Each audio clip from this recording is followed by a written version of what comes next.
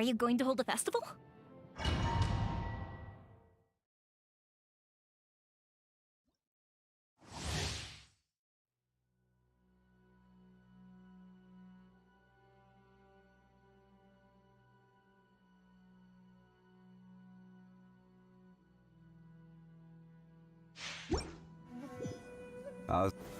Stabilize! You're trembling. Is it the cold or just cowardice? There is no escape. Let me read you a verse. Know my sword! Time for a light show!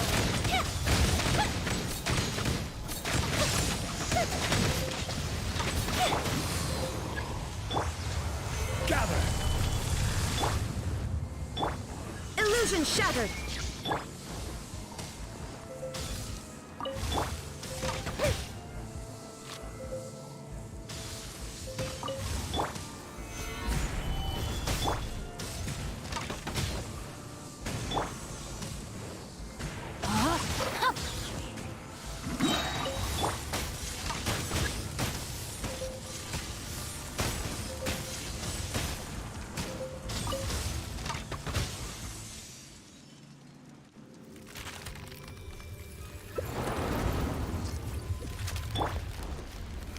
Solidify!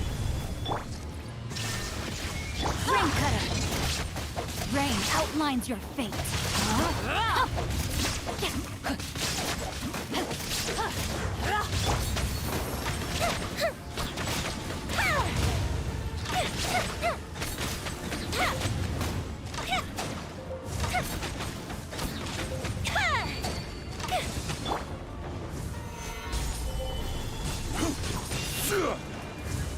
There is Not no every escape. wound will heal.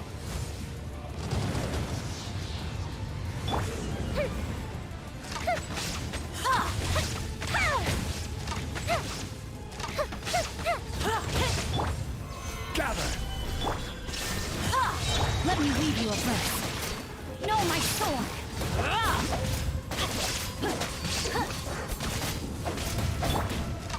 Fire hazard! All must burn! Solidify!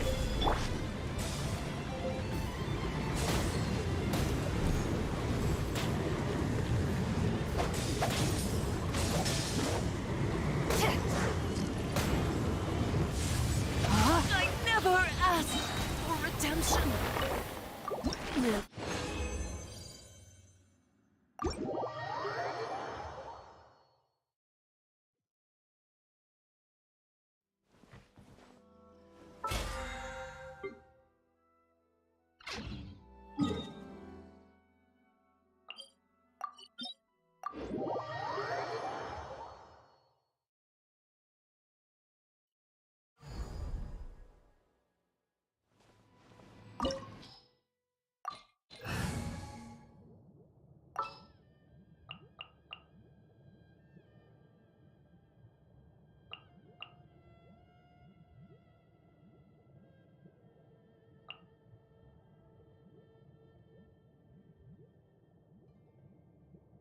Time to broaden the horizons again.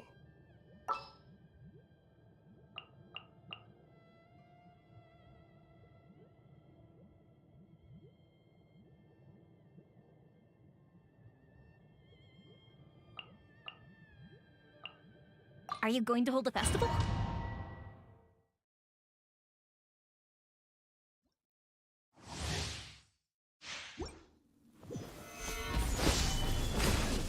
Shine down. Rain cutter! Know my sword! Weak. Time for a light show!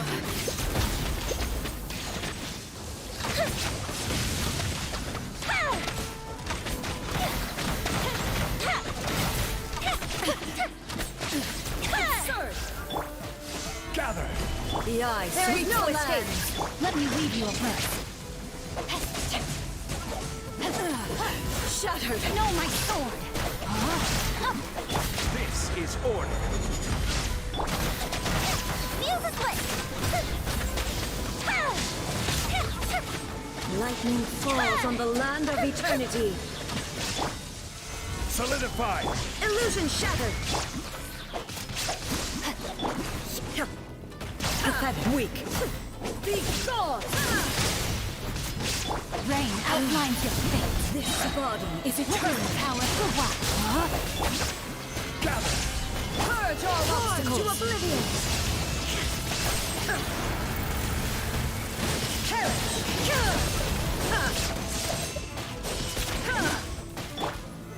Solidify!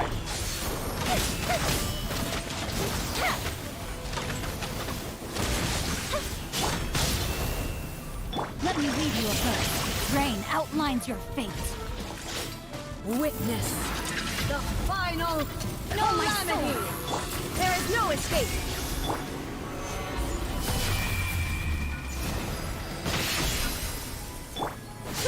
Inferior. Fire hazard!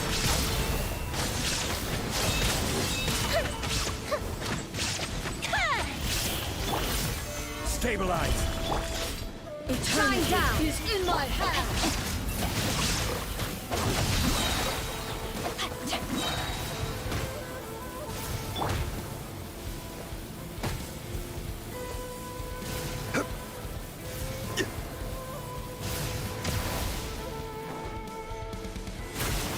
Solidify!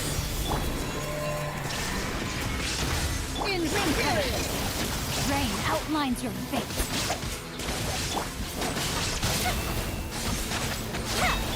Inazuma shines eternal.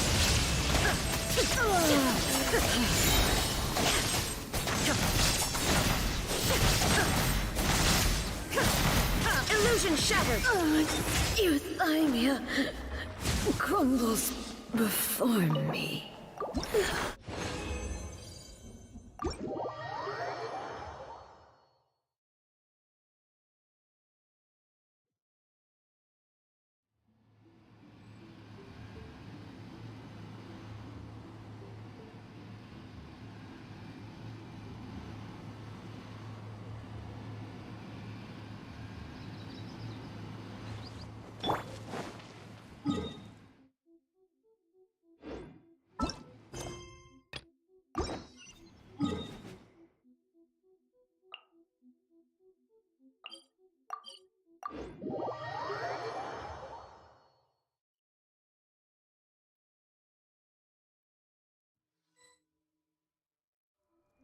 We should look for a place to take shelter.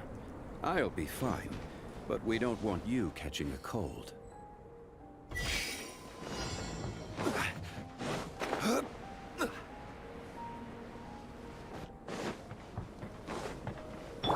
There is no escape.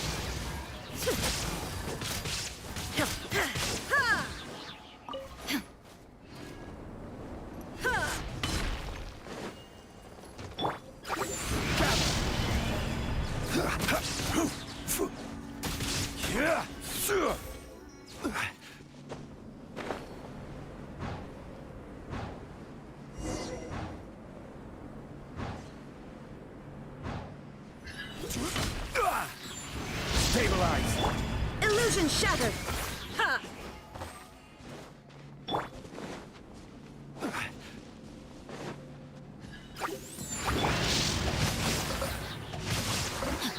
Body and mind.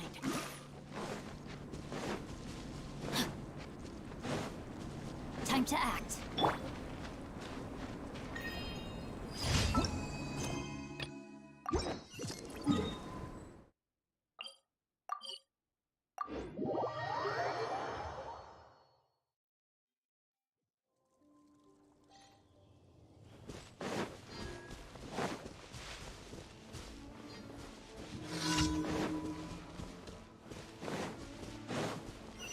Gather!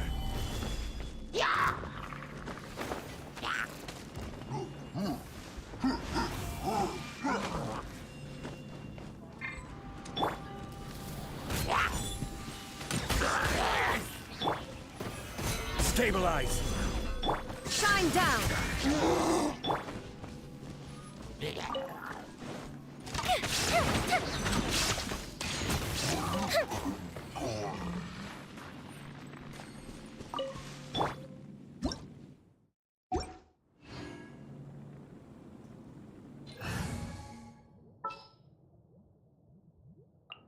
I've been waiting for you for...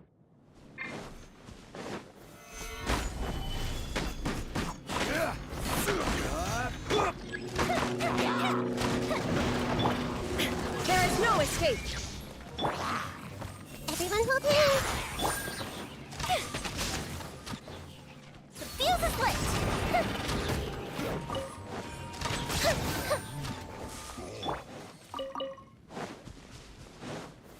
Gather!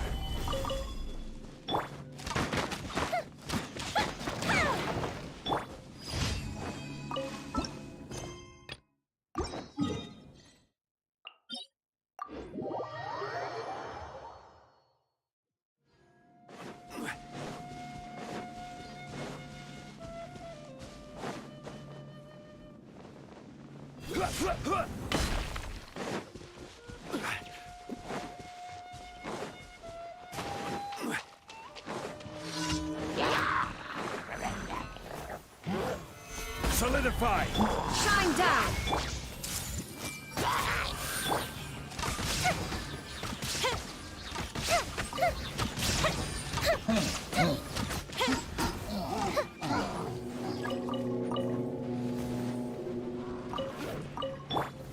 Gather! There is no escape! Order guide you!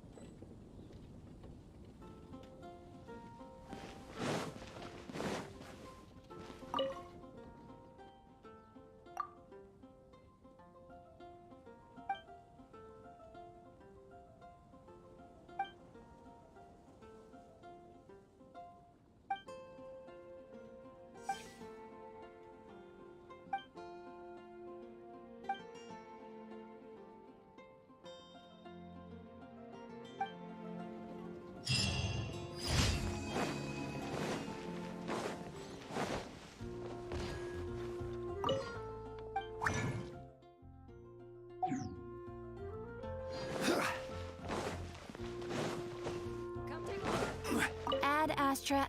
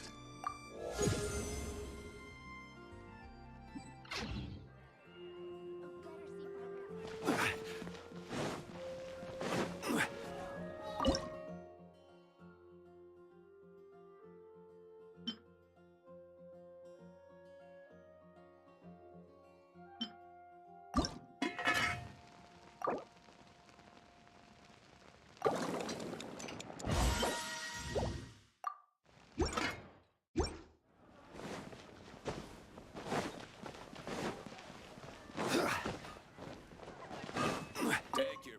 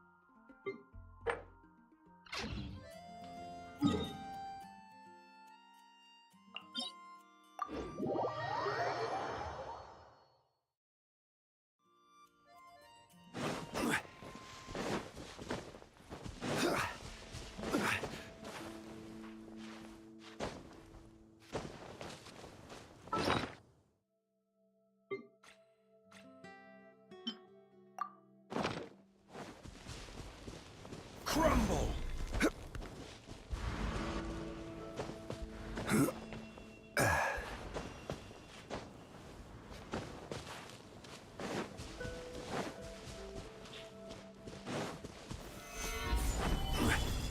Illusion shattered.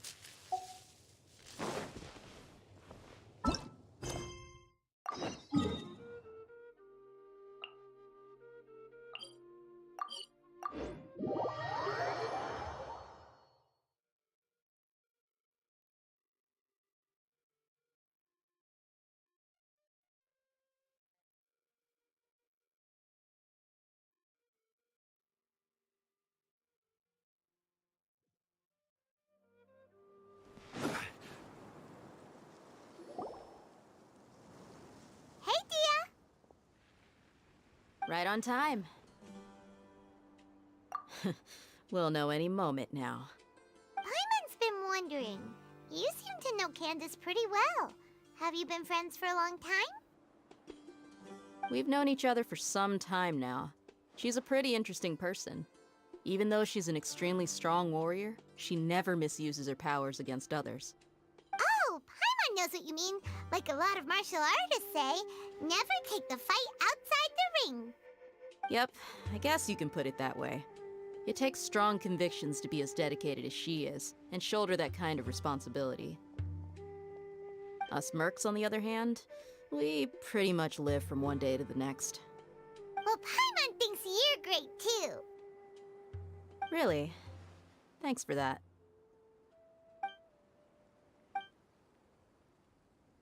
Oh, Sino's here, and he's pretty early too. Yes. I was here yesterday to help out a little. To help out? By doing what? Sharing some interrogation techniques. Oh, you mean you taught Candace some more persuasive methods? Right. Come on in, everyone. Come on, let's go inside.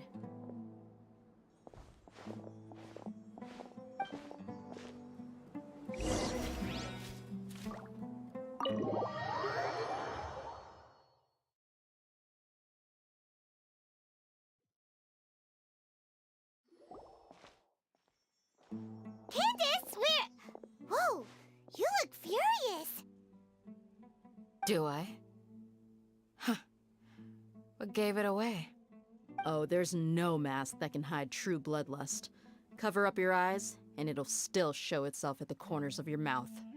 Perhaps I need to work on my composure. Still, it's perfectly understandable why I'm angry. I'm sure everyone present would agree. Yes, ma'am. Please, don't beat us anymore. We're gonna die. Well, looks like Sino taught her well. You fear death yourselves, yet you do not hesitate to place the lives of others at risk. The absurdity is mind-boggling. The ones you call mad scholars are known to us as the Village Keepers. They are vital members of our community, and some even count them as family. You come here, to my village, and you treat my people as nothing more than stepping stones towards your goal. Tell me, what would you do to you in my position? Mercy! Please have mercy! You've made your bed. We may both be desert dwellers, but there's one thing that I understand better than you. The resurrection of King Deshret will only result in war. And war serves no one. The people of Aru Village care little about which god is in power. Life may be tough and tiring, but we wish to preserve our way of life. A war would only cause us to lose all that we have. And that is not a responsibility that you can afford to shoulder. We understand. We're sorry. I'll tell you everything I know. Please, just let us go. I'm listening. You might not believe this, but it wasn't us who came up with this idea. Someone was spreading rumors in the tavern. That's how we ended up hearing about King Deshret's resurrection. Some mystery man told us that mad scholars will make the perfect sacrifice to usher in King Deshret's resurrection. They give their lives, and we can get anything we wish for. They're called Village Keepers.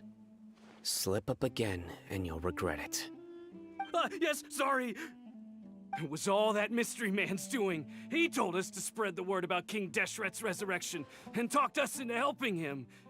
In return, he said he'll help facilitate the resurrection process. I'm not sure. That's one. Huh? One what? Strike. You get a total of 3. Then, you die by my hand. Wait, I'm telling the truth. We don't know anything. It was all him. 2. He got us to lure them out of their houses in the night with some kind of incense. We take them to a junction outside the village. Then the mystery guy takes them from there. You gotta believe me, please. I'm telling the truth, I swear. Just ask them if you don't believe me. That was indeed the truth. Traveler, go on.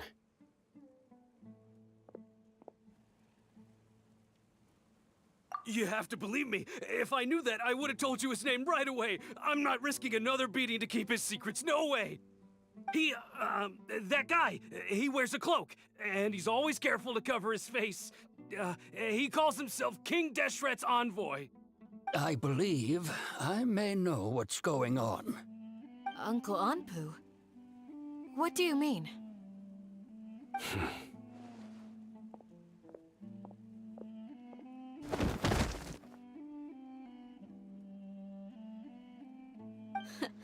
Smooth. Okay, speak. If my suspicions are correct, this mystery man they speak of could be from the Academia.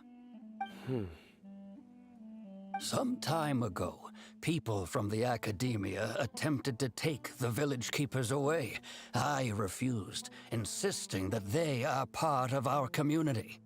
It strikes me now that this secretive character shares the same goal they had. Which means it's highly likely that the Academia was purposely spreading a false rumor to trick the radicals into delivering the village keepers right into their hands. They were the ones who brought them here to begin with. Now they're trying to take them back? We aren't gonna let that happen. Not the Academia again. Just as I thought. But what could they want with the village keepers? People are nothing but tools in the eyes of the Academia. A change in their plans likely means they found another way to exploit the scholars. Regardless, our top priority now is locating the village keepers. You're right. Isak is still waiting for news on his grandpa. Time to go. Let's leave the village and try to track them down. Yes. Pack up and get ready to leave. You got it. Candace, I'll let you deal with the radicals. Leave everything outside the village to us. All right. Let's meet back here once everyone's ready.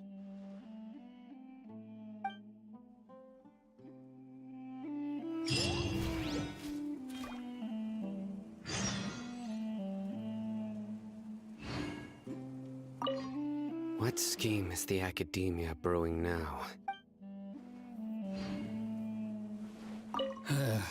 I just hope everyone's all right. You look worried. Thinking about the village keepers? Yes. I'd look for them myself if I could. As members of our village, each one of them is very important to me. You have a strong sense of belonging here. I guess I'm the opposite. Mercs are stray dogs, wherever they go. Dia, don't say that. You can be a part of this community too. Thanks. I'll let you know when I feel like joining. Hey!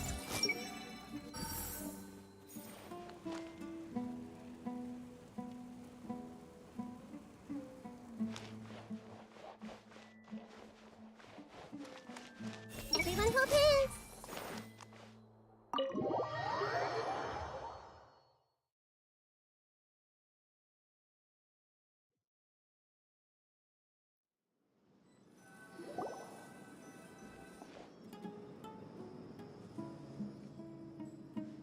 Let's get some food in us and then we'll... Whoa! Where did you come from? Well, as you can see, I am merely sitting here and reviewing what we have deduced thus far. You were gone for ages! And now you're suddenly sitting here musing to yourself? Where have you been anyway? Hey, what's with the silence? You never think things through before asking questions. I'm giving you some time to make up for that. Paimon's so mad! Paimon's gonna give you an ugly nickname! Never mind. Paimon's got nothing. There's just nothing super obvious to pick with this guy. It makes it so hard.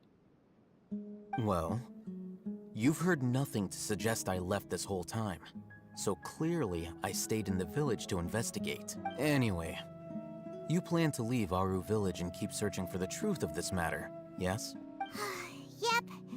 We're not gonna find out anything more by staying here, so we thought that we might as well take the search elsewhere. Enough with the silent treatment! No. I'm just surprised that you decided to team up with him. Alhaitham, you haven't helped us out at all ever since we arrived at Aru Village. Bold of you to question our choices. Yeah, you're all talk! While you were investigating, I had my own work to do, which I've now finished. Really? Paimon doesn't believe you. To be honest, we aren't really a team, so I have no obligation to inform you of my whereabouts. Not to mention that going separate ways allowed me to find some important information that you all had missed. Huh? Right here in the village? Correct. What did you learn? I'm going to take you to someone. But before that, you need to understand where she's coming from. What does that mean? How do you think the residents of Aru Village feel about what we're doing? In other words, do you truly believe every single word the villagers tell us? You mean some of them lied to us? Hiding the truth does not necessarily equate to lying. Again, these people have their reasons. Remember what Candace said? Most people in Aru Village don't necessarily care which deity is in charge of Sumeru. That's because whether King Deshret or the Dendro Archon has power is of little significance to them. By contrast, the perils of their daily lives are ever-present concerns. They won't simply share everything they know with you without good reason. That's why you believed there was no further information to be found in this village. Glad you're following along. Among those you have talked to, there's someone who was consciously keeping you out of the loop. In fact, she's been observing your every move since you arrived. The reason being, to someone who only wants to live their life in peace, any external factors introduce unpredictability into the equation. Those eyes. Those fierce eyes. You look like a real fighter. Don't change the subject. It's quite obvious that she's intimidated by Sino's authority and strength. Right. You were asking about the the Mad Scholars. She corrected herself mid-sentence because she's aware that there are King Deshret fanatics in the village. If she sounds too friendly towards the village keepers, she could easily make herself the Radicals' next target. I think it's been a few days since I last saw them. I usually go to bed pretty early, so I'm not too familiar with what goes on at night. Remember? She made a point of denying her involvement in anything that occurs at night. But honestly, I feel quite sympathetic towards them. Even though they act a little strange, they've helped me in the past. If it weren't for them, my house would have collapsed long ago. After speaking to the village chief, it became clear that the village keepers had protected Aru Village at night. In other words, the young miss was very much awake during that time. Then why would she lie? By getting involved with an outsider, she risks drawing unwanted attention to herself. As for why she might be so wary about all this, maybe you should ask her. I'll pass on this one. You said that she is afraid of me. If so, it's best if I stay out of this. We're on it!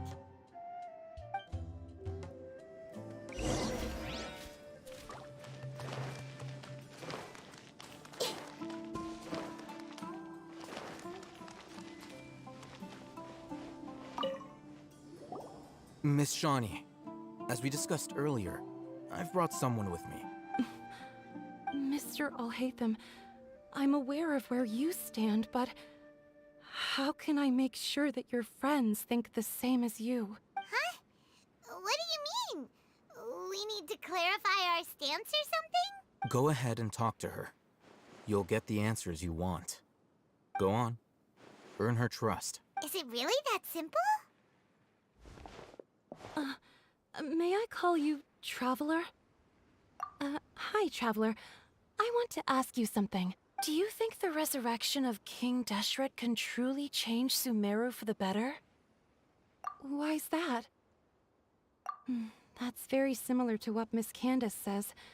I know you two are friends.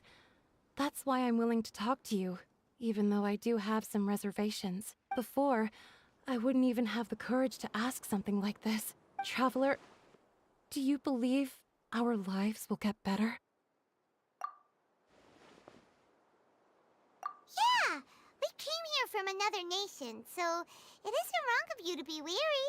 And we aren't really residents of any one nation. But even so, we've met lots of people from different places, and we've always fought for what we believed in. We have friends in Sumeru, and we want to help them. That's why we decided to stay here for a while. I want to trust you. My apologies for posing my questions like that.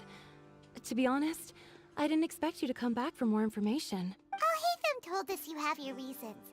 It's okay. We understand. The fact is that only one side of my family is desert folk. I don't really fit in anywhere in Sumeru. Some believe in the Dendro Archon, while others believe in King Deshret. I don't belong to either side, and neither side would want me. Speaking of which, the Radicals mentioned that they despise traitors. Do they just think that anyone who's different from them is a traitor? Yeah. Some people can be so narrow-minded when it comes to bloodline and beliefs. It makes no difference what I say or how I behave. I'll always be suspected of having ulterior motives. Slowly, I just stopped talking to people. I pretended not to hear or see anything. All I want is to live my life in peace. And then it happened. The village keepers who had helped me disappeared with no explanation, and I didn't dare breathe a word about it to anyone. Until now. You can tell them.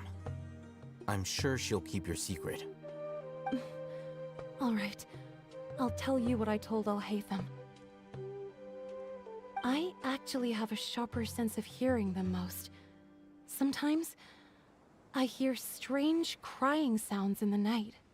There are ghosts? Perhaps. I'm not sure.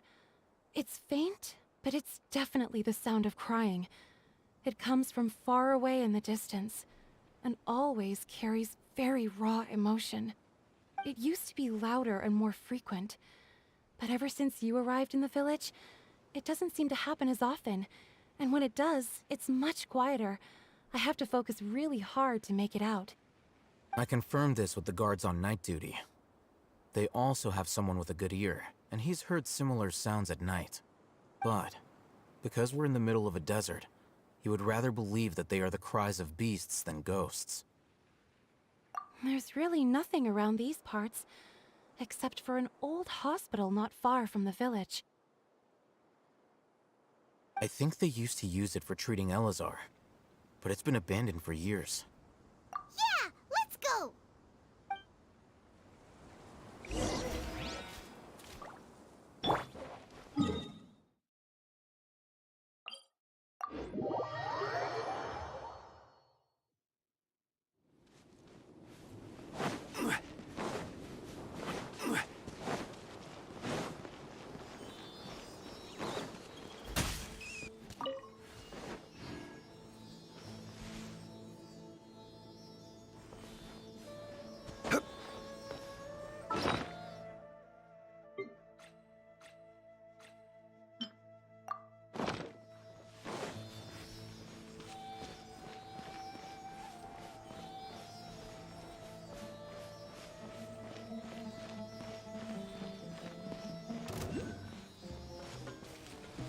Sounds good to me.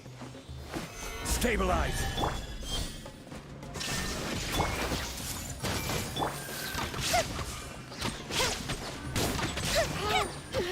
I'll take my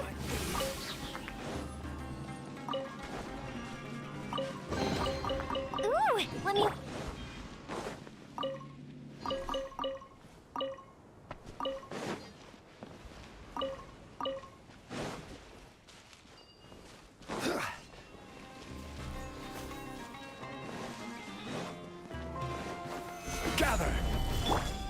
There's no escape!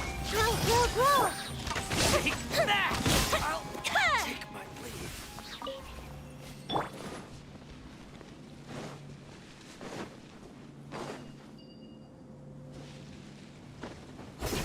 Oh, is this the place?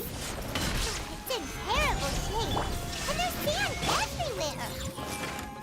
Empty and forgotten. An ideal place to hide people. I'll be back.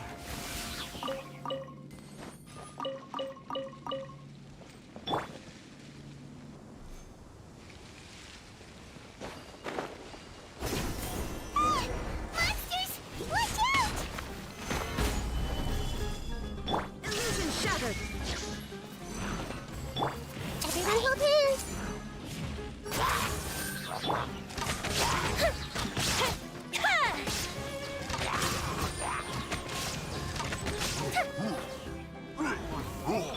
Shine down! Stabilize. I will have order.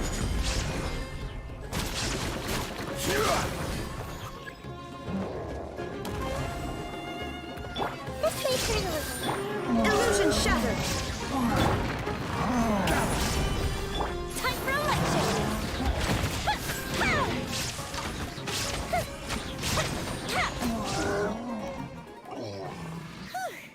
They were easier to deal with than Paimon had expected. Super strong bandits? Or monsters taller than buildings dropping out of the sky? Or, something like that. He looks super serious. We gotta stay on our A game too. This is the one.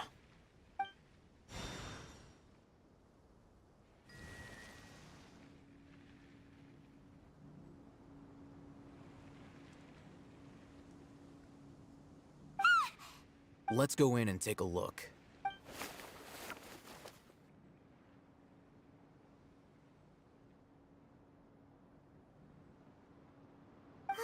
Hey, we haven't found Squat. Are you sure we aren't wasting our time here? Patience. Shawnee says she only hears the crying at night. We have time to burn. Until then, I'm taking a break. And just like that, he sits down. Wait, he even brought a book to read? What are you reading? Let Paimon see. Okay, sure. Huh? The natural position, which is the positional propensity of an entity in natural motion in contrast with an object in forced motion? Huh? When free from external influences, every entity displays the tendency to follow its natural trajectory? So, you got that? Oh, Paimon gives up. You keep reading your book. See ya! How is he so relaxed? Look at him, reading an impossible book in a creepy place like this. Hey, what good is that gonna do for you? You're acting like one of those annoying grown-ups who go around nagging people to focus on their studies. Hey, what gives? Shouldn't you be the one providing for Paimon? Oh, right. Okay then. Thank you for working so hard and earning so much more. If it weren't for you, Paimon would probably still be floating around in the ocean somewhere. Thank you.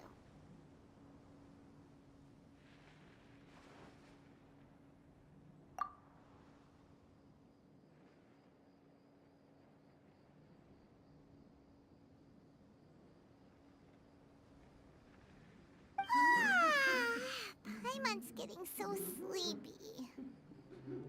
Huh? What was that sound? There it is. It's coming from that direction. Is the sound coming from here? Huh. Paimon's not seeing anything. from below. But there's no way we can get down there. Something is off about the interior here.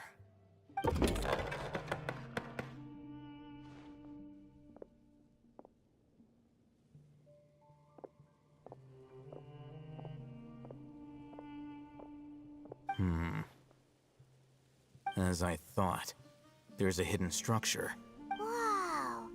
It's like they tucked another hospital into this one. Oh, it looks like there are other mechanisms around here. Let's keep exploring.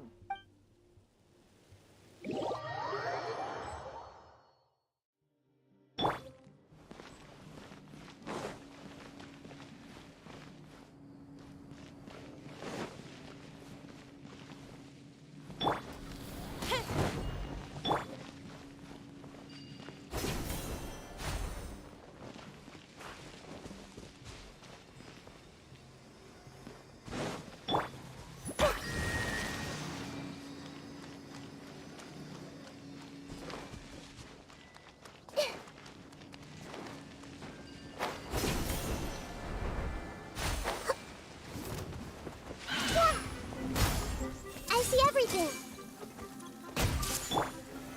Solidify!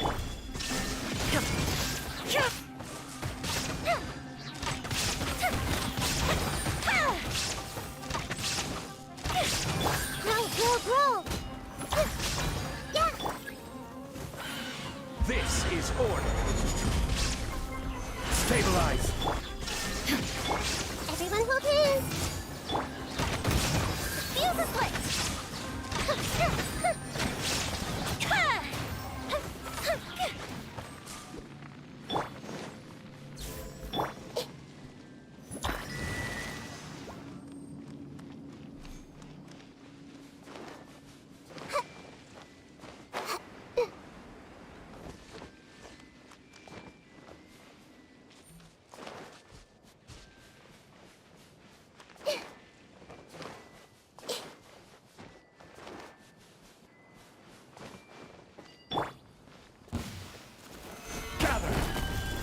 There is no escape!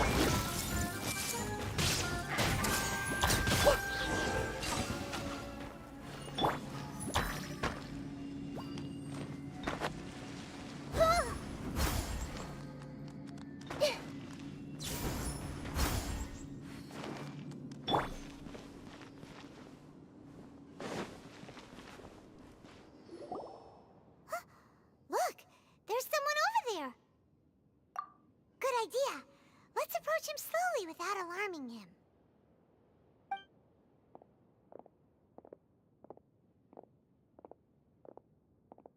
Wait.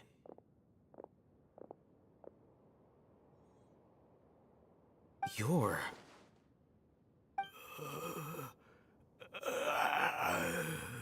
He can't speak, and his eyes are unfocused. But he looks too young to be anyone's grandfather. Also, why is he the only one here? Didn't expect to see him here. You know him? He's Razak, a senior of mine at the Academia. He's a scholar too? Is he the kind that holes up in a forest and mumbles stuff about training? No. And that's the problem. Razak was never involved in any of those things. He never trained in the forest, let alone reach Satyavada life.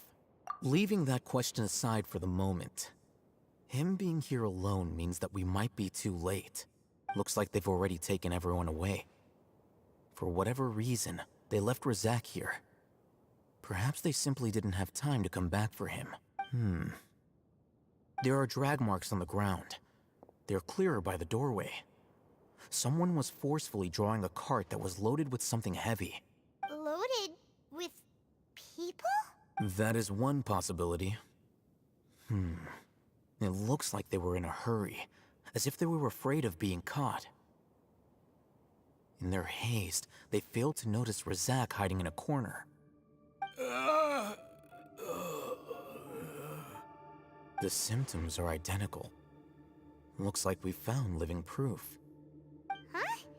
Why do you say that? Allow me to jog your memory. Recall your time at Port Ormos. Don't you think his symptoms look familiar? Oh,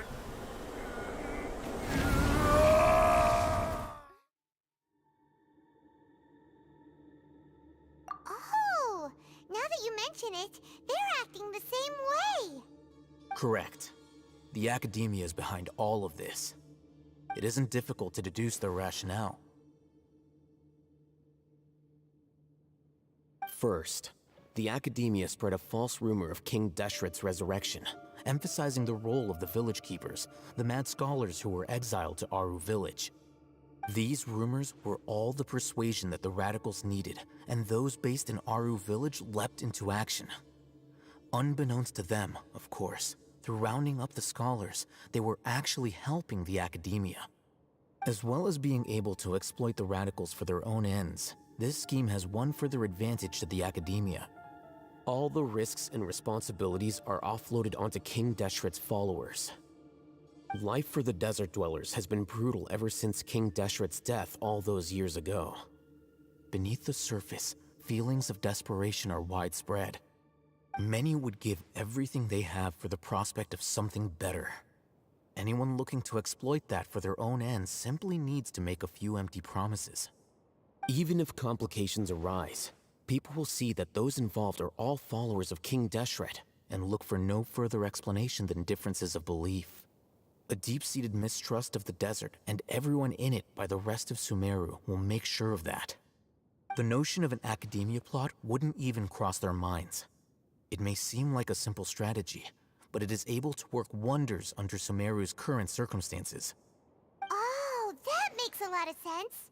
It's in line with the village chief's theory, too. But there's still one very important question. Wasn't it the academia that brought the scholars to Aru village in the first place? Why does it want them back now? Throughout this process, one thing has changed. The scholars' identity. First, they were scholars.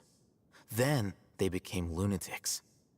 After that, they were exiles. And finally, they become missing persons. An exile is still patently a living, breathing human being. But when someone becomes a missing person, that is brought into question. If you can't find someone, you have no way of knowing what exactly happened to them. That makes missing people an ideal resource. Resource? For what exactly? One possibility is that the information in their brains could be extracted into knowledge capsules. Extracted? You mean canned knowledge comes from people's brains? With the technology of the Sumeru Academia, it's entirely possible. Perhaps the process caused them great suffering, which is why they cry out in the dead of night when no one is watching them. So, the human brain... Nope, nah, Paimon doesn't want to think about this. I'm the Academia scribe, after all. I'm familiar with their projects. Anyway, judging by Razak's state, the contents of a divine knowledge capsule were extracted from his mind. But something went wrong in the process. Or perhaps his curiosity got the better of him, and he used such a capsule for himself. Paimon's a little confused. Can they just use anyone's brain?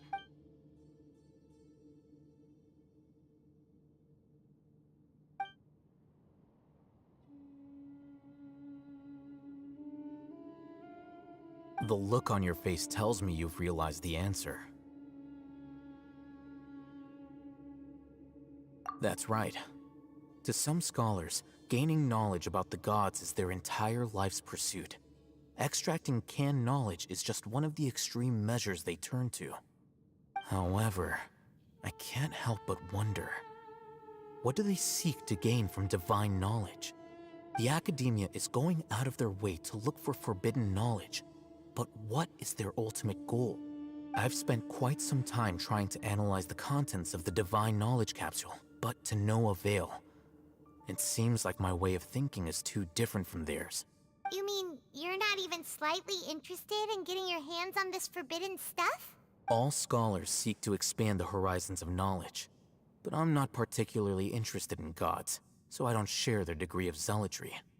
Extracting information from people as if they were lifeless objects? If this is the direction of academic progress, then the academia may as well shut its doors. Sounds like you're really against all this. Of course.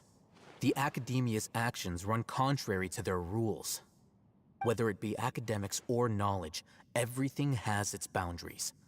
If those lines are crossed, the rules and order that govern everything in the world will be destroyed.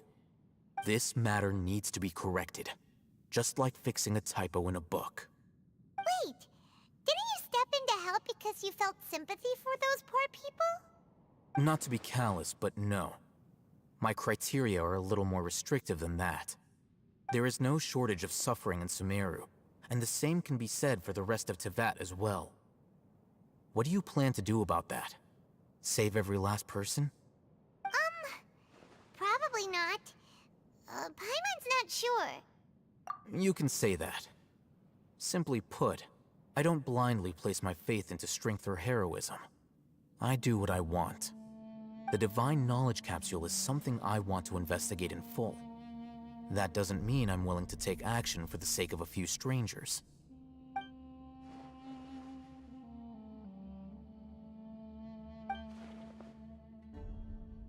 Paimon's been wanting to say this for a while.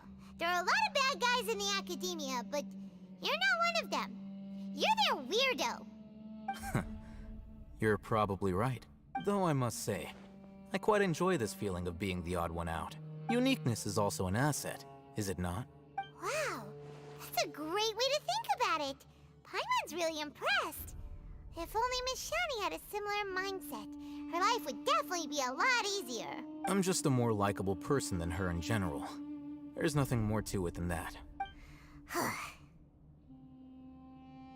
He won't last long if we leave him here. Let's take him with us. We'll work out our next step after we return to Aru Village.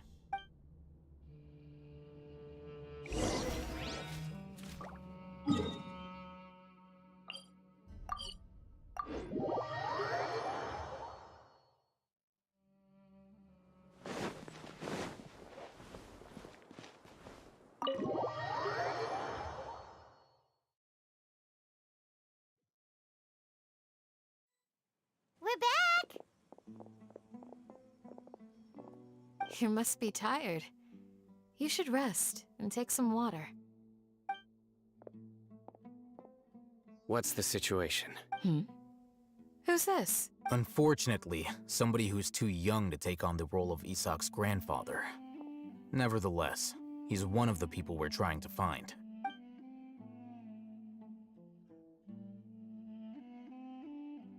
So, at one point in time, the abandoned Elazar Hospital served as the Academia's site for extracting Divine Cant knowledge. Yep, pretty much. Their plan must have been implemented at some point before we arrived at Aru Village, since Divine Cant knowledge has been in circulation for a while now. Yet, they fled once we were headed to the village, almost as if they knew we were on their trail. Why is that? Yeah, why is that? We may have a mole in our midst. One of us could be secretly revealing our whereabouts to the Academia. Huh? Are our friendships that shallow? Looks like none of you have realized wherein lies the issue. Sino, you're the reason why they can predict our movements. Wait, what's that supposed to mean? Choose your next words very carefully. It is simply a logical inference. I have my reasons. So what you're saying is... Sino's the mole. Interesting. And here I thought you were the most suspicious one, Alhaitham, since you were always acting alone. I know. You have a point. But I realized something as we were returning from the hospital. Sino isn't like any of us. What are you trying to say? Do you still remember who you are, General Mahamatra? As a Matra, you are no doubt privy to certain kinds of information. Before you can take action against someone, you are required to have all the facts available, including the less than savory details. Simply put, the Academia has traditionally allowed you access to a wealth of sensitive information.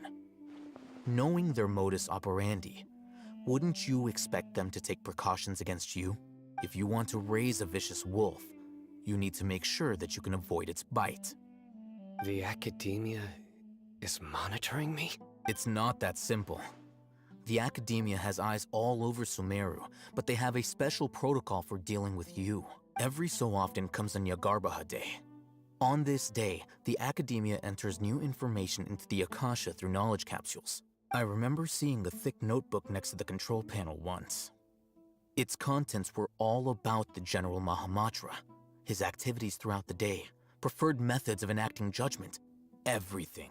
You're saying that the Academia entered my information into the Akasha too? But what's the point in doing that? My actions aren't important enough to be added into the Akasha. The Akasha is capable of computation.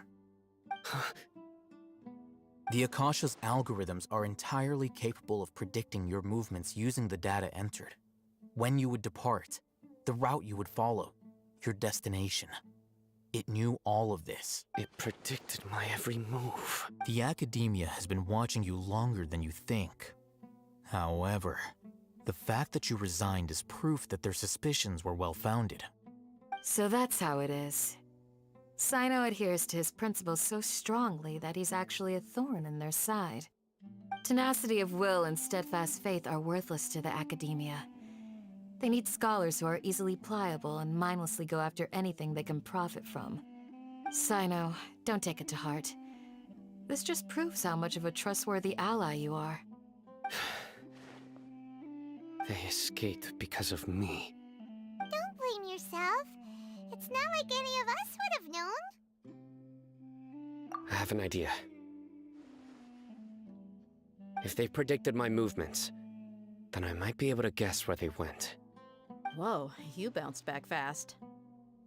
There is always an opportunity for safety after danger passes. Oh, so that's how it is! Paimon gets it now! If the Academia is trying to avoid Sino, then the safest place would be... Yep, that's right! They'll want to proceed in the direction opposite of where I'm going.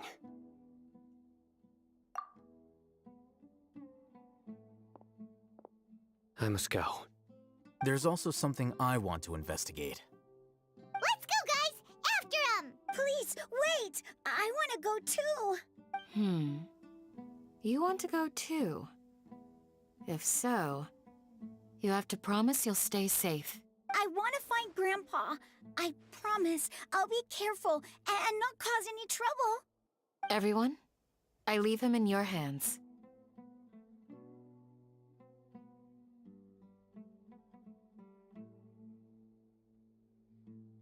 Yay! Let's go! Remember to pack some food with you!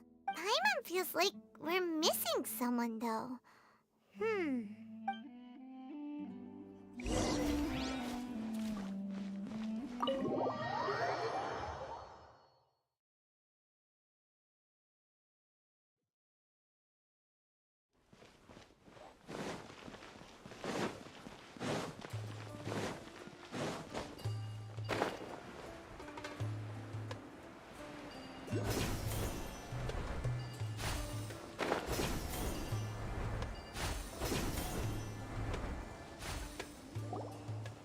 So, where do we go from here?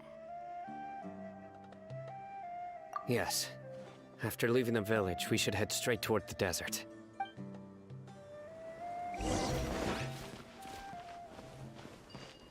I know the desert like the back of my hand. Is that because you play here a lot? Yep.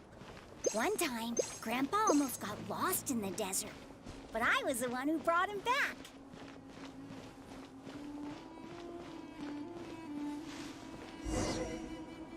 There's something here. What's this? It's buried in the sand. Looks like we'll need to roll up our sleeves and do some work. And Paimon thought running around everywhere was already enough work. Okay. So, we have to dig it out? Whatever's down there, looks like it's buried really deep. These are likely fragments of an Academia-developed device, something akin to a headset. Looks like there were more than one village keeper. They must have been escorted this way because there are device fragments scattered around here. Let's split up and search the area. Chances are that we'll find other things nearby.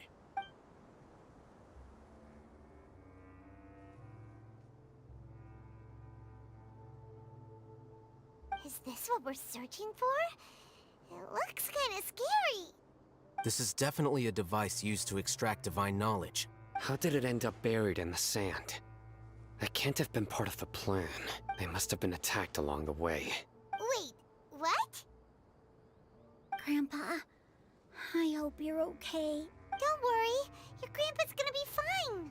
Razak didn't display any signs of starvation or dehydration, which means that they left fairly recently. We should be able to catch up.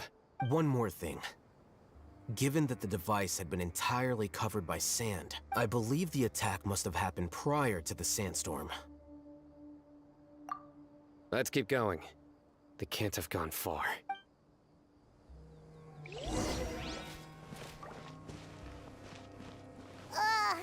but running on sand is so tiring.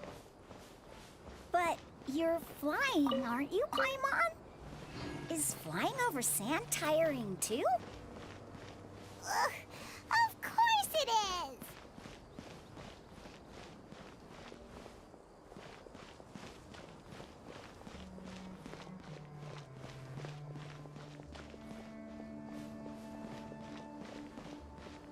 Voices, over there. It sounds like an argument. Whoa, you have really good ears. Don't get any closer. They'll notice us. Dia's talking with the Eremites? Very interesting. Let's listen in. If you had informed me sooner, there'd be plenty of room for us to... You're one of us. We would never lie. Scholars. You don't know as much as I do. Need me to... I knew it. That's our Dia. Dia? Why would you? Dia! Hey, what are you doing? Huh? Didn't you say you'd help me find Grandpa? Why are you on their side? Well, look who's here. Ain't that something? This complicates things. You've betrayed Aru Village? So, this is the great General Mahamatra. Dear, you'd be better off as my assistant than hanging around with this motley crew. Seen for yourself.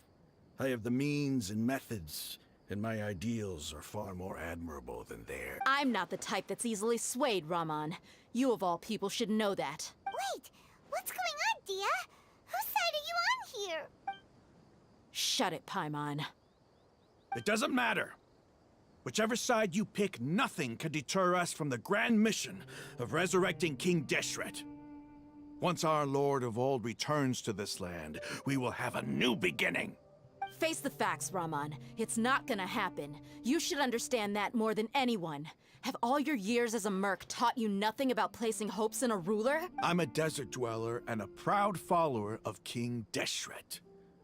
Whether I live by the edge of the sword or in peaceful comfort, my soul will always carry this conviction. It's not too late yet. The village mad scholars aren't gonna bring King Deshret back to life. You don't understand, my dear lady. Pursuing our faith is our purpose in life. Even if the chance of success is 1 in a million, we must be willing to give everything we have. Even if it'll expose you to the Academia?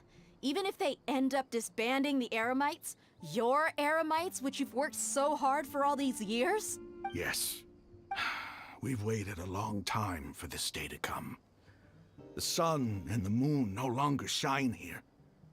All you see now is cracks in this desiccated land. But fate has finally dealt me a hand to play against the Academia. With these scholars in our custody, we'll stomp the Academia's forces and fight our way beyond the wall of Samiel. Ridiculous. Think about it. The Academia controls the entirety of Sumeru. Your powers are negligible in comparison. If you still don't believe me, then try asking these two men. They're also against the Academia, but neither of them are as arrogant as you are. They look more like pawns of the Academia to me. Why would I listen to anything the people of Greater Lord Rukkhadevata have to say? Filthy traitors. Your god abandoned all honor and betrayed King Deshret. We desert dwellers will never trust the likes of you. It's impossible to communicate with someone so hostile. Perhaps we should. Do you really believe that by kidnapping the scholars, you'll be able to negotiate with the Academia? These people have no value as bargaining chips. But I could be persuaded to take their place as your next hostage. These scholars were exiled from the Academia. I, on the other hand, am their current scribe, and will be a much greater asset to you. Wait, you can't be serious. So, you want to trade places with the hostages, do you? Precisely. Any wise person would gladly accept my offer.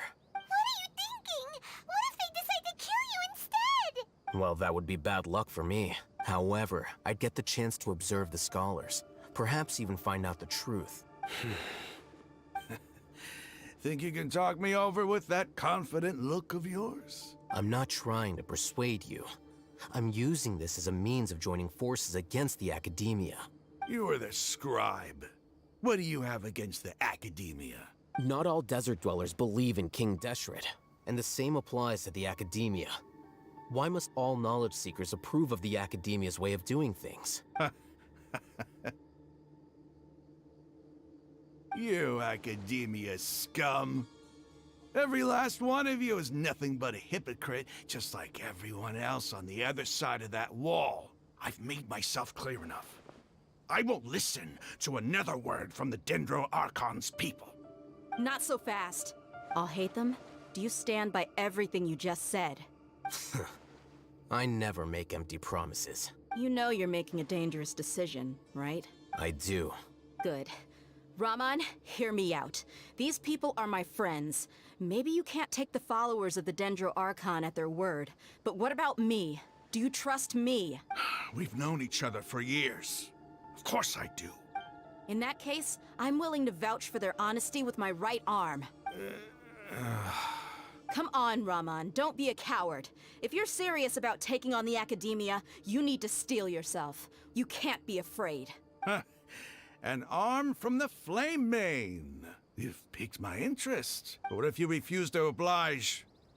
What should I do then? No one's a fool here, Dia. We're mercs. And mercs don't tend to live long unless they have their wits about them. You're not wrong, but this is different. I promised my friends that we'd bring back the Village Keepers together. Let's do it right here then. Give me your right arm as proof of your resolve. Don't listen to him! He's not even trying to negotiate! He just wants to make things more difficult! That's fine. Are you crazy? We came here to save lives. One arm for that many people is still a pretty good deal, if you ask me. Raman, I'm holding— Sure. Go ahead and cut off her right arm. No! Dia! What are you gonna do? Think of something! You don't have to go this far. That's not for you to decide. Do it! Dia!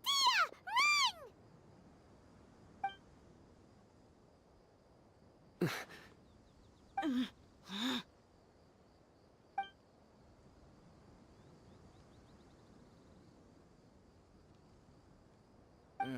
Stop!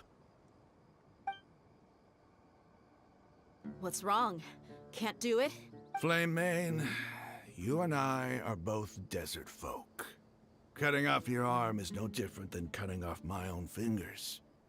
Where's the sense in cutting my own kin to pieces? You've shown me that you're serious. Go on now, take your friends and leave. Meet me in the desert at noon tomorrow.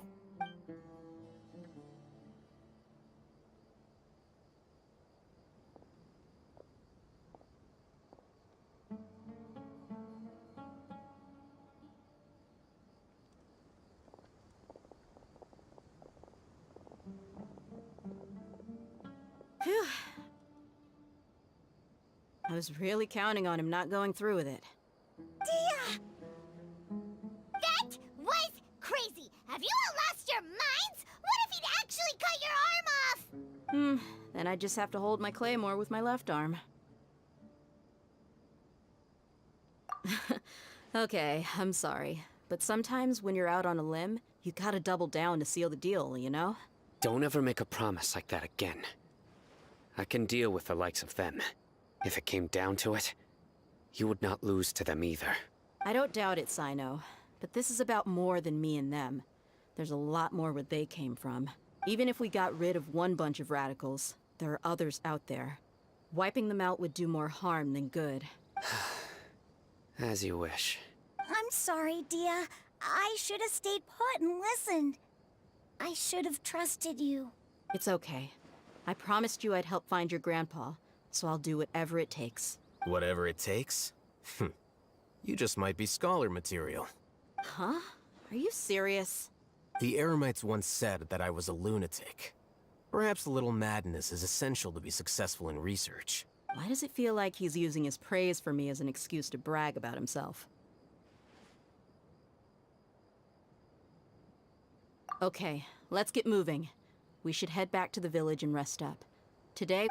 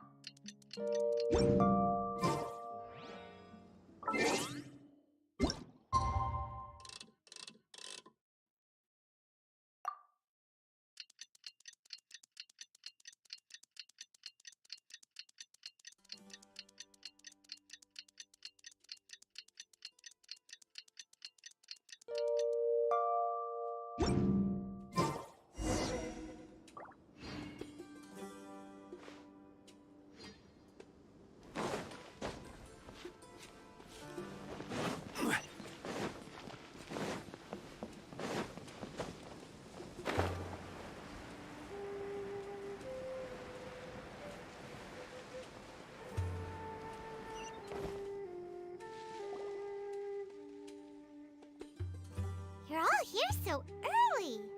Looks like we have everyone here. Isak, are you sure you want to come with us? I'll watch from a safe distance. Dia, I want to be there to bring Grandpa home. Okay, let's go then. Dia, wait. What's the matter? I heard that you were quite reckless yesterday. No more of that today, understood? Or I'll be very upset with you. Fine.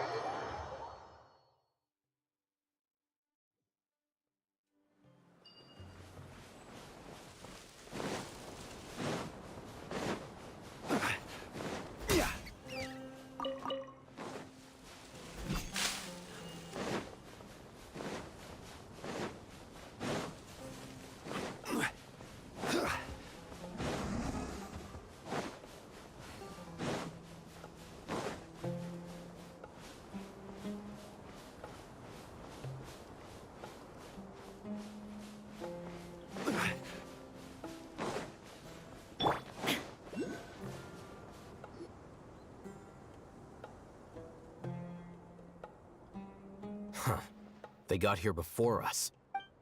Uh-oh. Is it because Paimon overslept by 5 minutes and held everyone up? Is everything ready? Absolutely. Although, you brought fewer people than I imagined. Bring him over. Grandpa! Why is there only one of them? Rahman, I've always thought of you as a man of his word. What's this about? It's a one-for-one exchange. Sounds fair, don't you think? And let me put it this way. Agreeing to any kind of deal with the Dendro Archon's people is already a huge compromise on my part. Don't you think you've asked enough?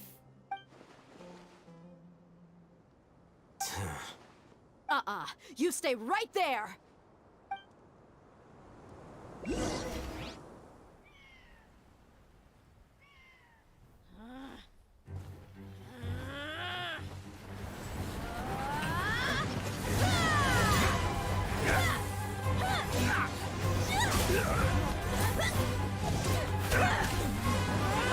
Flambe! What do you think you're doing?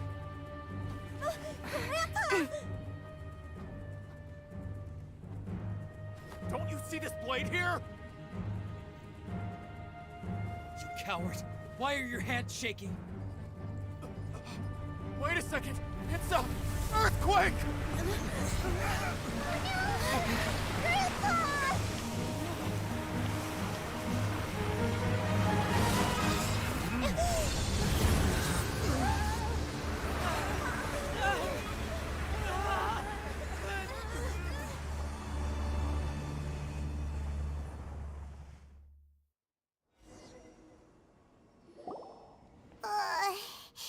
Paimon's dizzy.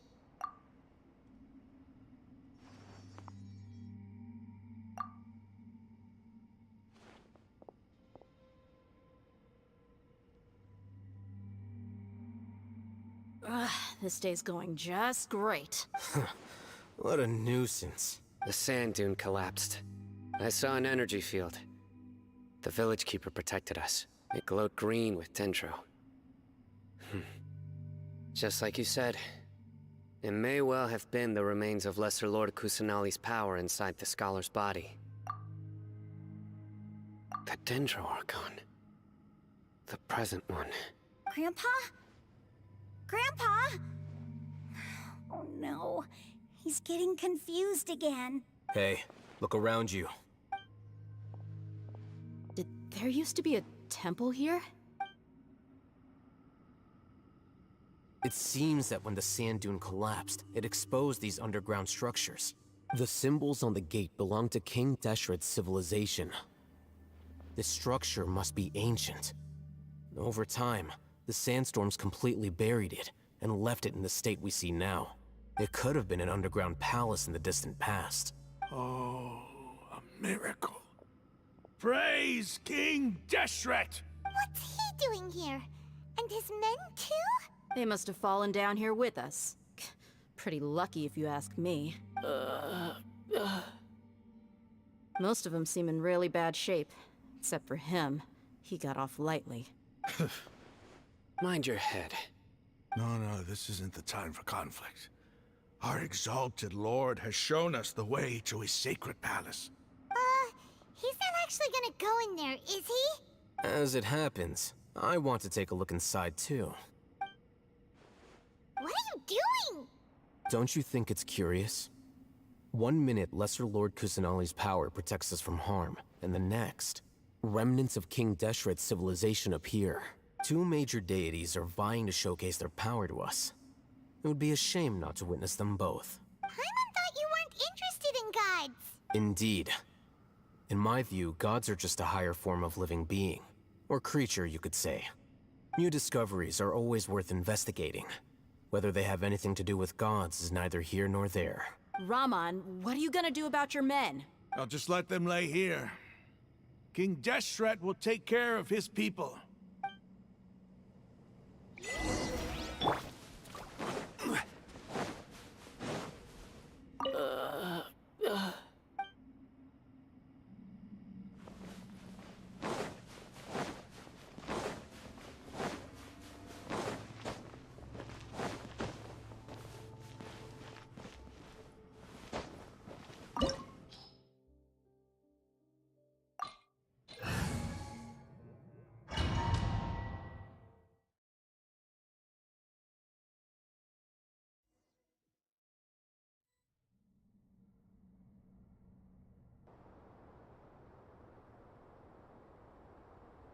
It's full of life here.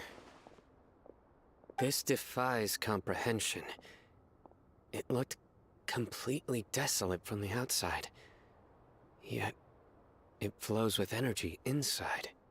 Yeah, and there's so many plants It's so pretty! Sir Rahman. Huh? Me? Do you see another Rahman here? Are you mocking me? What do you mean, sir? Interpret it however you want, but there's something I'd like to draw your attention to. While this structure is clearly left over from King Deshret's civilization, the energy that flows in here is that of the Dendro Archon. Whatever you say. It's not like I have a vision. There's nothing to be angry about. Think of this as an academic journey. It does seem kinda strange. If that's true, then we might have to explore this whole area to find an explanation.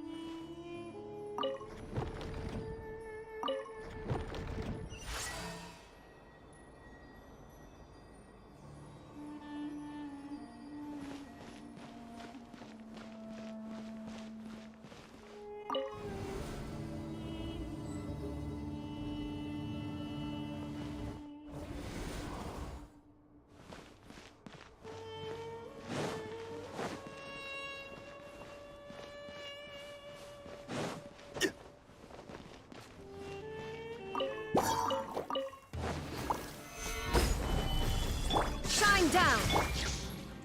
Hey!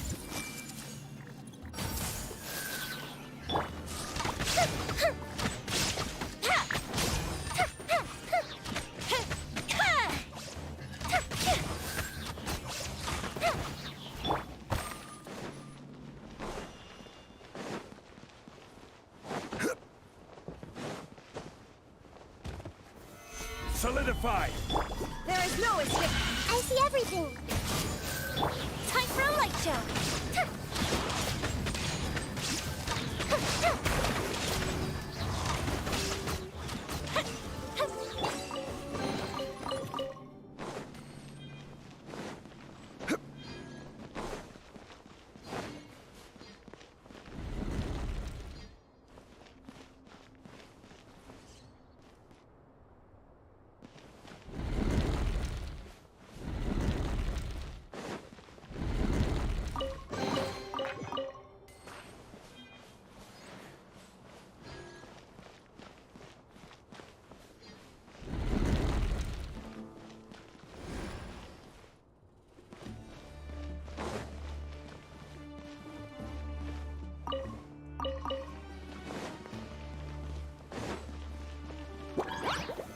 Stabilize! Illusion shattered! Hey!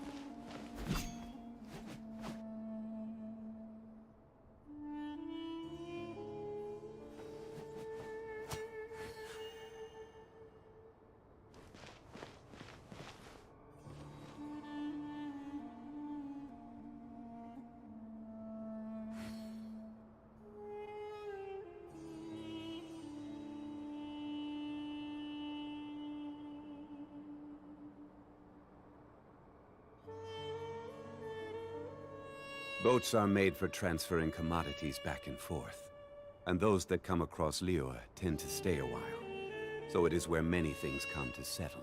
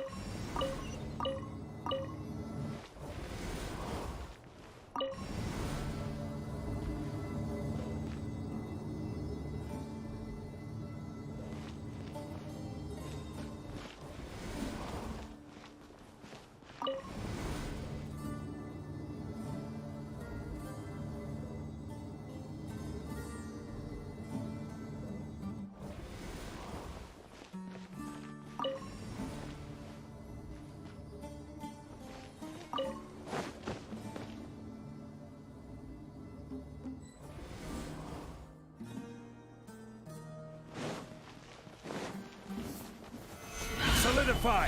There is no escape! Time for a light show!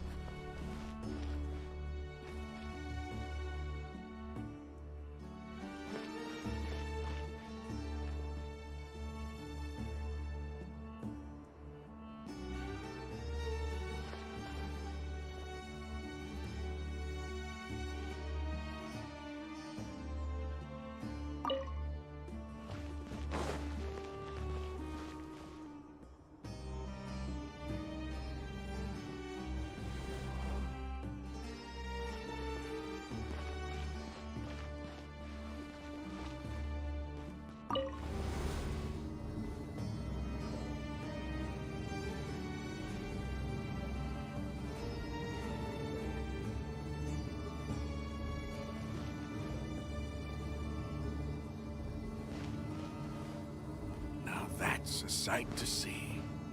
King Deshret's splendor surrounds us. There's so much vegetation here. It's different than what I expected. Sure are a lot of plants for a desert. That's what I call divine providence of King Deshret. I have a few references.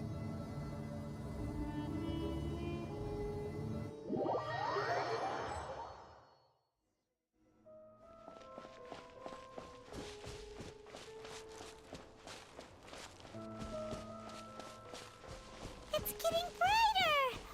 Oh, it looks so beautiful!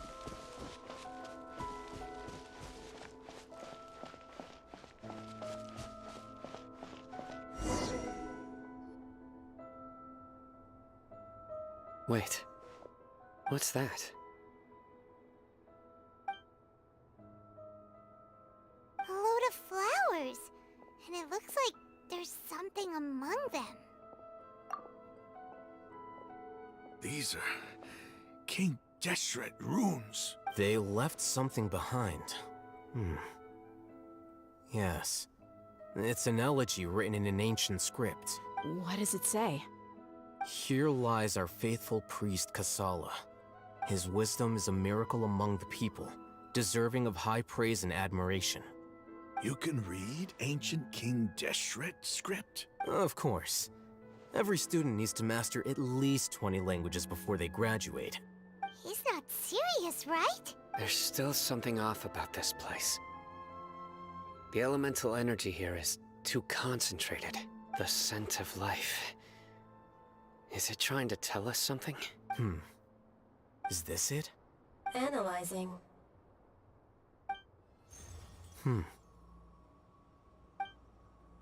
There seems to be a hidden message among these skeletal remains. Excellent. There's a device from King Deshret's civilization in this gravesite. I'll transmit the information over and project it for everyone to see. Isn't sharing knowledge against the Academia's rules? Yes. However, under the circumstances, I'd prefer you to see this for yourself. You'll understand after watching it.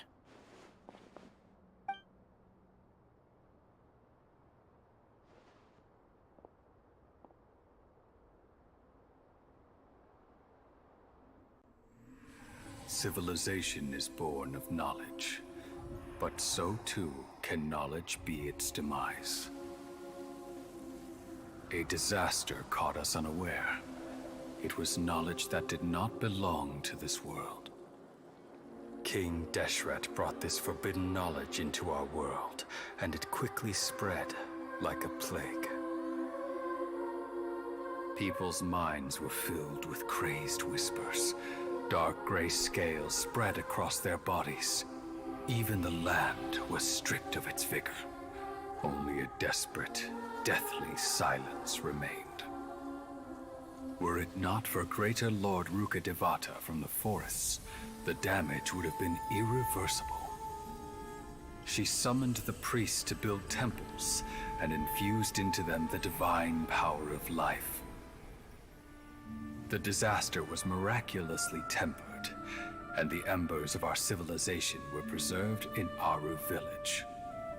Alas, the miracle could not last. As long as forbidden knowledge continued to exist, it would forever blight this world. In the end, the proud king of the desert, my eternal lord, chose to sacrifice himself. I have spent my whole life since guarding one of these many temples. But now, my duty is coming to an end. As I close my eyes for the final time, the sight of that noble deity will appear in my vision once more. In helping King Deshret to eradicate forbidden knowledge, she exhausted her strength, and her form became that of a small child. How strange. Now that I think of her, I no longer have any fear of death, for I sense that the spirit of life will abide with me during my eternal sleep. Children of the desert, cling no longer to past grievances, but hold tight to the memory of this act of benevolence. What was that? The priest's memories. No, impossible. Greater Lord Rukkhadevata. So the former Dendro Archon and King Deshret were never enemies at all. But this doesn't make any sense. The Dendro Archon's followers, they're clearly... Was that the former Dendro Archon? She became so tiny in the end.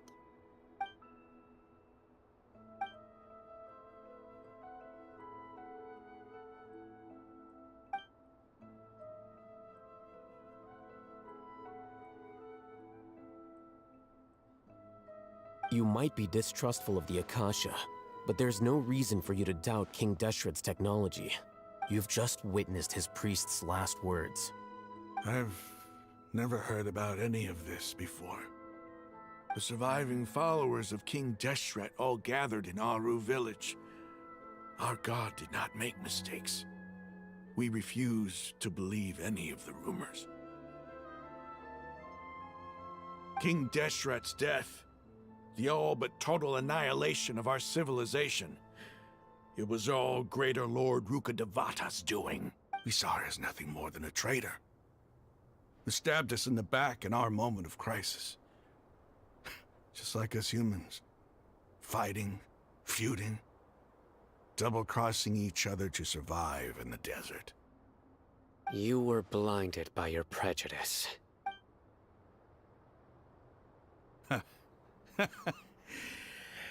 If I hadn't seen this for myself, if I hadn't witnessed his last words with my own eyes, ears, and heart, how could I ever begin to accept this? The truth is so far from what I've always known. Am I really supposed to believe that after all these years, all this time seeking revenge, suddenly now my enemy is my savior? Rahman, that's enough. Give it a rest. You're starting to make a fool of yourself. Dia, tell me, my Eremites and I, what are we even fighting for?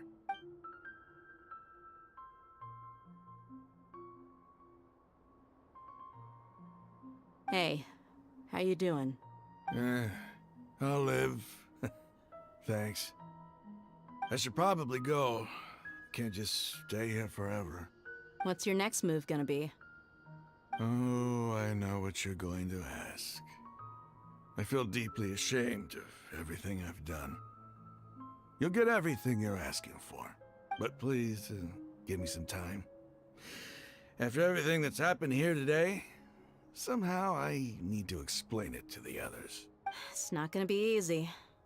Well, I guess that's for me to deal with. Dia, this is where our camp's located. Make a note of it. When would be a good time for us to go? Tomorrow, I'll convince everyone that we're all on the same side. And I'll return every last one of your your village keepers. We'll share our other resources with you too. You seem to finally understand that our true enemy is the sages. Yes. The gods never gave up on anyone. It's the people responsible for all this that need to face the consequences of their actions. That must have been rough, but he seems to have figured things out now. Rahman's no fool. Being the leader of your own faction in the desert is no easy feat. It's too bad he was held back by his belief in King Deshret. But now that that's changed, I guess we have a few more people on our side. The outcome, at least, is favorable. We should get going too.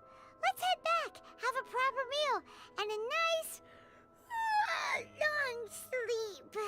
We'll need all our energy tomorrow.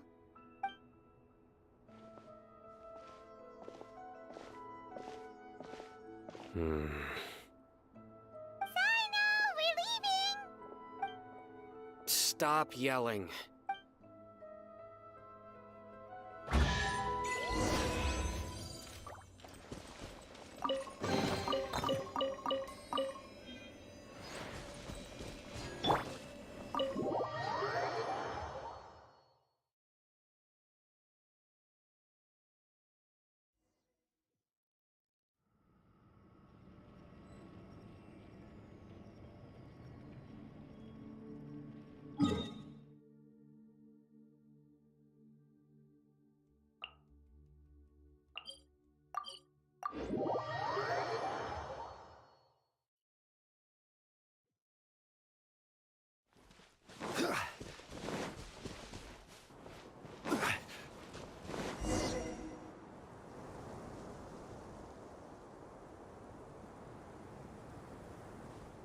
Rahman, we're here.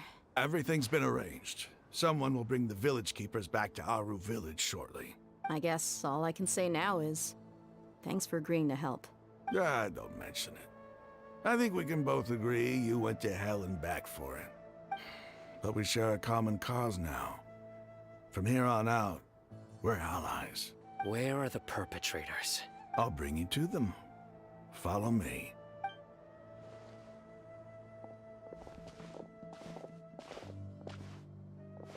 So these are the people who kidnapped the village keepers. No, it's the scribe!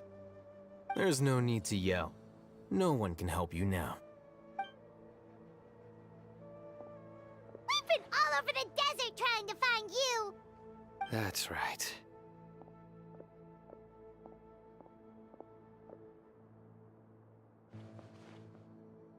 General Mahamatra? No, no! Make it quick, please! Swift and painless! Whoa. The moment they set eyes on Sino, they turned pale like they've seen a ghost! You should have known that I would be coming for you. Wait, we were just following orders. You know what I'm talking about, right? There's no way we could have done all this by ourselves. No, not Sino. He's gonna tear us limb from limb. I could do worse. Please have mercy. Start talking. Otherwise, I'll have to resort to other methods. So, your superiors have kept you quite busy recently. Why? What are they trying to accomplish? They, wanted to extract canned knowledge. Don't play dumb. You know what I'm really asking. They extract divine canned knowledge. Then what? I really don't know how to explain it. Well, you better start talking or you'll be sorry! You don't want to make things any more difficult for yourself, do ya? Be my guest.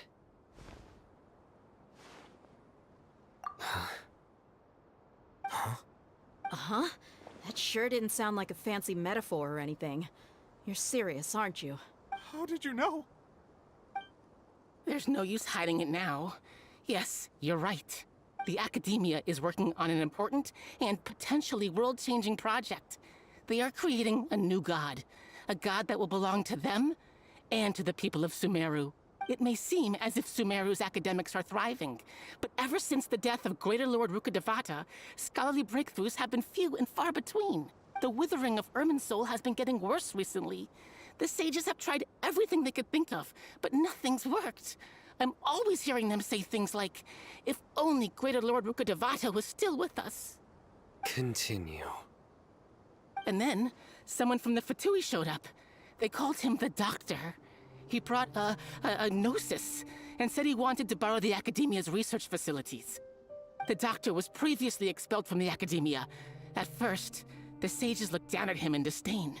But when he said those words, everyone's expression changed. He asked them, do you wish to create a god? This is what the arrogant ignorance at the extreme end of academia looks like. First, the Academia spent a long time constructing a divine vessel, which was based on an exquisite humanoid puppet. After that, they harvested dreams via the Zeb-Zerus Festival Samsara, maximizing the Akasha's output. With the Doctor's help, and the Akasha now functioning at maximum efficiency, they were able to use it to extract the power from the Gnosis and convert it into a divine core. Next, they decided that their new god needed to possess divine wisdom. For that to happen, they needed a huge quantity of divine canned knowledge. It adds up. But how do you determine whether the knowledge extracted is of divine origin? Call it an educated guess? The Academia has been trying to figure out the exact source of the Scholar's Madness for centuries, but to no avail. Nobody can explain the cause of this phenomenon. Surely you can see what that implies, Scribe Alhaitham. If it's knowledge no mortal can comprehend, then it must be something only gods are able to decipher. In other words, it's the source of the God of Wisdom's omniscience and omnipotence.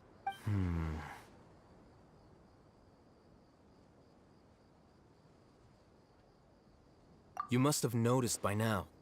The Academia doesn't care about who their god is. It's the ability to exercise control over knowledge and wisdom that matters. It is as if they are cursed with a desire for omniscience and omnipotence that burns in their blood. Some organisms demonstrate phototaxis, and thus orient their entire lives in respect to sources of light. For the sages, their only source of hope is the existence of a deity who embodies the acme of wisdom.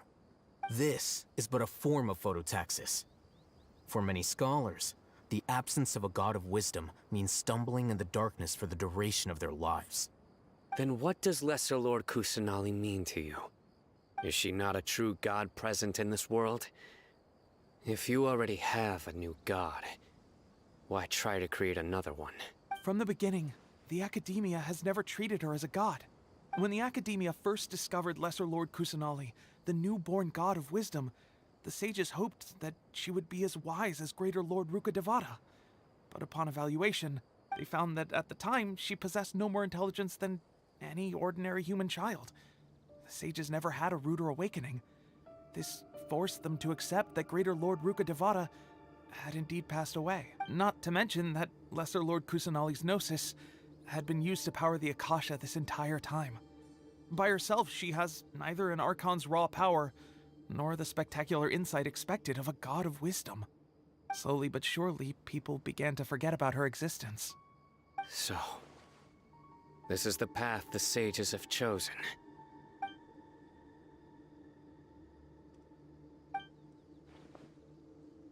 All right, let's try to keep our cool. If everyone's in a bad mood, then let's change up our scenery.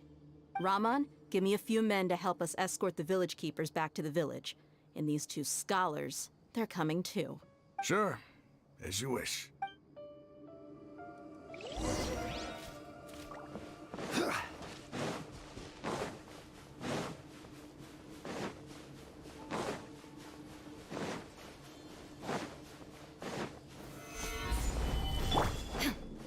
Time to work! Illusion shot! This may create Work time, no excuse for slacking!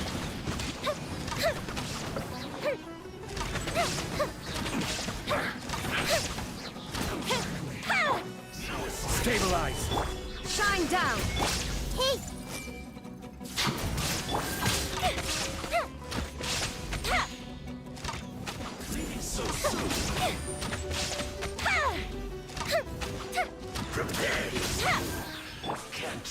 Are you here to play?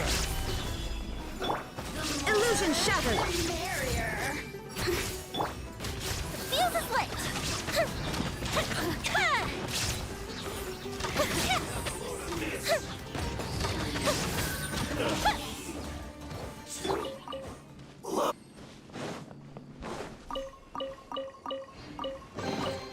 One man's stone is another's gem.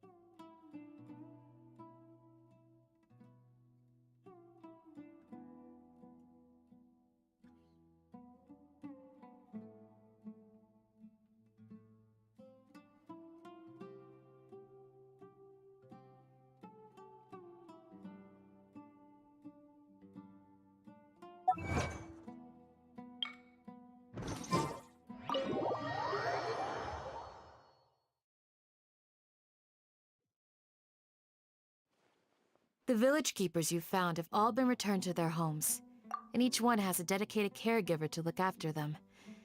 The two new scholars are being kept under close supervision, too. Really great work, everyone.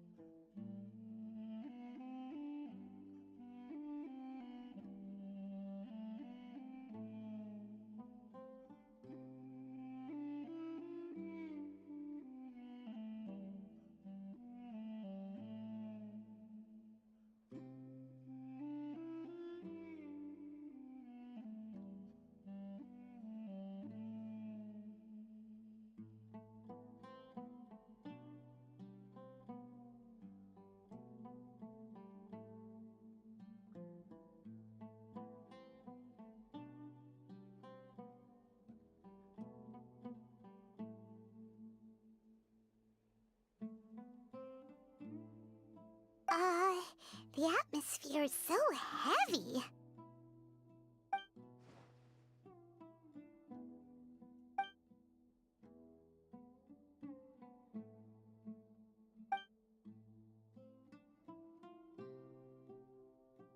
Hey! Say something! Stop spacing out! Come on, is there nothing left to talk about? In that case, let's all get some water and try to think about something else. Or I can go fetch some snacks. Oh! Paimon's so coming with you! Do you have any plans, Traveler? Gods above, you're not talking about work, are you? So you were still withholding some information?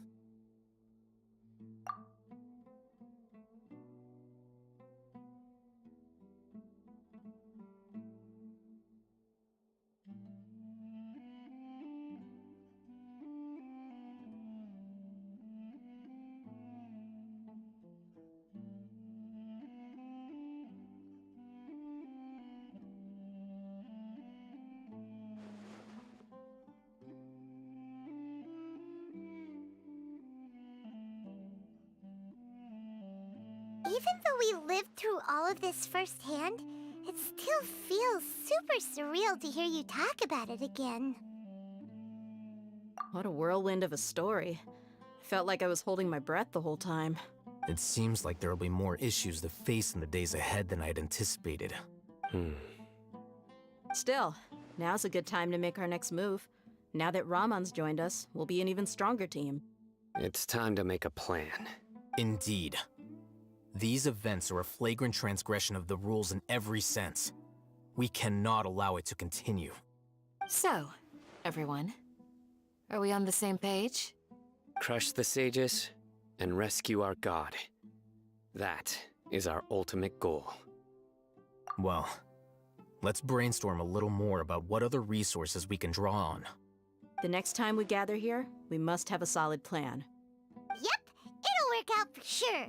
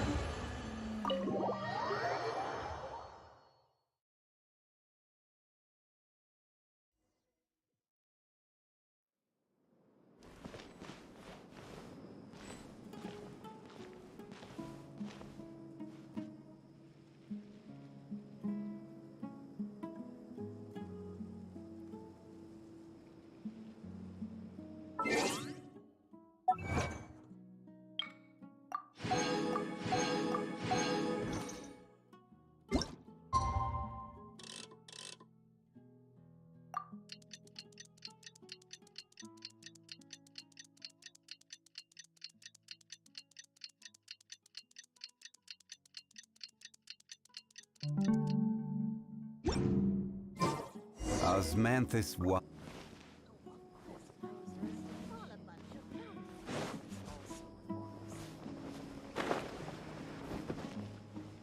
Candace, we're here!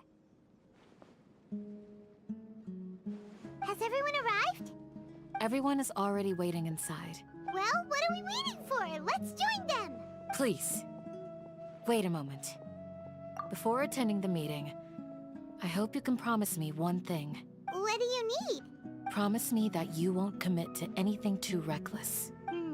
What do you think? Okay.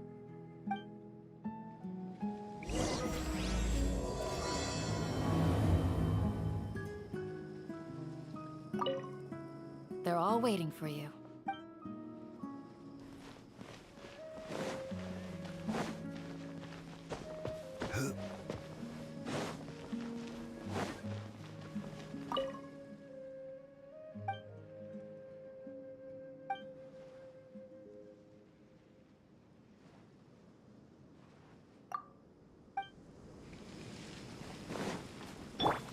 Everyone hold... Clouds are like paintings in the sky.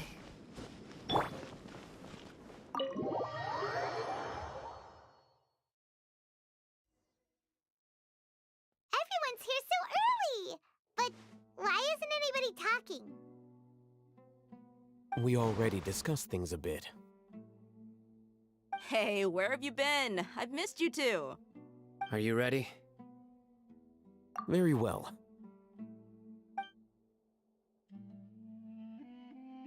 Are you sure this is gonna work?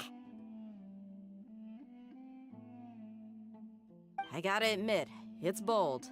Color me impressed. It's worth a try. The point of discussion is to arrive at a solution. Let's cut the small talk and move to the next point. You're making Paimon nervous.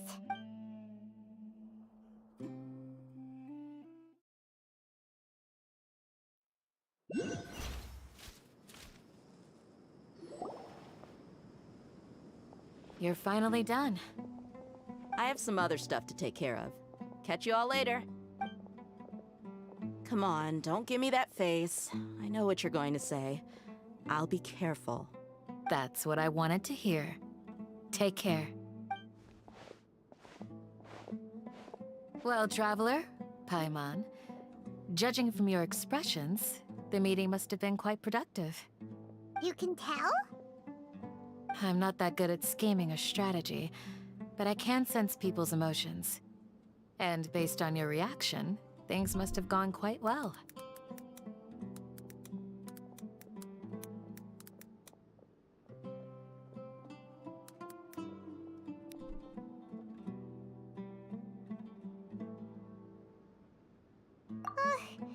Paimon's a little worried. Hopefully nothing will go wrong. To be honest, I feel the same. But you're already some of the most capable people I know.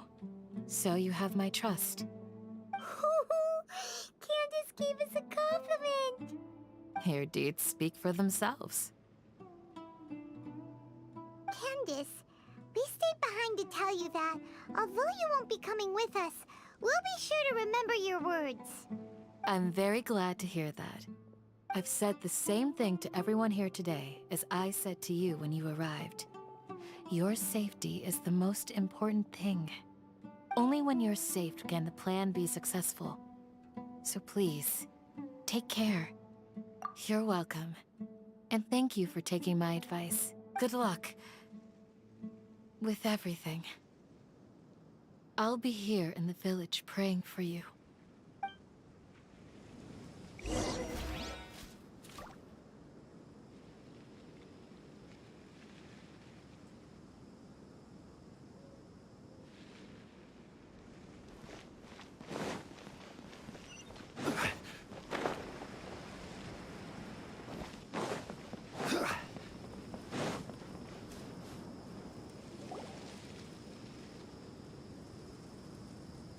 Sounds good.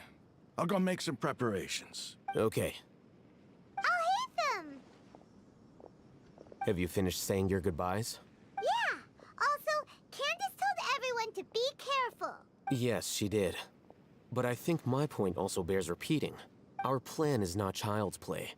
We won't be able to achieve anything if we're simply careful. We must go beyond that and fully commit ourselves to it. I hope this is clear to you. Huh? Shouldn't you be saying something more cheerful to boost our morale right now? Didn't we already do that during the meeting? You can never have enough words of encouragement.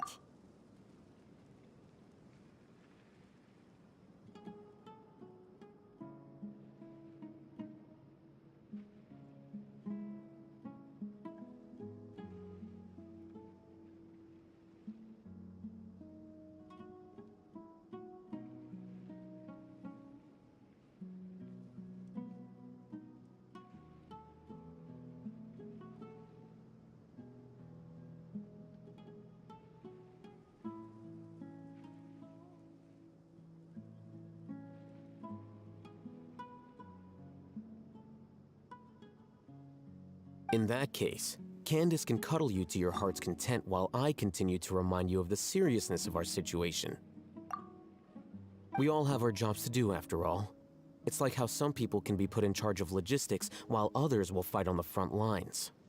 Speaking of the front lines, you don't look anything like a soldier. Of course. Compared to the mercenaries, I'm merely a feeble scholar. But the advantage of not being a mercenary is that I get to stay in a safer place and offer my strategic insight. Just think about that mercenary who lost his mind. Mercenary groups are facing constant danger every single day. Well, being a scholar is also a high-risk occupation, and you are a scholar. I'm not like the rest of them. Even among members of the same species, some will exhibit far more potential than others. This guy. Paimon still remembers when those mercenaries in Port Ormos called you a lunatic. All intellectuals are lunatics in the eyes of fools. I'll take that as a compliment. That reminds me. Do you remember the record we saw in the King Deshret ruins? It mentioned forbidden knowledge.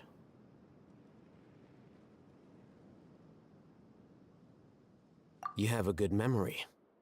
Forbidden knowledge has the power to drive people insane, but this fact has never been shared with the public. Even I, who has worked in the academia for some time, was never once informed of this. I think those mad scholars and mercenaries we encountered may have all fallen victim to the corrupting qualities of forbidden knowledge. But the academia has always held a different view. They have always believed that symptoms of madness are a side effect of human contact with divine knowledge as mere mortals. Come to think of it, perhaps the academia has also never understood the true nature of forbidden knowledge, and thus always approached the issue from the wrong direction. The Withering, Elazar, and the Sandstorms. Don't you think what is happening right now across Sumeru is rather similar to the forbidden knowledge pollution that occurred in the desert thousands of years ago?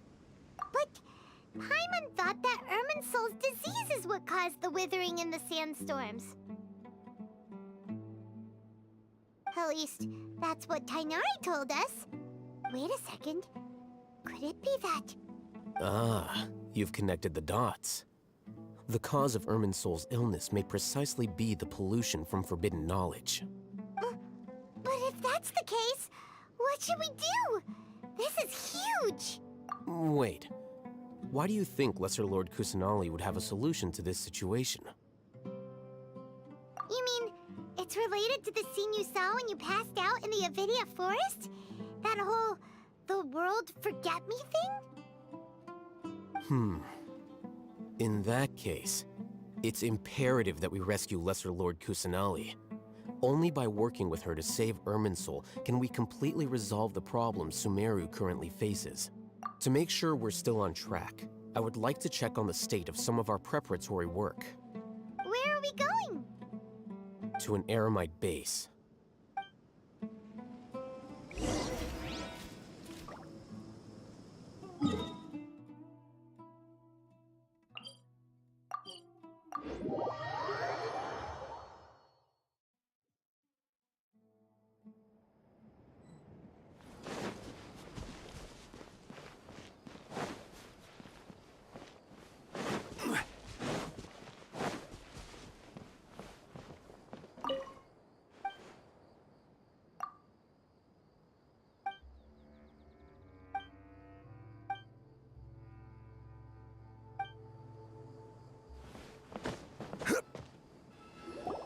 Oh, you made it. Huh? What are they doing here? I gave them some technical work to do. Ah, it's the scribe. And is that the traveler I see? How's the work going? Ah, yes! We have fixed the devices according to your instructions. One of them is already ready for use, while the others are still under repair. Aren't those devices for can knowledge extraction? What are you doing with those? Look here. Huh? More can knowledge? Are you going to put more weird stuff into her head again? What's that look on your face? Are you scared? Paimon's a little scared, but very, very furious! That's an interesting response. Anyway, we're not going to use this just yet. As I mentioned during the meeting, this knowledge capsule contains a decree I drew up in the past. The academia should also have their own copy. And according to the plan we just came up with, Traveler, I want you to record something into this capsule. Do you believe we can save Lesser Lord Kusanali? Good. Conviction is the most important part of all of this. Now, please get ready and put on this device. You want us to record our conviction into the knowledge capsule? Yes, Paimon is still really worried. I understand. But trust me, Paimon, this is something we have to do. It's best if you can do as I say. Because, to achieve this impossible task, it sounds like you'll need to fool your own heart first. Although it may feel like a trick, self-encouragement may be the most important tool we have. Paimon can see the point you're trying to make. Imagine this. We have orchestrated our plan and successfully rescued Lesser Lord Kusanali. As a result, we have changed Sumeru's entire political landscape. Everything went without a hitch, and everyone recognizes and praises our achievements. Now, open your eyes. Here. What's this? Read it out loud.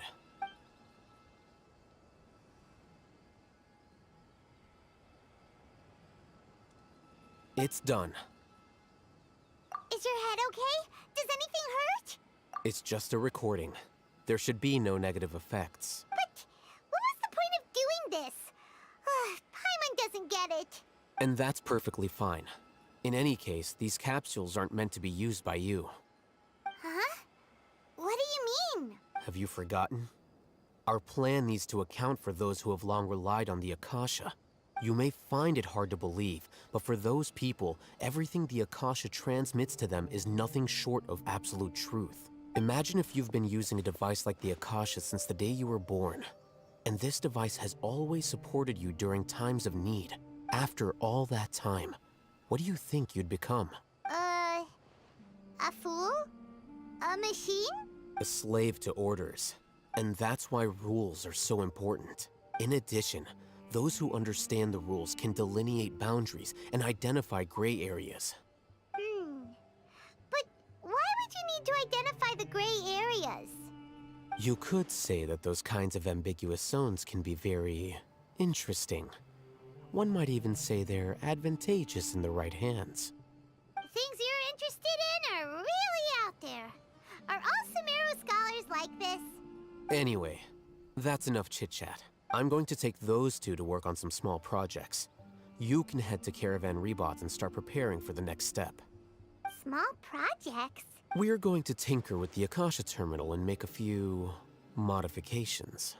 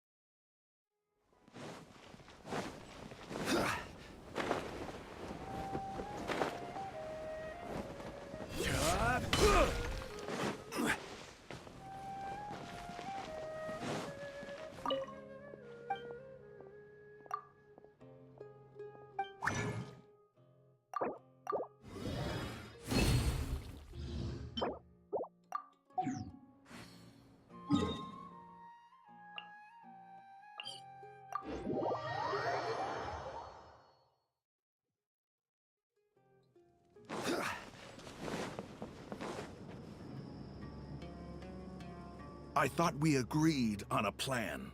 How can you go back on your word? The plan is too radical and carries a high risk for casualties. I've given it a lot of thought. And in the end, I still can't agree to it. But it's still the best plan we have. As a former Matra, you of all people should be able to see the bigger picture and recognize the innate advantages of our plan. I did.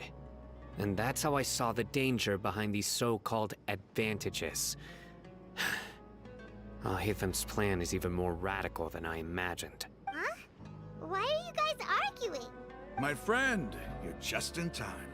Why don't you help me persuade Sino? He's turned against our plan. We agreed to work out a plan at the meeting. As mercenaries, you're familiar with the local environment, so you'll take care of the specifics. But then, you went to Al-Haytham for suggestions. Had I known Al-Haytham would give you those kinds of suggestions, I would not have agreed to the plan. Look, you already know that we're all on the same side here, don't you? Mercenaries place a lot of importance on their bonds of friendship, but also will not hesitate to make sacrifices if they deem the situation to be sufficiently dire. I'm sorry, but as things stand, I can't accept your principles. Seems you really do understand the ways of the desert. Traveler, Paimon, this is also something you should know. Rahman's plan is to have me work with the Caravan Reebok guards in my capacity as a Matra.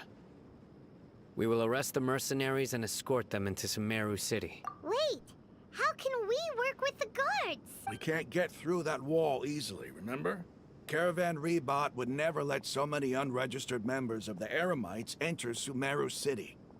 My plan will clear us of any possible suspicion, and also let us enter the city as a big group. There is no better way. That also sounds like something Al-Haytham told you. Am I right? Doesn't Al-Haytham know how dangerous this plan is? Of course he does.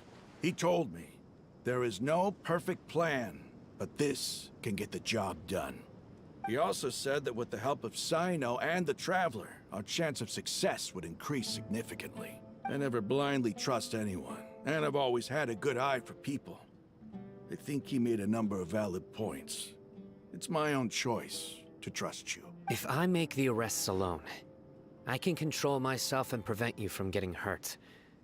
But I can't guarantee that kind of discipline from the guards. To make the whole thing more convincing, you'll need to resist to some degree. Casualties are inevitable once push comes to shove. I'm okay with the deaths of enemies. But now that we're allies, I'm against the meaningless loss of our own. I can't believe a Matra would actually care about us. I've lived a hard life, and I can say that people like you are hard to come by. I've always treated my allies with honesty and respect. They have the right to know important things like this. Now you're making this hard for me. Hey, is there something we can do to help? I knew you would say that. We can help fight some of the mercenaries, which should reduce the number of times you'll have to struggle directly with the guards. That should help at least a little bit.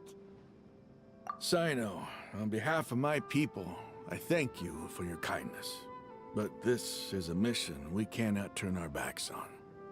We strongly value the lives of our friends, but the goal we are about to achieve is even more important. We have no fear of casualties, because we crave the spoils of victory. So please, lend us your support. We will show you the determination of us desert dwellers. Well, now that you've put it that way, I can no longer refuse. But remember, you need to follow the plan and not do anything reckless. Candace made it very clear that we can only achieve our goals if we can ensure our safety. Since you and I both recognize the significance of this operation, there should be no more animosity between the followers of the Dendroarchon and those of King Deshret. Everyone's life is equally important. Okay, you have a deal. Let's do this for our shared dream. The guards should be stationed in the courtyard nearby. You can find them there.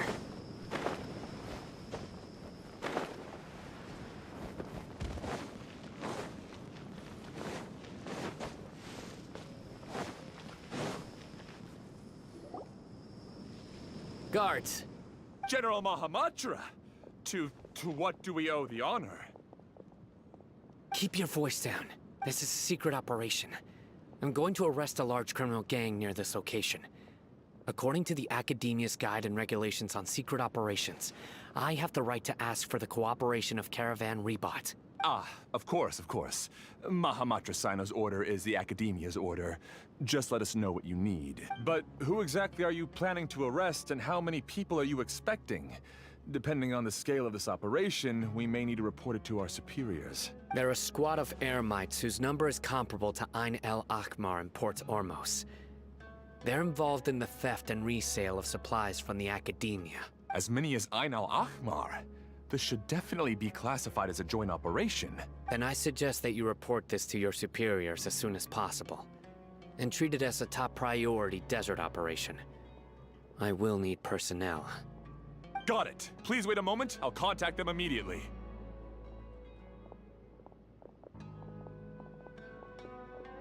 Because this is work. Because I trust you. Paimon can't believe you're still in the mood to chat. This whole thing has Paimon scared stiff! Aren't you even a little worried? What if these guards already know that you have betrayed the Academia and are no longer their General Mahamatra? Even if that guard doesn't know, their superiors might, right? We discussed this, remember? The Caravan Rebot operation is of great importance. But don't worry, the guards there shouldn't know that Sino has stepped down. How can you be so sure? First, the other Matra still don't know why Sino has left, which proves that the Academia has been covering up the matter. Second, this is a crucial moment for the Academia's God creation plan. If something were to happen to the General Mahamatra, it's bound to attract a lot of unwanted attention. No matter how you look at it, they don't seem interested in sharing the news of Sino's departure. A reasonable inference. I agree. Which brings us to our next issue. I'm sure some of you have been wondering if the prediction function of the Akasha will affect our operation. The Akasha is still in operation, so I must remain on high alert. Actually, considering the power of the Akasha, it's quite strange that it hasn't already tried to interfere with my actions. I've given that a lot of thought. For now, I don't think you'll need to worry. If you remember, when you first came to Aru Village, all your actions and routes were predicted by the Akasha. It even gave that information to those who kidnapped the village keepers. But things like that never happened again after we met up with the Traveler. That's true. But why? Look at it from a different angle. Why do you think the Akasha will predict your actions? Because my personal data has been entered into the Akasha. That's true, but the key to this question is, how well can the Akasha make predictions about a person? Haven't you ever thought about it? Just how can it do this in the first place? Because the Akasha controls the entirety of Sumeru. The Academia firmly believes that all human actions can be explained through logic. By sorting and analyzing entered data, the Akasha can derive behavioral logic and predict the actions of those who fit an existing logic model. However, at the risk of sounding like an advocate for fallacies, can everyone truly be considered logical at all times? Emotions are part of our behavioral logic. But can you guarantee that every experience of the same joy or pain would be equally intense? How can our feelings and opinions be predictable down to the letter in every single instance? Sino, in the past, you've always worked alone. In the absence of another person who could sway you or your thoughts, the Akasha could produce predictions that were similar to your real-life behavioral principles. Decisive and principled, you were used to solving problems alone. That's why the Akasha could figure you out. But now, you've joined a team. And I believe the Akasha hasn't yet figured out the full composition of it. Our thoughts and logic have intermingled and weaved themselves together to become a complicated, chaotic mess. Any one of us could potentially disagree with another. The Akasha lacks data on these interactions, and it's impossible for it to predict your actions in the future based on your decisions in the past. After all, there's probably a limit to just how much we can be modeled or controlled by data. So, in my opinion, you're probably safe for now. Makes sense to me. I agree. The Akasha is not alive, and I don't think we can be completely controlled by something without a mind of its own. Is that so? I guess there are things that even the Akasha cannot calculate, and people will not be forever trapped by the past. I'm so glad that this is settled. Next time, pay attention during our meetings. Will do. Just remember to stay vigilant. Footsteps! General Mahamatra, we were not expecting your presence here. I'm the security officer of the Grand Deshret Desert District. My name is Luxembarbo. This is my assistant, the Traveler. She will be working with me. The construct next to her is for her work. Beep! Construct, beep! What a great honor to meet you.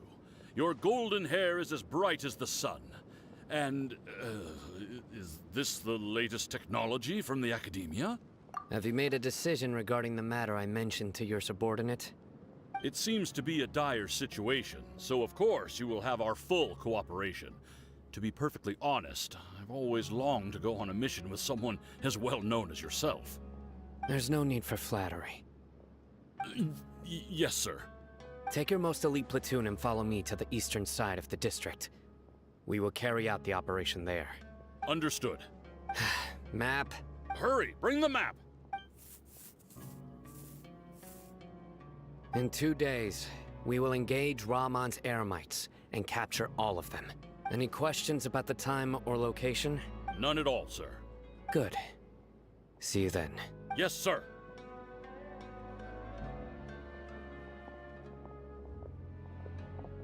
Maybe hanging around the General Mahamatra isn't so bad after all. Everyone's so respectful towards us. This is all due to the absolute authority of the Academia. And now, we're going to strike back against that massive pillar of power. Get ready. We will move out in 2 days.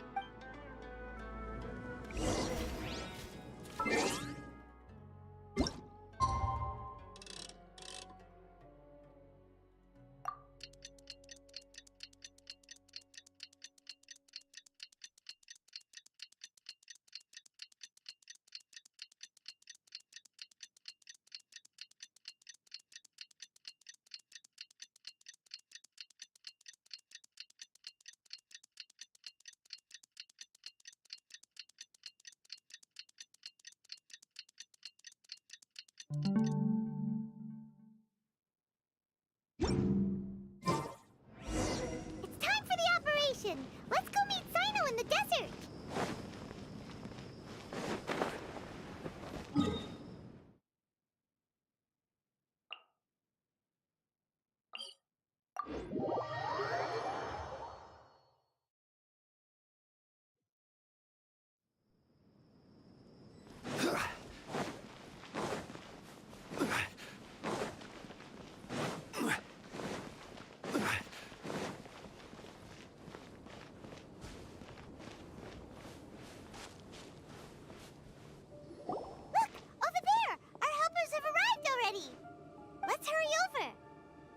Wait a moment. Oh, it's you. You're my assistant, remember? Being my assistant, you must stay with me. Now let's head over there. It's General Mahamatra and his assistants. We meet again.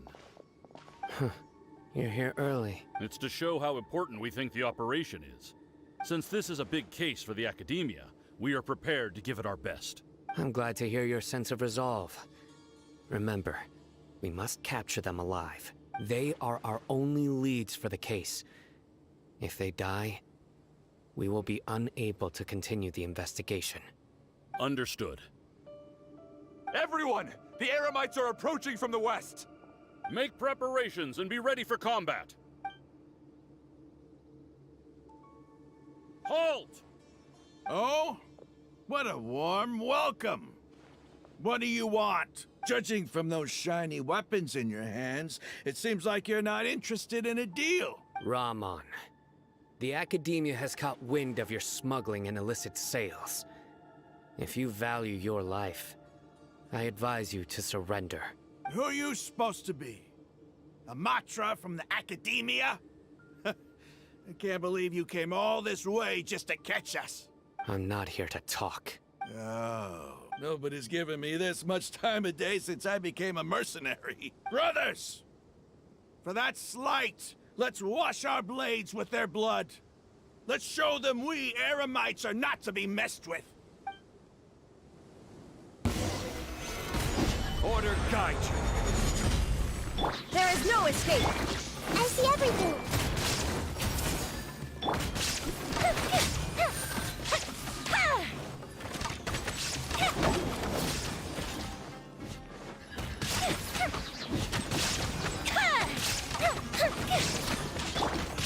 Solidify. Hey.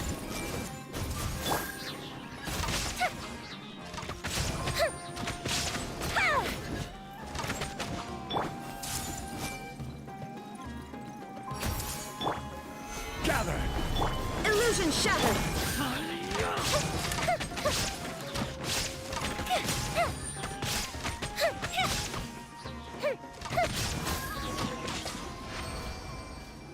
It's over. Ah! We have subdued them. The operation is now over. All Eremite mercenaries and related personnel in the area have been arrested. Ah, you pitiful Dendro Archon dogs! You'll regret this! I'm afraid you'll regret it first. King Deshret will curse you, and you will all— Silence! Oh, Restrain them and take them back to Caravan Rebot. Count their numbers and send them to the Academia as instructed by the General Mahamatra. Yes, sir!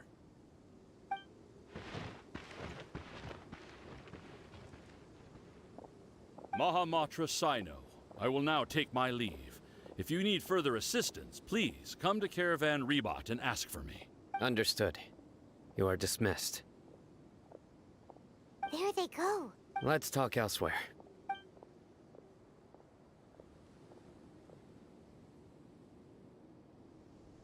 This part of the plan went really well. Yes.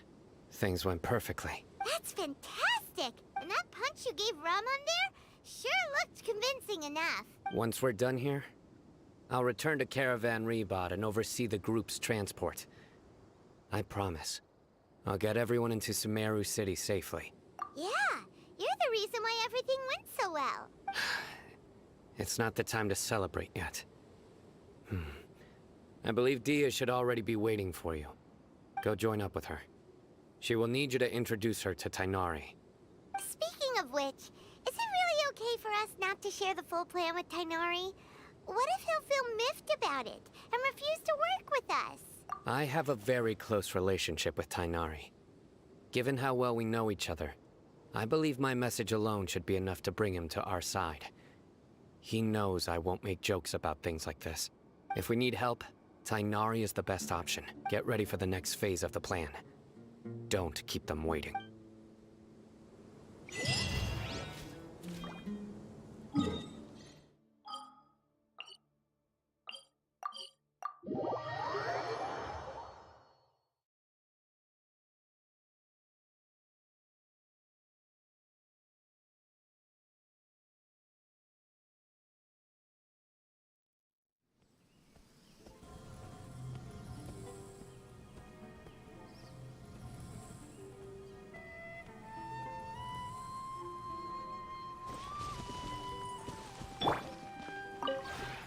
This realm...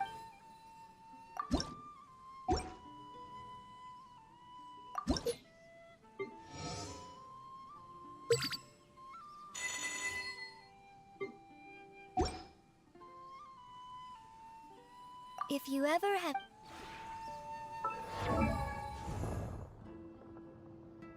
Osmanthus wine tastes the same as I remember.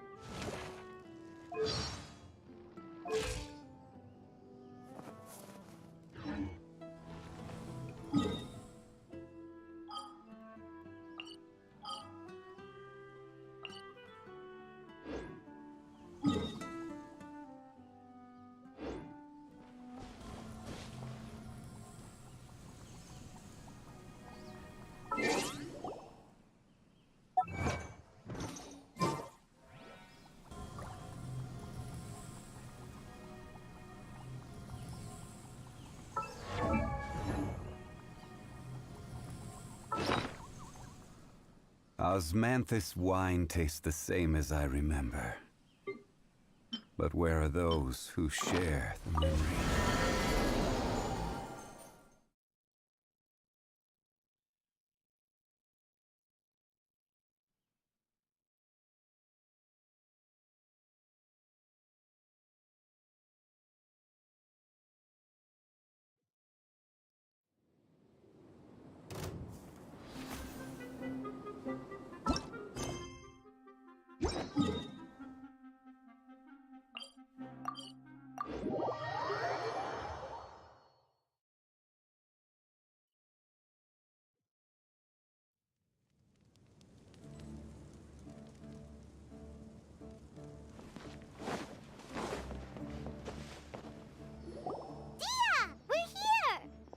It's about time. Didn't you say our part of the plan is the most important of all? And here you come rolling in late. In the time it took you to get here, I already did 5 laps around the place, downed 7 drinks, and even did some clothes shopping. Sorry. We didn't mean to keep you waiting. I just wanted to fix your attitude and rub it in a little. After all, you took your sweet time getting here, and we've got important stuff to take care of. I just like seeing that serious look on your face. All right, I'll stop. All joking aside, I'm glad you're here. Let's get moving and take care of this as soon as possible. But where should we start? Our responsibility is to get a status update on the Fatui Harbinger known as the Doctor. We need to make sure he won't get in our way when we rescue Lesser Lord Kusanali. Dealing with an institution that controls all of Sumeru is already hard enough. If the Doctor were to crash the party, it would be next to impossible for us to achieve our goals. Yeah, we sure don't want him showing up. Ooh, he really gives Paimon the creeps. Right? Hearing his name just reminds me of those stuffy old geezers in the academia. I'd rather not have to deal with someone like that.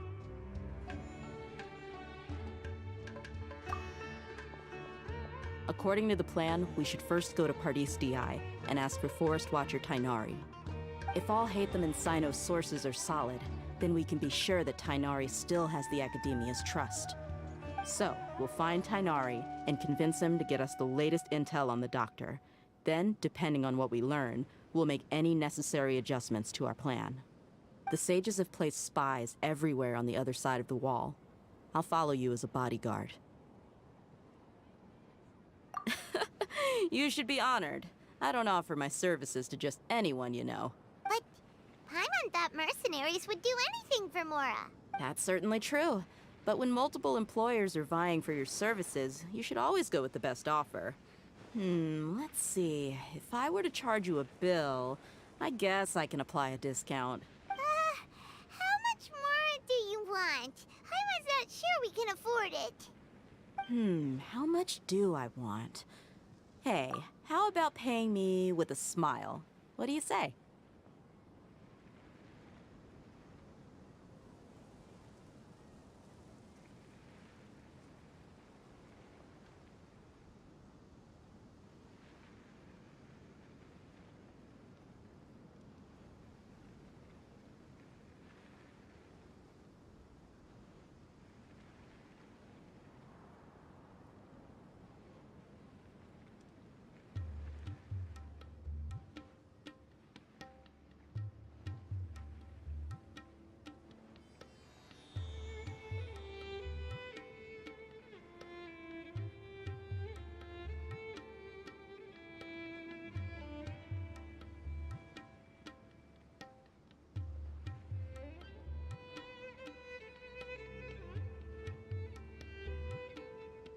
I haven't seen you smiling much recently.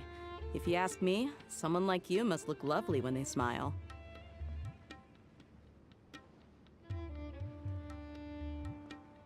Come on, give me a smile so that I can be less worried. Looking good! I hope this pretty smile will become our lucky charm.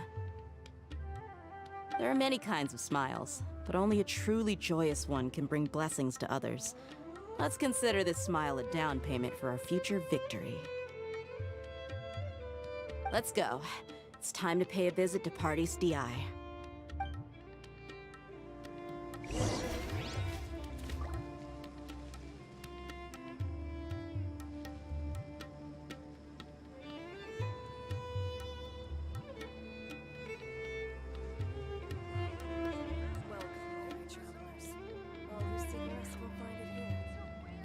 Osmanthus wine tastes the same as I remember.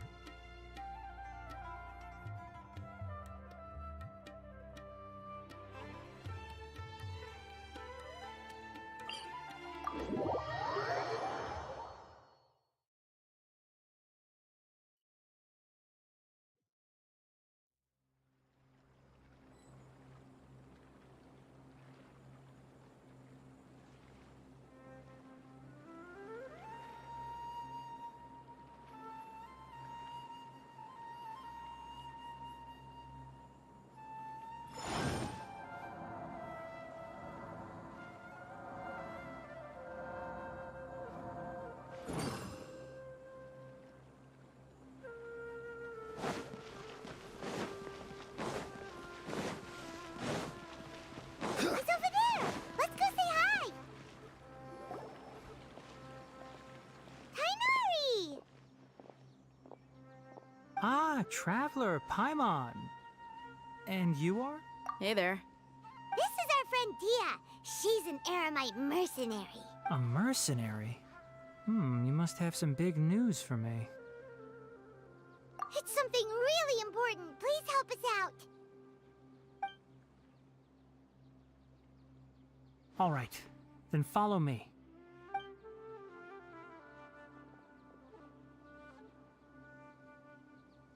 This place is better. We won't be disturbed by any passerby. Okay, what is this important thing you want to ask me?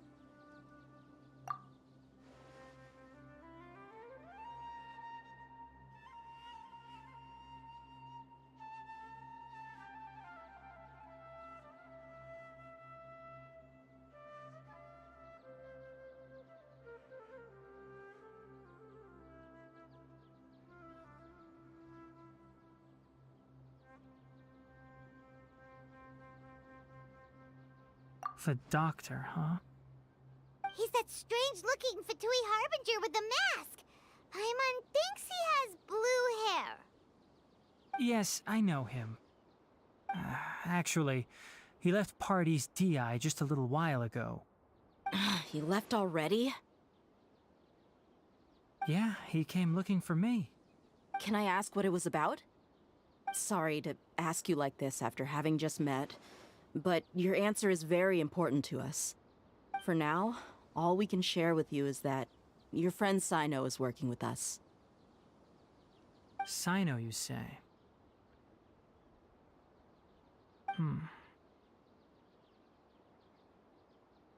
I see.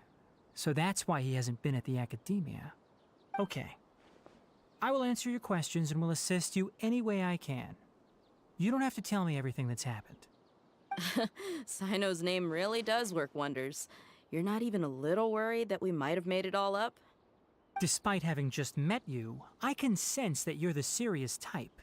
Between you, the Traveler, and Sino, none of you strike me as the type that would conspire to deceive me. You don't need to tell me anything you don't want to. I'll also get straight to the point. The Harbinger you mentioned came to me because he wanted to take the scholar Hypatia away with him. Hypatia? Why would he want her? And what do you mean by take away? Is he planning to leave Sumeru?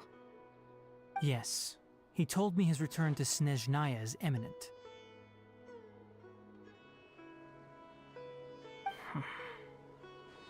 So you mean... you're leaving this place soon? Indeed.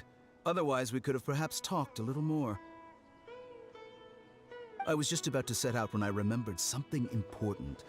To that end, I made a final trip to Pardis Di. Let me ask, have you been taking care of a scholar by the name of Hypatia? Your sources are accurate. No doubt because you recruited many informants. But you're right. Hypatia has indeed been receiving treatment from me. Forgive me for asking, but how's the treatment coming along? Given the way you're asking, I assume you have something to say. Since you asked, I'll be frank. I would like to take Hypatia to Snezhnaya.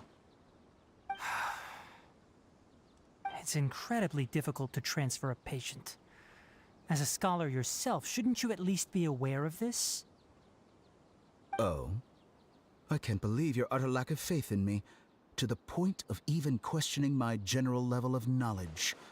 How unbefitting. Well, you're the only one who's ever made such a request. I have my ways of keeping her safe during the journey. In addition, I can also promise that under my care, Hypatia will receive the most advanced and effective treatment.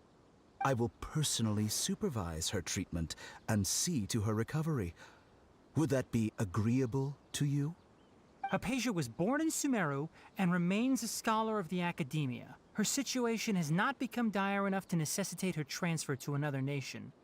Transporting her to Snezhnaya is risky, and the potential benefits are unknown. As the person currently responsible for her treatment, I cannot possibly sign off on this transfer. Your suggestion is rude and reckless. I'll pass.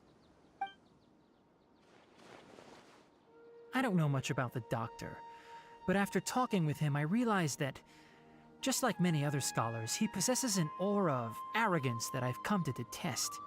It's not so much that he's looking down on others, but more that he's so confident in himself and his abilities, to a point of near insanity.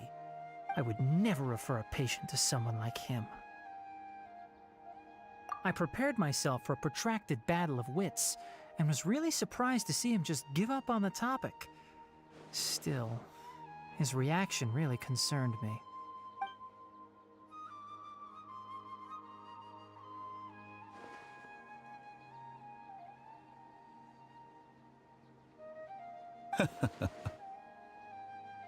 I see. Of course, your opinion makes perfect sense. You're still young, but already quite stubborn.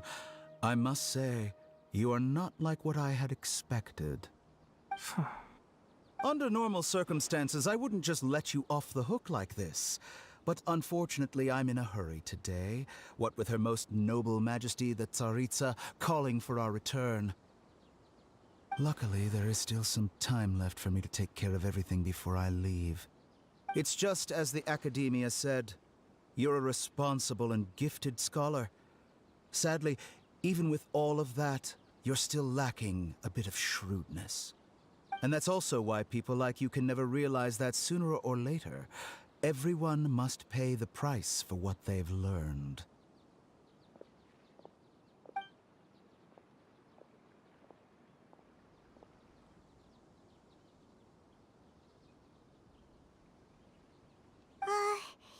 Paimon can't help but feel like he's hinting at something unpleasant. He asked a question, yet didn't care for my answer. Perhaps I'm nothing but a talking rock in his eyes. He never came off as malicious, but an utter lack of compassion permeated throughout our conversation. From his tone, I can sense that he's always looked down on others. I can barely believe it myself. But if that's true, the situation will be in our favor. I don't think I missed any details. Frankly speaking, I don't want you to do anything too risky. Now that you know a little more, it should be easier for you to stay safe. Sorry we can't tell you everything. We appreciate that you helped us anyway. I won't forget your kindness. It's okay. I have an obligation to do so. To be perfectly honest, all of this may have started because of me.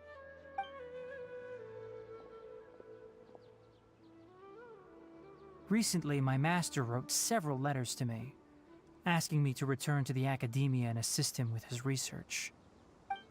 Hasn't he already asked you several times before? Yes, but there's something off about this most recent batch of letters. The handwriting and tone are both familiar, but some details have been omitted. My master will occasionally leave a few dots on the back of the letter. 1 dot means that he wrote the letter on a sunny day, and 3 dots stand for a rainy day.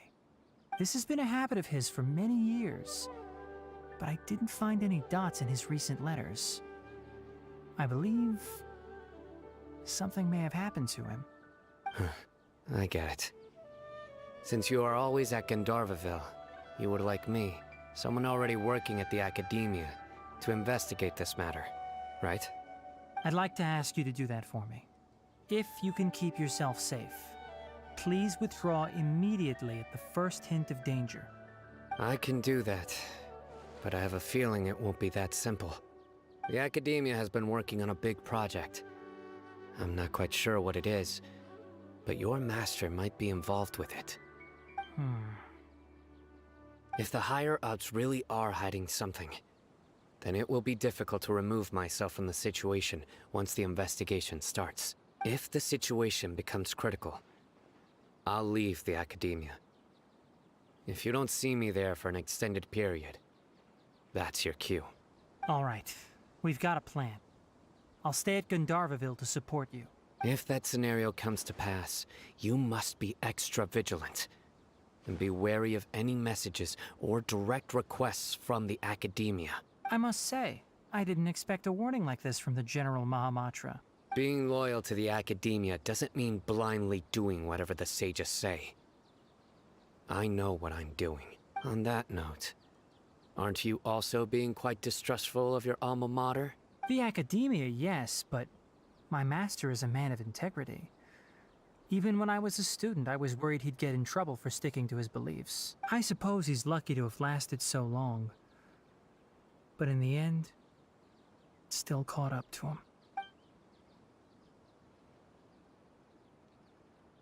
I see.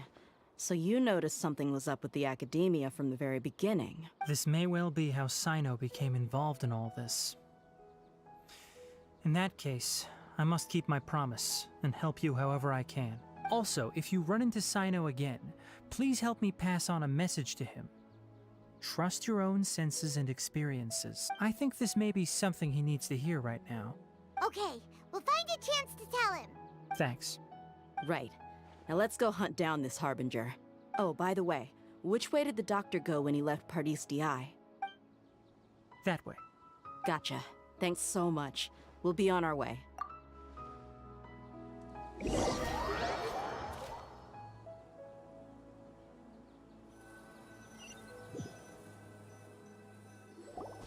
According to Tighnari, the doctor is leaving Sumeru soon.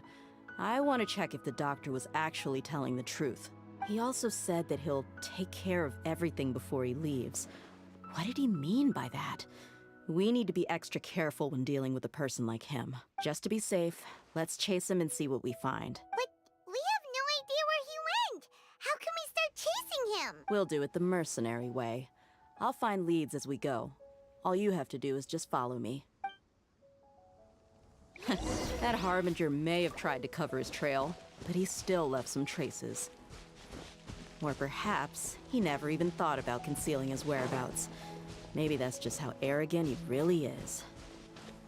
Yep, we're headed in the right direction. The traces are still fresh, but there's no sign of his entourage. Clearly they're in a hurry. It's just as I thought.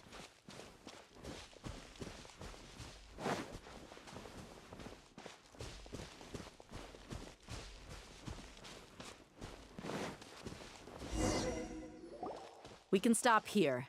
I think I know where the doctor went. To the south of here is Port Ormos, which seems to be where they're headed. Port Ormos?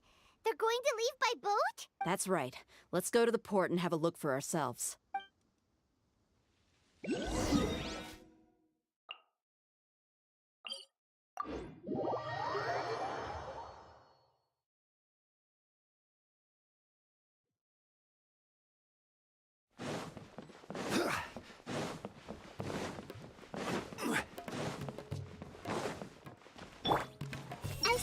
Maybe the key to studying history is not to try and prove everything, but to convince others to believe you.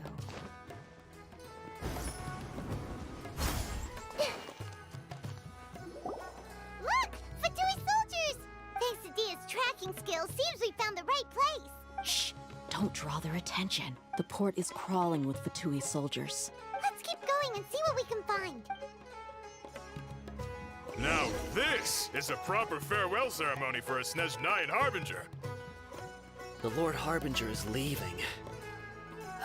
I've still only seen him once or twice. I used to hold a position in our homeland, and back then, the doctor spoke in a very different way from the way he speaks now. Maybe the way people talk in Sumeru has rubbed off on him?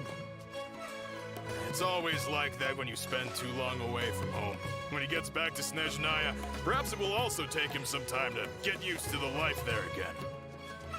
Huh? But, sir, that can't be right.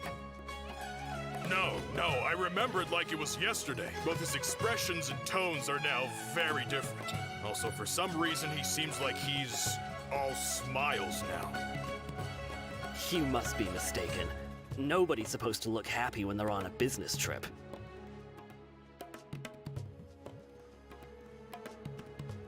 The doctor is on that boat. So he told the truth after all. He is actually leaving Sumeru.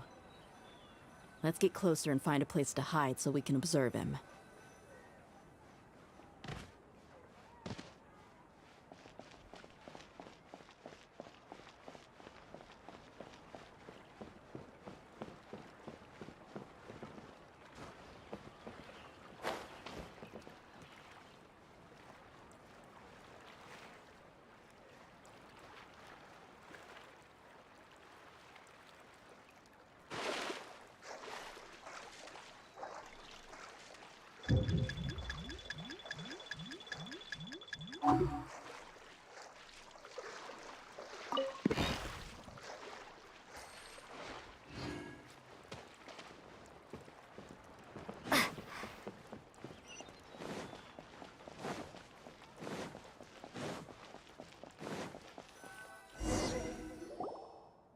This place'll do.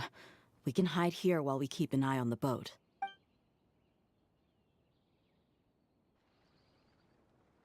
Uh-oh.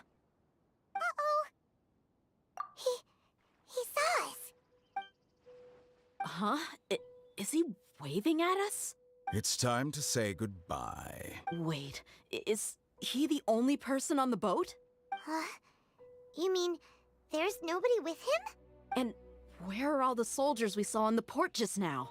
They were all here just a few minutes ago, but now they vanished. So this was a trap. Wait, don't tell me that. Luckily, there is still some time left for me to take care of everything before I leave. Oh no. They might be after Hypatia. Let's get back to Party Stiai. Huh? What do you mean? I'm afraid that she's seen something that she wasn't supposed to see. If I were the Fatui, I would also try to take her away. And if I couldn't... Oh no! Are you saying they're going to kill her? Let's go!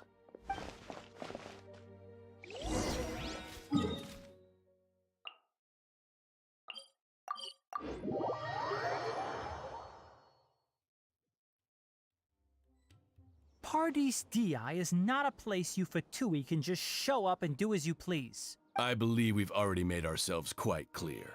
Our superior gave us permission to search for and collect medicinal herbs in Paradis Di for research purposes. But you've been in Sumeru for some time already.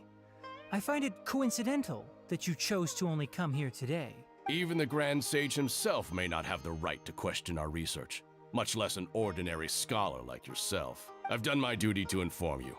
Don't make things difficult for yourself. It would seem that my words have fallen on deaf ears. You can keep trying to deny it, but coming to Paradis Di now? I'm pretty sure you're not just looking for herbs. With all due respect, your baseless speculations will only lead to unnecessary trouble. Well, you only have your Harbinger to blame. He knows nothing about keeping a low profile. I may be staying at Paradis Di as a scholar, but that doesn't mean I'm no longer a forest watcher. It is still my duty to protect the peace and safety of the scholars who have contributed so much to Sumeru. Then it seems our conversation has hit an impasse. No one will lay a hand on you, Hypatia. Not on my watch. Tighnari! Are you alright? I'm fine. These Fatui have really crossed the line. Time to teach them a lesson. There's no use resisting! Give us Hypatia! Keep dreaming! Yeah, Tighnari! Beat him up!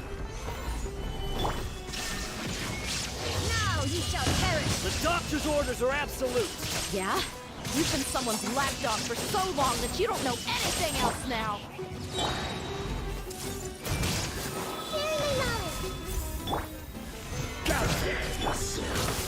Illusion shattered! Netsuma shines eternal! We're not getting anywhere. Traveler, Paimon, please go to Hypatia. We need to make sure they don't try to sneak around and attack from behind. Got it! Hypatia's still here. Doesn't look like anyone's broken in.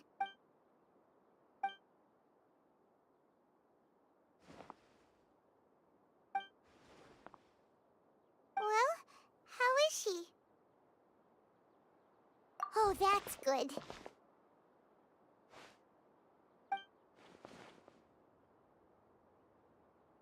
So, you think this is over?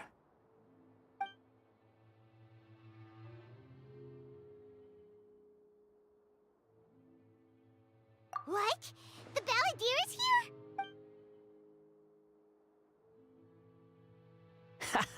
here? I've missed that look of abject horror. You've given me that look every time we meet. But, where is he?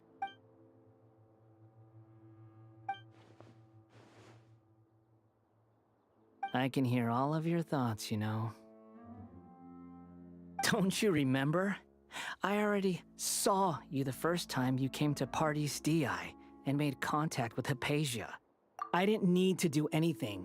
It is her honor to be able to connect her consciousness with me. Who are you talking to? It can't be the Balladeer, right? That's impossible. I know you must be curious. I might as well tell you that I decided to enter Hypatia's consciousness the moment I sensed your touch. I wanted to observe you on a fool's errand. Hey, Traveler! What are you doing? My deification is nearly complete. All that's left now are just some final details. Do you understand? Even if you manage to rescue Lesser Lord Kusanali, it will be impossible for you to defeat a bona fide god like me. Is it wise to force that childlike god into a divine battle against me? Scholars consider the God of Wisdom to be the sum total of their faith. It's how they can justify reverence for a god as they construct it. But this also shows that humanity's worship of gods is a combination of blasphemy and exaltation. It's truly laughable. Yes. What is it? Yeah, I'm in a good mood, which is why I'm talking to you like this. What do you mean?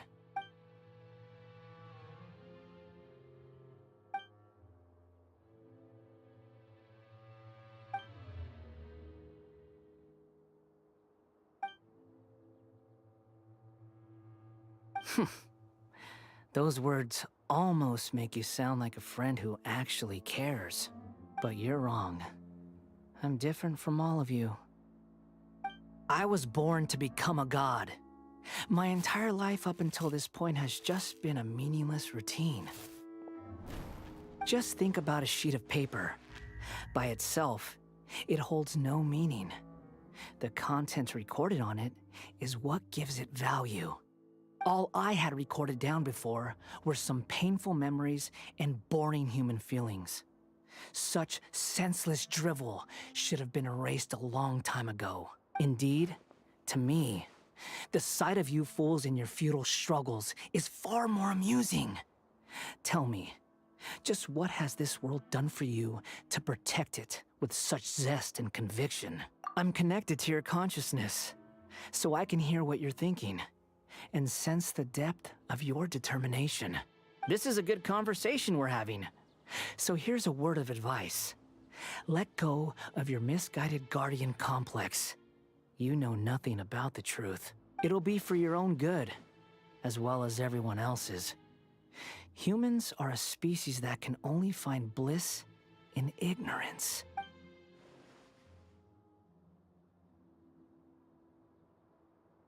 Ah, you've seen my affection for her. If you were in my position, I think you'd feel the same way. She peered into my consciousness and saw my past. Someone like that is qualified to become my first follower. All gods need followers. So Hypatia has been chosen. Her appearance heralds my imminent arrival at the throne of divinity, while her worship shall become my glory. You're doubting me again? No matter. Soon, you'll know what kind of authority you're challenging.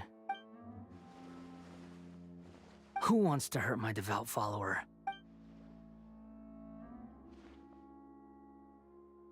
The doctor wants to hurt my first follower?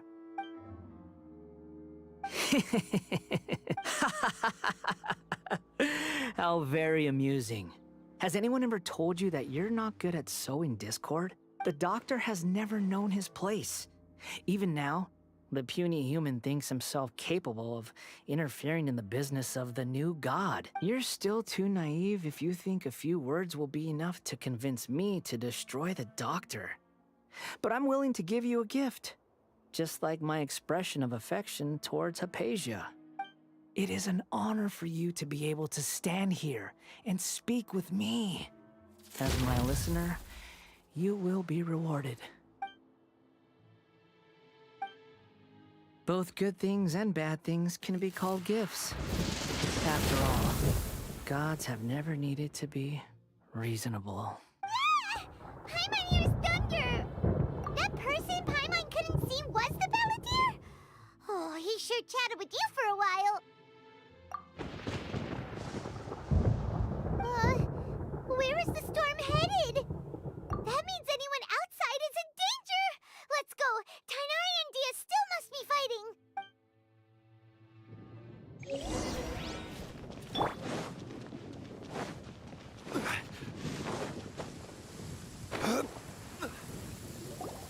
Oh! Have the Fatui retreated? Hey! What happened to you? He's hurt. I'm fine. Don't move. I've seen Eremites get struck by lightning before. You need to rest. Struck by lightning? We were fighting, and just as things started looking grim, the weather suddenly became extremely strange. Lightning started attacking everyone, almost as if it were alive. Luckily, there were only two of us, and both of us were nimble enough to dodge most of the strikes. There were a lot of Fatui, though, and they were being torn to shreds by the bolts of lightning. With that, all the Fatui soldiers were forced to retreat. Why are you sorry?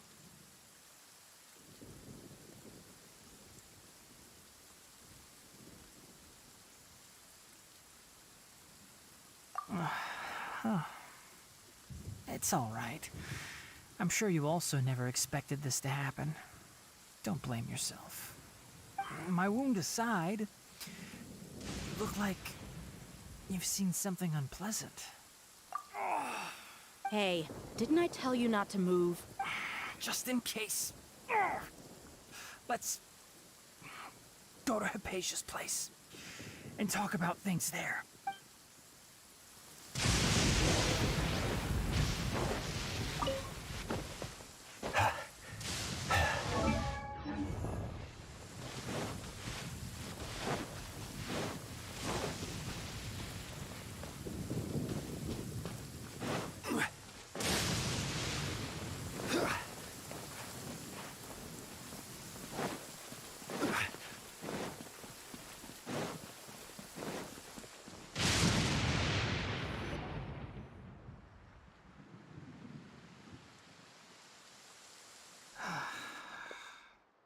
Thank goodness she's fine. Hey, how about taking care of yourself first? I understand my condition. The wound is not fatal. I'll be all right. Ugh. The more you understand medicine, the worse of a patient you become. I know. They always think they can push through the pain. Oh, he sat down. Let me rest for a bit. Sorry, traveler. Now you may start.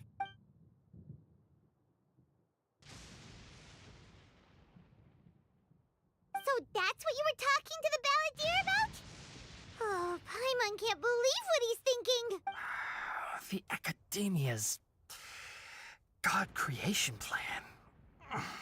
How ridiculous. That sounds, ambitious, I guess? Anyway, this is all way beyond me. As long as I can enjoy every day with a drink in my hand, tasty food in my stomach, and a good night's rest, that's enough. I'll only work when I have to. I must be the least ambitious person who's ever set foot in Party DI. Don't say that. I haven't even thanked you for your help back there. Don't mention it. Well, if nothing else, all this proves that the doctor really did have some urgent matter to attend to and left Sumeru in a hurry.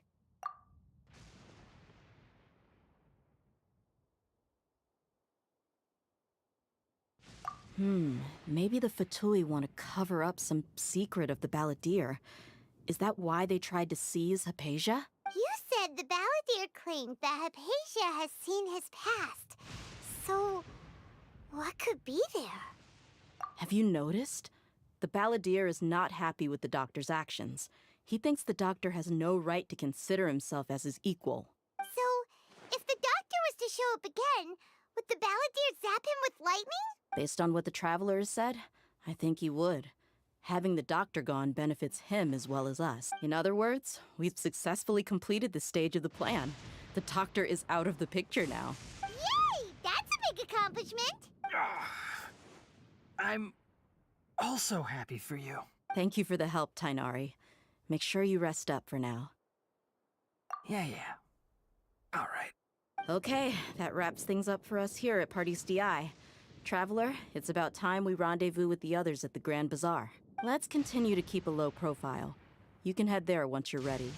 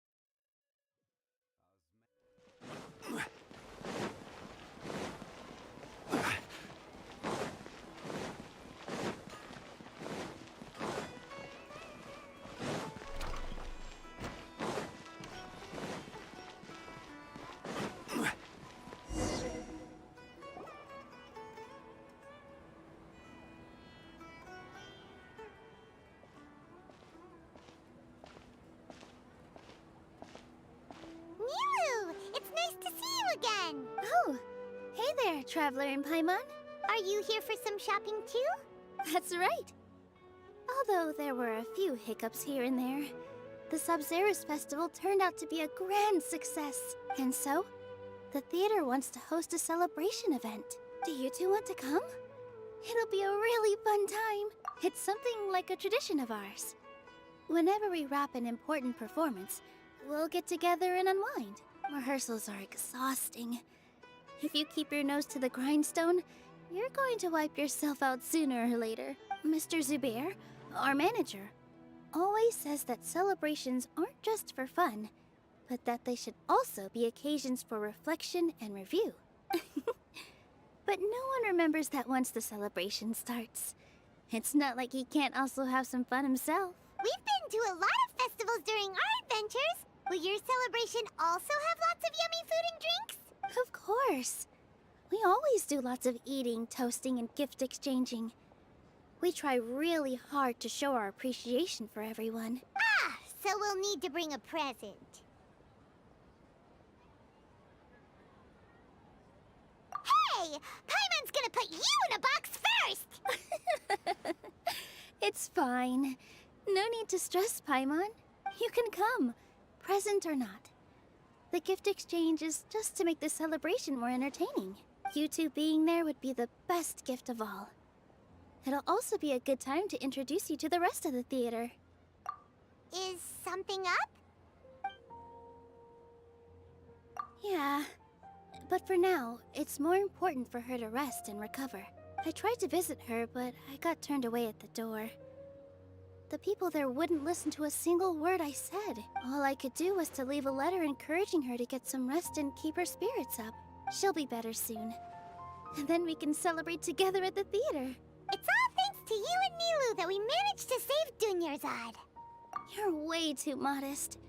Just now, I actually felt really self-conscious when Paimon talked about us in the same breath. Compared to you, I really didn't do much at all.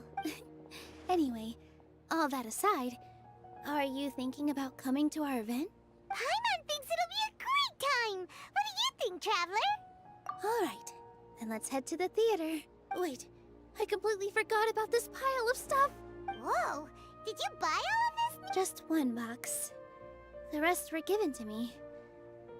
I really don't know how it came to this much. That's way too many freebies! Many vendors give out samples for free, but Paimon's never seen this much. All I know is that whenever I start chatting with people, my hands would get more and more full until I can't hold everything anymore. This seems to happen every time. I was planning on making a few trips to bring everything back before continuing on with my shopping, but I don't think I'll have the time. So this isn't even all of it? Are you sure? Of course! Carrying stuff is a piece of cake for her, right, Traveler? I'm so sorry to trouble you like this. I meant to invite you to our celebration, but now you're helping me instead. Well, let's hurry up and grab the last few things, so we can get back to the theater.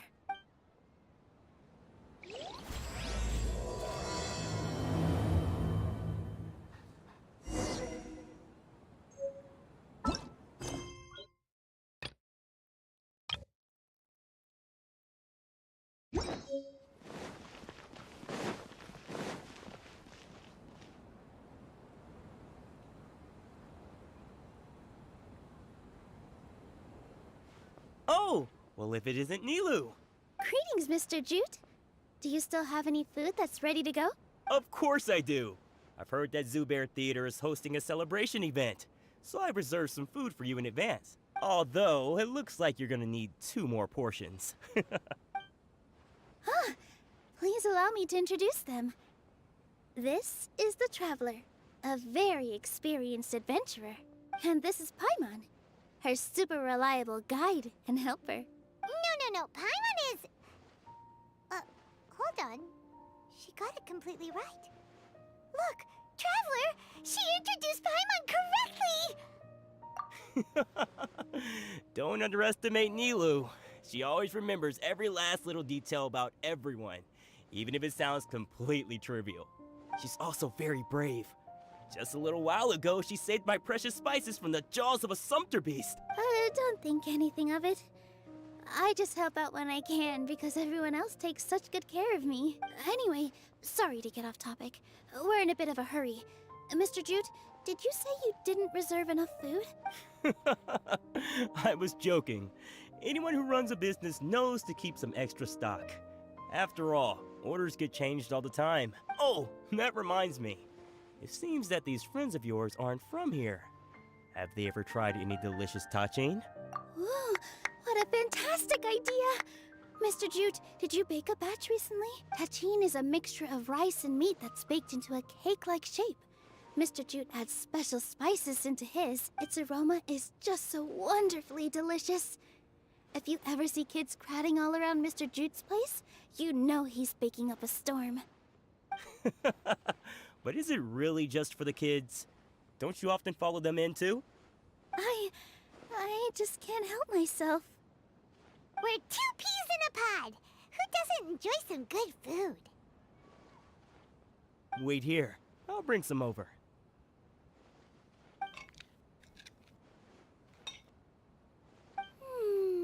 Whoa, what a dish! It's sweet and sour and full of deliciousness! Paimon can't eat it fast enough! No matter how many times I eat it, it's still so delicious. I wouldn't have offered it as a treat if I wasn't confident in the taste. I baked a lot just now, and it's all packaged and ready for you to take back to the theater. You made so much. Is it really okay to take them all? It was nothing. Making 1 serving or 100 servings is all the same to me. If anything, I should be thanking you for helping me clear my inventory. Don't worry about it. What kind of person would I be if I made you pay for a treat? Make sure you got everything. Feel free to come back anytime. I'm starting to understand how you got so many things. Yeah. Nilou, good timing. I have the textiles you ordered. If you took any longer, the Sumpter beasts might have gobbled them up. You and your jokes. Sumpter beasts won't eat those kinds of things, Mr. Offsheen. Jude said that some Sumpter beasts ate his spices. Were they yours? Oh, yeah, really sorry about that. Nilou, if it weren't for you, I would have lost half of my profits that month. Trying to pull anything out of a Sumpter beast's mouth is like playing a game of tug-of-war. So they really do eat anything, huh? What's that supposed to mean? Come now. You know, Sumpter beasts sometimes eat not because they're hungry, but because they like gnawing on things. The textiles you ordered are highly durable and woven from the finest thread. So even if a Sumpter beast got snacky, it'd still have to chomp on it for a full day. You've tested this before? But of course! How else could I be so trustworthy? Well, that one time was an accident. I wouldn't dare experiment with such a precious product. True. It does sound like some good fabric. Ho ho! Have I piqued your interest? If you want to buy some, now's a good time. Buy 2 bolts and get 20% off. Ooh, that's a pretty good discount. What do you think, Traveler? No thanks, Mr. Offsheen. You can't use that kind of tactic on her. Look, you've already sucked her in. Tactic? So you mean everything he just said to Paimon was a lie? I wouldn't go that far. It's just that Mr. Offsheen is really good at spinning stories. A word from him, and you'll find yourself buying things you don't actually need. Mr. Zubair gave me a huge lecture the last time I bought too many things. Come on, don't look at me like that. All she got was a talking to from Zubair, while I was nearly fed headfirst to the Sumpter beasts. My philosophy is that stories give value to merchandise. That's why my business started with such a boom. Our Nilou here is an extraordinarily good listener. Back then, she believed anything I said. After a while, I began to feel guilty selling things to her because of how happy she looked. Though she enjoyed the stories and I the Mora, I knew she didn't need to buy that much. Anyway, since then, I've come to realize 2 things. 1, that stories should just be a means instead of an end. And 2, that there's more to business than just selling goods. It's okay. We're all friends now. There's no need to dig up the past. That reminds me. Some of the goods from my latest shipment aren't in the best condition. They're fine for general use, but my customers have high standards, and I don't have the time or resources to find new buyers right now. Nilou, why don't you take them? Huh? No, I can't do that. Just think of it as a favor for me, all right? The theater can use them for props and whatnot. It costs me Mora to store or ship, so I'm just losing money every day continuing to hold on to them. Even so, let me buy them at market value. Nah, these goods are hard movers. Besides, if I let you pay, wouldn't it mean that I'm just using stories to sell my goods again? Just take them. If you really feel that bad about it, give me some theater tickets later. Oh, yeah, you should also take some while you're at it. Adventurers are always in need of materials, right? Wow, even we get a share of this? Hurry and take it. Just looking at it all is giving me a headache. Thanks for the huge favor. There's still one more store. Are you alright holding on to that much stuff? Paimon, why don't you lend a hand? She must be tired. If Paimon were to refuse, would you then think less of Paimon than even a Sumpter Beast? About time, Nilou. Farhad here was snooping around your props. Please, I was only looking at them to get a better idea of what your new show may be about. Wouldn't spoiling yourself just ruin all the fun?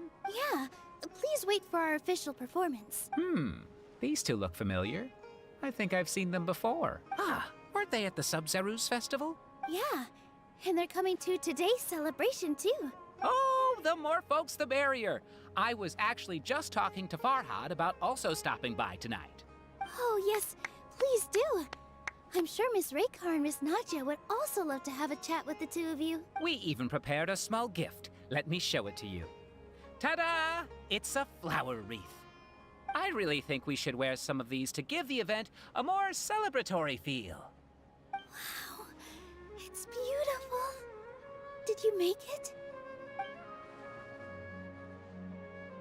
Farhad did most of the work. What a surprise, huh? He actually knows a lot about crafts. That is pretty surprising. Hey, why can't I have a little side hobby? I worked really hard on that. I know. I watched you make it. I wasn't making fun of you. All right. Why don't you also try some on? We've got some wreaths in your size.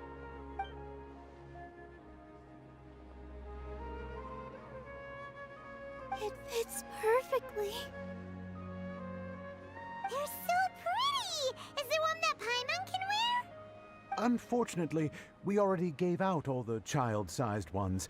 I wasn't expecting the theater to invite such a fascinating guest. Fascinating? Huh. That sounds kind of weird, but Paimon will let it slide. Oh, you all sure got a lot of stuff there. Let me help you carry some.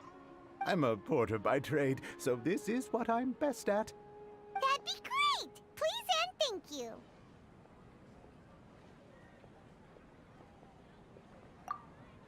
But we have a pro now! Thanks for the help, Mr. Farhad. But let me make one thing clear first. Don't try to ask about what's in the new show. Otherwise, I may not be able to hold back Mr. Zubair this time. You're so obvious that even Nilou saw right through you. Shut it. Fine. It's not like I want to get on his bad side either. Including Hushang's things, though. We'll each need to carry a box if we want to move everything in one trip. Even my strength has its limits. Paimon looks like she doesn't want to, so I'll carry a little extra. Although I may not appear super strong at first glance, I actually do a lot of strength training on the regular. Strength and balance are both really important for a dancer. No, let Paimon. Paimon will help carry things. The Traveler's right. Paimon shouldn't freeload.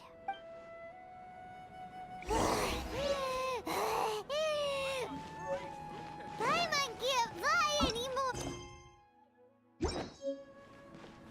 What a pain. Are you okay, Paimon? Paimon's good to keep going. But Paimon now understands when people say there's no such thing as a free lunch.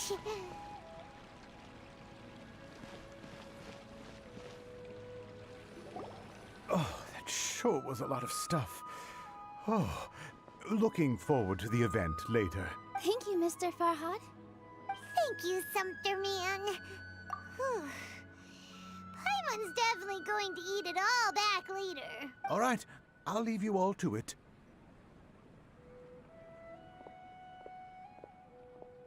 See ya. Good thing we had Mr. Farhad with us, or else that would have taken way longer. Of course. Because everyone's working here together. We're all like neighbors, so we're always helping each other out. It's easy to forget that everyone's running a business. With this many freebies being thrown at you, you probably don't need to work. I felt so guilty at first, like I always owed someone something. I was always thinking of ways to repay others. Later on, I realized that it's actually like what Mr. Afshin said. By taking the freebies, I was helping everyone out and saving them money. When you order the wrong item, or make too much of something, sometimes the best way to maximize the value of those goods is to give them away. That's why there's no need to stress over the freebies. All of us repay others by helping them when they need it. Oh, that actually makes a lot of sense. This has become our norm, and no one keeps track of the back and forth anymore. So really, don't worry about it. All right. I have to bring all this to Mr. Zubair and do a little bit of prep. Feel free to hang out here for a bit. It'd be nice if you could also get to know some other people at the theater. Nope. Mr. Zubair's really on top of everything. You two are our guests. So please, just relax and look forward to the celebration. Wow, the atmosphere.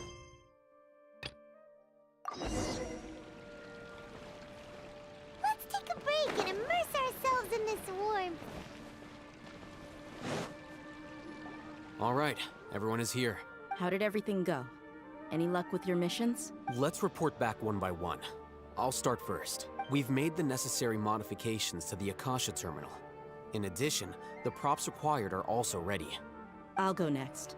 The Traveler and I went to Pardis DI. The situation was a bit complicated, but we found Tainari. Unfortunately, he was wounded during a fight. Who was behind it? Well, that's the tough part. What should I say, Traveler? The Fatui or the Balladeer? After some back and forth, we confirmed that the doctor has left Sumeru by boat. He has something urgent to attend to back in Snezhnaya. So, we've successfully removed the doctor from the picture. Also, Tainari's already resting, so he'll be okay. Good. Oh, Tainari also asked us to tell you this message. Trust your own senses and experiences.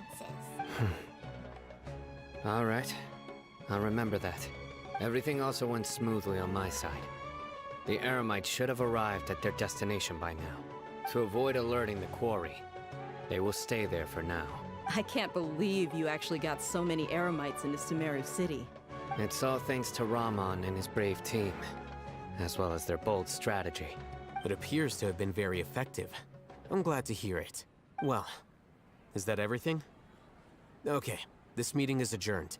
Huh? Wait, you mean that's it? Well, what else is there to discuss? Shouldn't you end with some words of encouragement? You know, to fire us up now? Personally, I'd rather we all go home and get some rest. I'll hate them. You... Ugh. Oh, and if you wanted someone to say something to that effect, then I must reiterate that I'm here to strategize and not to lead.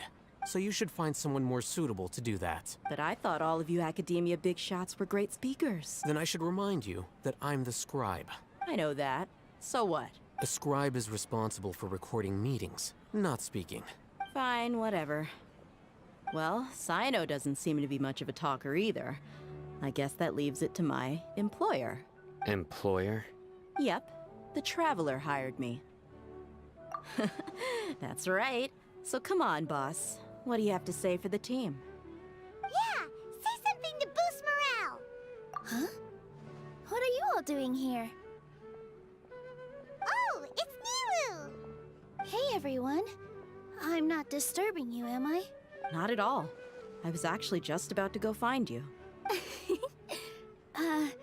Judging from the group and all your serious faces, you were discussing something important, weren't you?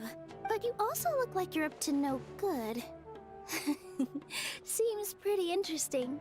Welcome, Nilu. Would you like to join us? Huh? Join you?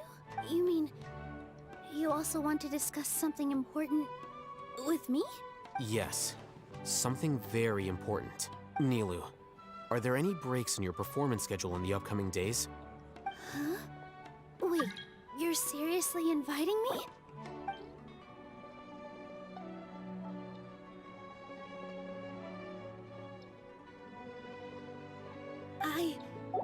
I can't believe my ears. You are truly the bravest and most passionate people of Sumeru, well, that I've ever met. Oh, right. The Traveler and Paimon are not from Sumeru, but you are awesome as well. That's right! I must admit that I'm a little scared, but I'll try my best for Lesser Lord Kusanali. If I can somehow use my abilities to help you, then count me in. Remember, believe in yourself. Okay. I'll get my friends at the Grand Bazaar to help us tomorrow. Just remember not to say too much. Be discreet. Yep, you got it. All the preparations are done. Now, can we finally conclude this meeting? So, have you thought up what you'd like to say, boss? Yep. It's a grand plan and we're all super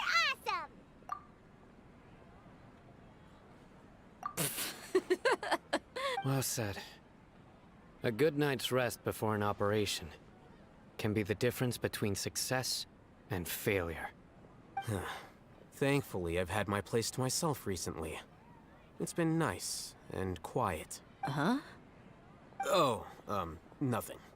Alright, let's all go home and get a good night's sleep so we can be up early tomorrow! Okay. So I guess that means it's time to say goodnight now. Yep! Good night, everyone!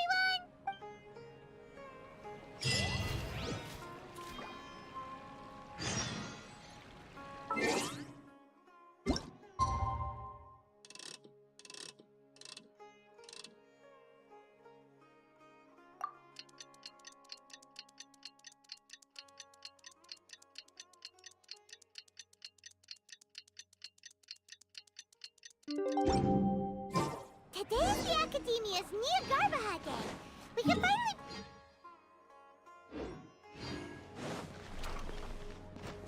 Alhaitham should be waiting for us. Let's go to the Academia and find him.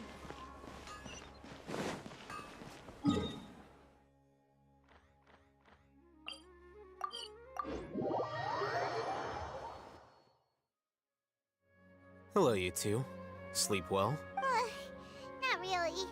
Paimon got too nervous thinking about today and didn't fall asleep until the sun was almost up. What about you, Alhaitham? Naturally, I slept just fine. After all, a good rest should be considered part of the plan, since energy is an important resource. You just want to show off how calm you are. It's crucial to dissipate any tension before we execute our plan. The only thing you're doing is being annoying. Anyway, do you need me to go over the game plan again? Our target is Grand Sage Azar's office. Everyone in the Academia knows that's where the Grand Sage's console is. Only they can operate it. Many restricted commands and operations are executed via that console. I'm sure that console has a way to free Lesser Lord Kusanali. You know, Paimon's been thinking, what kind of technology could let the sages imprison even a god? That isn't something they could have accomplished with their scholarly talents alone. In the Sanctuary of Suristhana, there's a device of Greater Lord Rukkhadevata's that she once used to isolate herself while meditating. 500 years ago, the Grand Sage at the time modified the device so that it could no longer be controlled from the inside.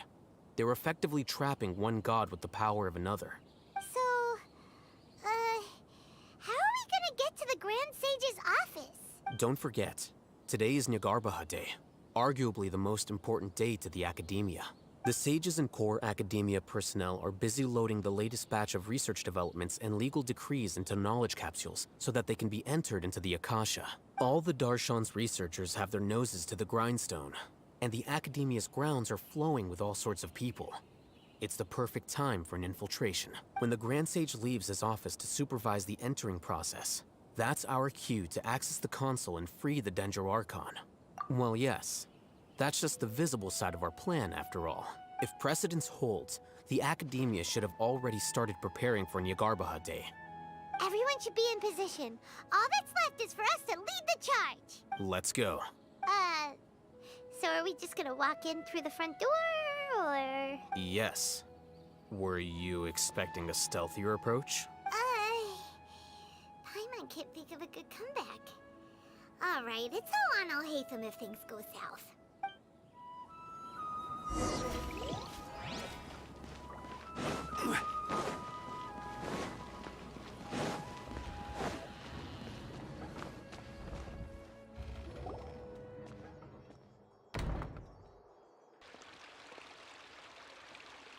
Scribe?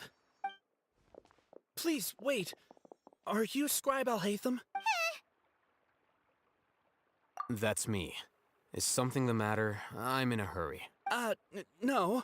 I was just surprised to see you here. I had heard that the sages were looking for you not long ago, but I didn't know what for. And, also, please don't bring outside guests into the Academia. Outside guests? How did you arrive at such a conclusion? Your groundless inference shames the Haravatat Darshan. What did you say? I'm the top student in Haravatat, and I earned 3rd place at the last Inter-Darshan debate. Don't look down on me! That wasn't my intention. As your Haravatat senior, I just assumed that you possessed a greater aptitude for critical thinking. Look, based on what you already know, the purpose of my return and the reason they're here should be obvious. Is that so? Wait a moment. Let me think. Don't tell me the answer. The sages search for you. A blonde-haired traveler.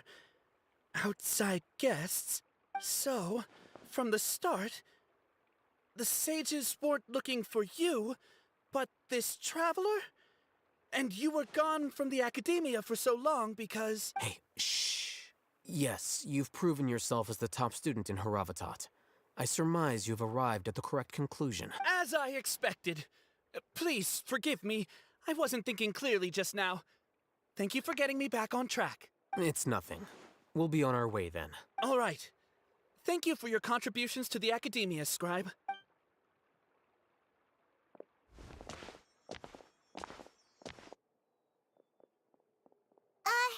What the heck just happened now? What did he just guess? I'm afraid I don't know either. You have no idea? Mm-hmm. He convinced himself of whatever truth he came up with. That is the so-called pride of a scholar. If someone questions their academic facility, they will instantly feign understanding to keep up appearances. Nowadays, the Academia is rampant with this type of scholar. Their obvious farces of intellect only serve to highlight themselves as fools. Wow. So there are special ways to deal with smart people. We don't even need to make up our own excuses. We shouldn't waste any more time. It would be problematic if we missed our window of opportunity. Let's go.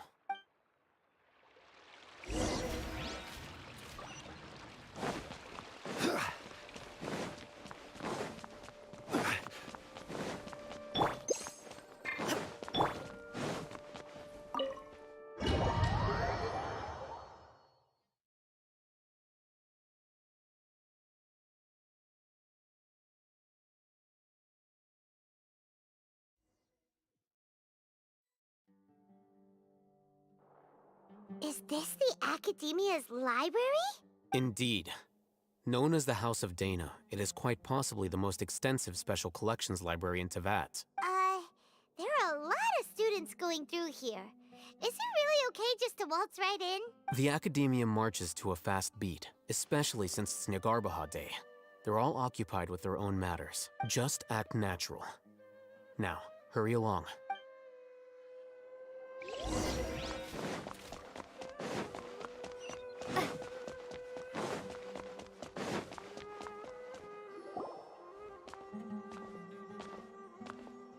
What's this platform for? It's a lift that Academia personnel use to access higher floors. Are we gonna take it then? The Grand Sage's office is up there somewhere.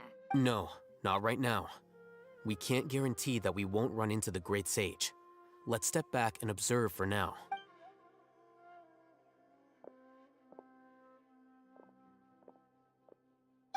Grand Sage will exit from there? And after he does, we'd sneak past him?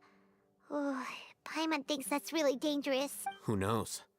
However, if we can confirm Azar's current location, our operation will be much safer if we... Allow me to offer you a hint. If you wish to know his location, look behind you. What's Grand Sage Azar doing here? Do not tell me you believed the Academia would not grow suspicious of you after such a prolonged absence, Scribe. An eyewitness had informed me of your whereabouts, so I came to personally welcome you. Great Sage, I didn't expect you to care so much about me. I'm truly flattered. I'm sure, but compared to you, I am far more interested in these two unexpected guests. You are the Traveler and Paimon, correct? It's a pity that only now have I been afforded the opportunity to formally meet two of Sumeru's most esteemed guests. I do apologize for my lack of decorum. Excellent. You immediately initiated discussion instead of attempting to prepare some perfunctory excuse. You clearly understand the situation at hand, and have no intention of making a reckless stand. The foot traffic here renders this place unsuitable for discussion. Please, follow me to my office.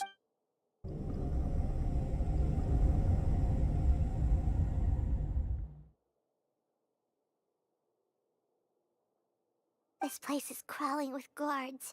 There's no way out for us. All right then, Traveler. What did you wish to discuss with me? Today is Nyargarbaha Day, so I still have many responsibilities to attend to.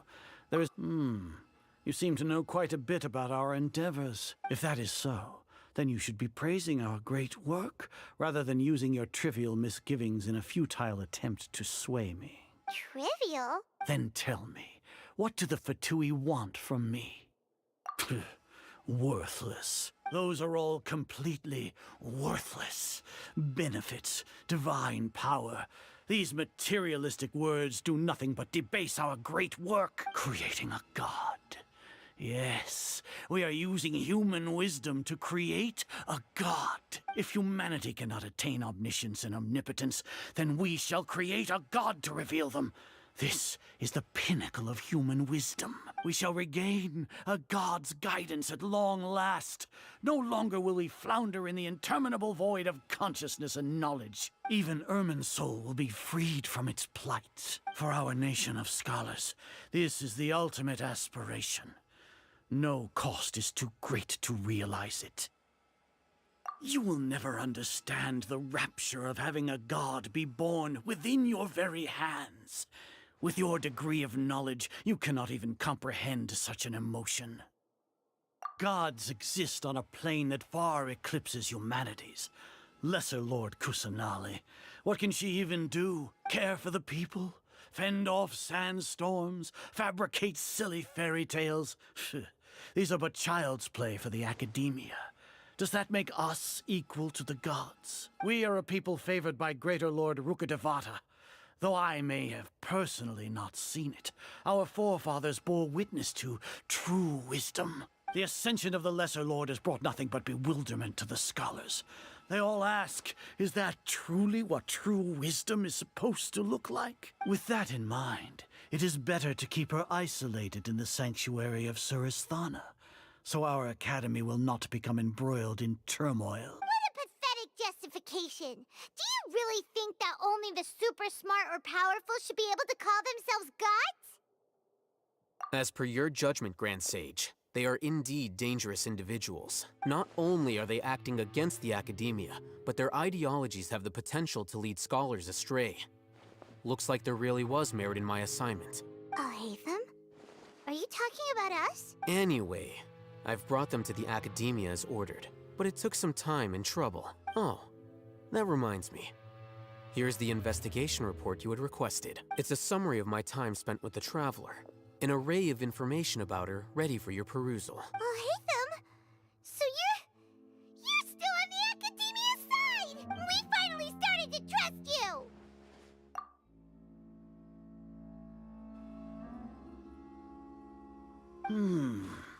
Excellent. Detailed contents with no errors. I would expect nothing less than an immaculate report from the scribe. As it is Neogarbaha Day, I'll enter the information on you into the Akasha. Surely you know what that means. We'll be monitored, just like Sino. With the Akasha's calculation prowess, all of your actions will be predicted with an accuracy of at least 98%. Furthermore, your data will be updated in real time whenever new information presents itself. To put it into words you can understand, wherever you go, you will be walking under an invisible leash. This is Sumeru's greatest penalty for dishonest persons. Are you not familiar with the concept that great responsibility begets an equally great suspicion? In any case, you are Sumeru's most concerning external variable. Locking you down will greatly decrease the chance of any undesirable outcomes coming to pass. You're despicable! Despicable? Perhaps from your perspective, but I suppose you had mentally prepared yourselves for this, no? Your ploy was to sacrifice the traveler here, was it not? Lord Azar, I know what you're trying to say, but I've been following your plan this entire time. Why are you doubting me at this juncture? Must I delineate your entire plan? Very well. I will spell things out. First off, I received an eyewitness report that you were spotted with the traveler to Caravan Ribat.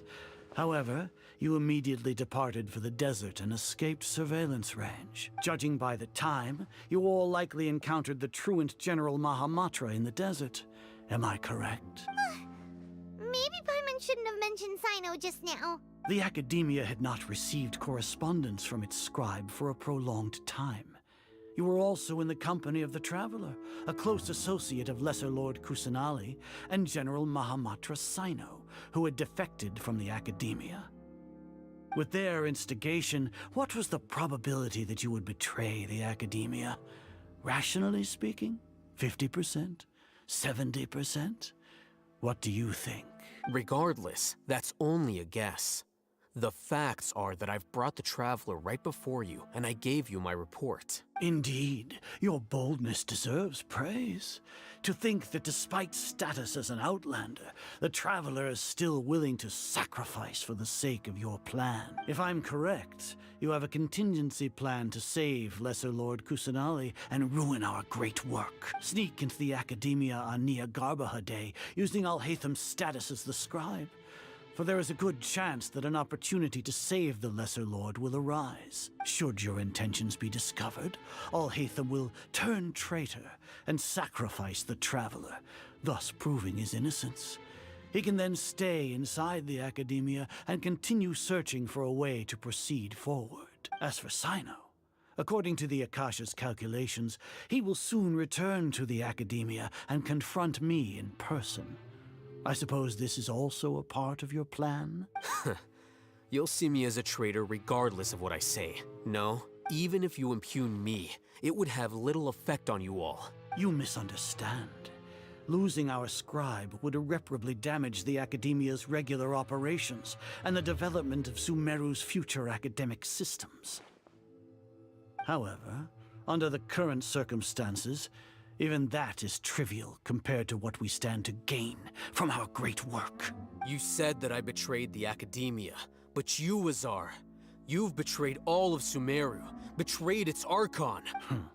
So flight has turned to fight at long last. Guards!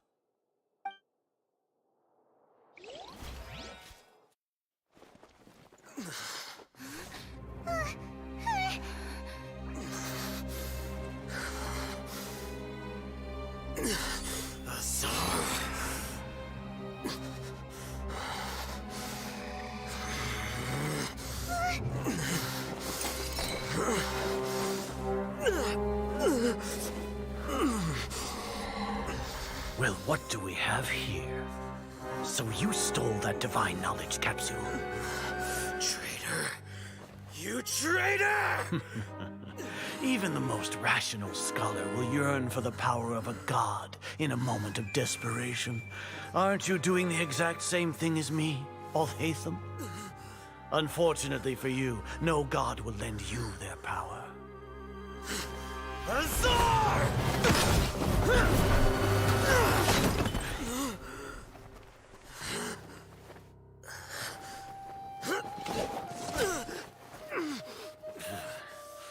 He has gone completely insane.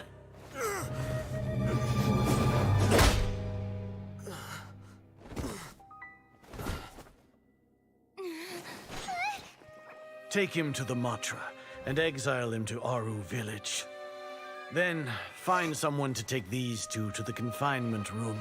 I'll deal with them later. Grand Sage, we've finished all required preparations for Nyagarbha Day. We may begin to enter the capsules now. Excellent. You may begin.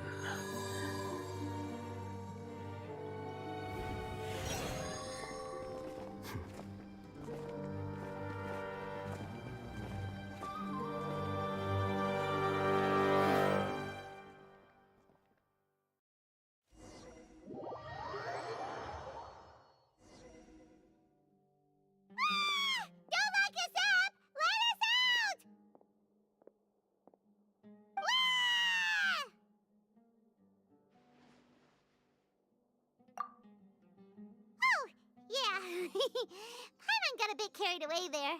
How was Paimon acting just now? Great, huh? Everything's going according to plan so far. We made it into confinement, and Alhaitham's probably done with his part too. We even managed to trick Grand Sage Azar. Alhaitham sure knows how to cook up a plan. What are we doing next? Paimon has trouble remembering things when she's worked up. Right. Paimon thinks it went something like this. Apart from that, we still have yet another goal in the first stage of our operation, which is to send the Traveler to the confinement room. What? Why do we want to get her locked up on purpose? She's always been the person the sages are most afraid of, as well as the greatest obstacle to the successful implementation of their plan. They are very aware of the risk she poses to them. Once the Traveler is imprisoned, the sages will likely think that everything is under control. And with their guard down, the next phase of our plan will have a much higher chance of success. I can already see the pompous looks on their faces.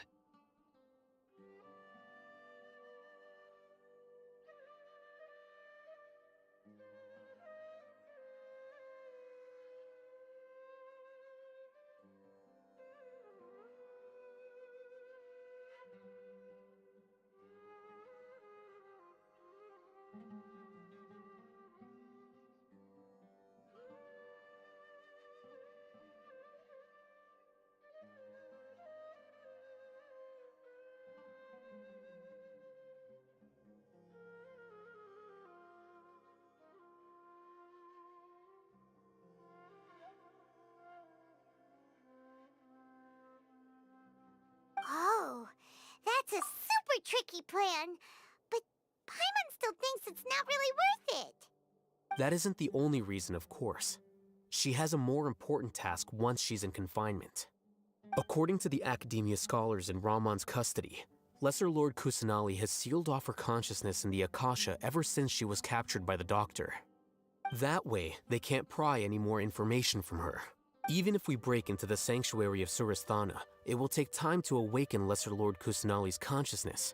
We need to do that in advance. So our job is to wake up Nahida! Okay, totally worth getting thrown and jailed for. The confinement room is inside the Academia, close to the sanctuary of Surasthana.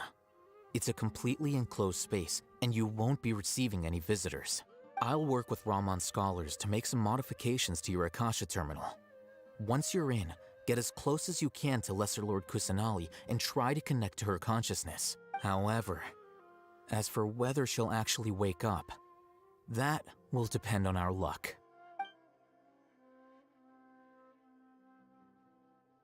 No wonder you've been wearing your Akasha terminal today. It's the one that Alhaitham modified. Paimon thought they'd take our Akasha terminals when they'd locked us up in here. Were they being careless? Alright, so what now? Sounds easy enough. We can finally talk with Nahida after all this time. Let's do it. There's a light flashing on your Akasha terminal. It's almost like... the faster it blinks, the better the signal! Whoa, it's Mora! Ooh, Mora! No, Paimon, we're not here to hunt for treasure. Here? No signal again. Is it getting jammed?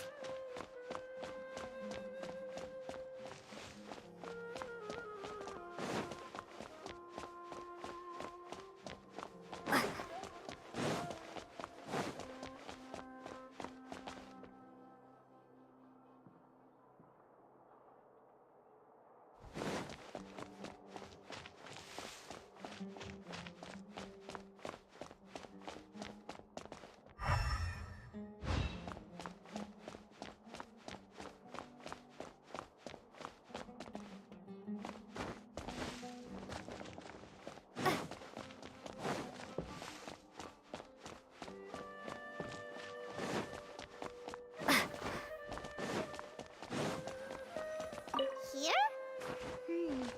No signal again. Is it getting jammed?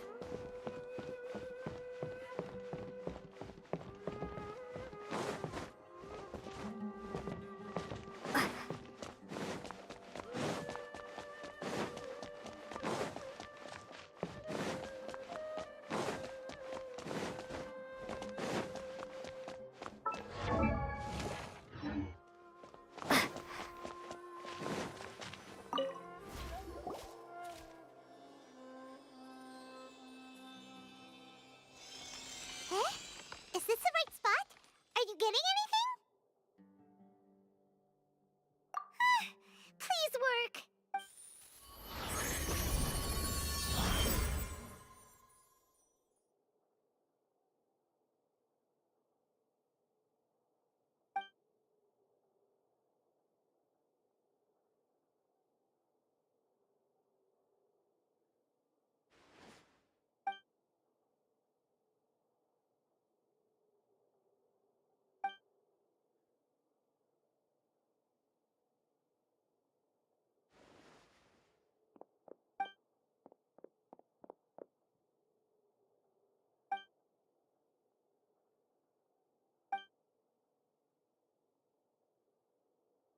Nahida!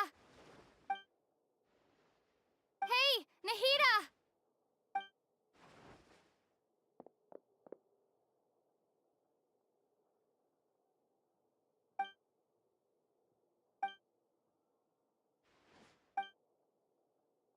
When did it first start? Oh, right. It started from the moment I was born. I want to become a worthy Archon. So I've kept studying. Kept listening to my people and their hearts. Kept looking for a way to save Irminsul. So I can catch up. Catch up to Greater Lord Rukkhadevata. But I'm stuck in the sanctuary of Surasthana. The sages are creating a god to replace me. And I'm forced to lock my consciousness in this boundless darkness. Nahida!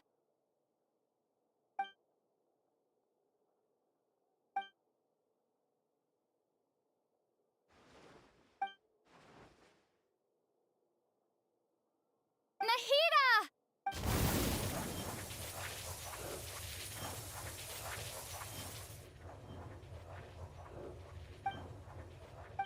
It's so quiet here. Now that I think of it, I don't think I've ever actually listened to my own inner voice. Do Archons have them? Should Archons have them? Have I been doing the right thing? Am I really not needed? How do I really feel about all of this? It's so quiet here. Since you're the god of wisdom, you've known the answers to all these questions since the very beginning, haven't you? Who are you? Whose voice is that? It sounds familiar.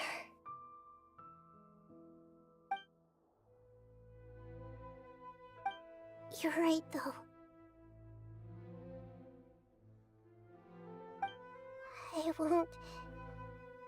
I won't ignore my own voice anymore.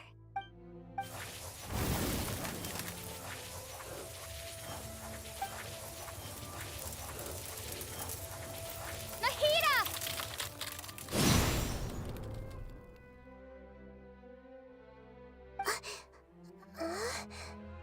Nahida? Did you wake me up? Thank you. Why are you here? We're here to rescue you. Are you alright? I'm fine.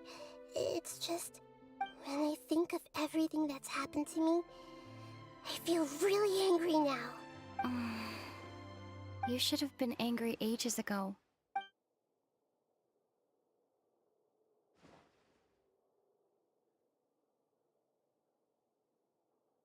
Huh? Oh, you're back! How's everything? That's wonderful news! Great! We weren't locked up for nothing. When you went to wake up Nahida, Paimon was listening for any sounds outside. You were out for a long time. There are fewer and fewer scholars going about now.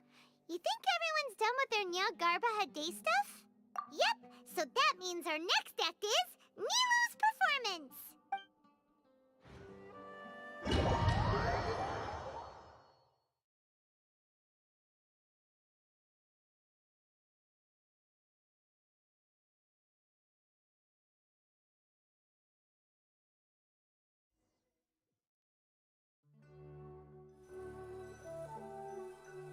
Nilou, are you sure about this? You're taking such a great risk for them. I'm sure, and I'm going. You know that I don't like to pass up any opportunity to dance, and this one is especially important. All right. You seem to have a lot of trust in them, so I won't say more on the subject.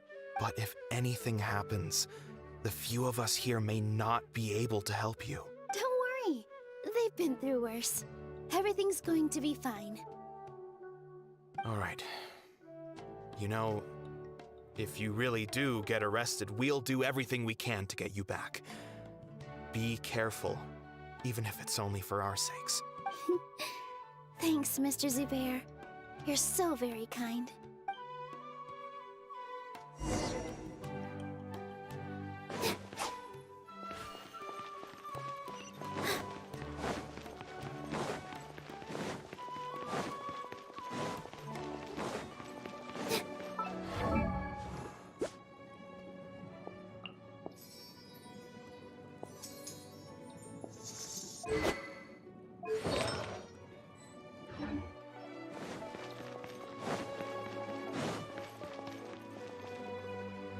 Nilou, how's it going?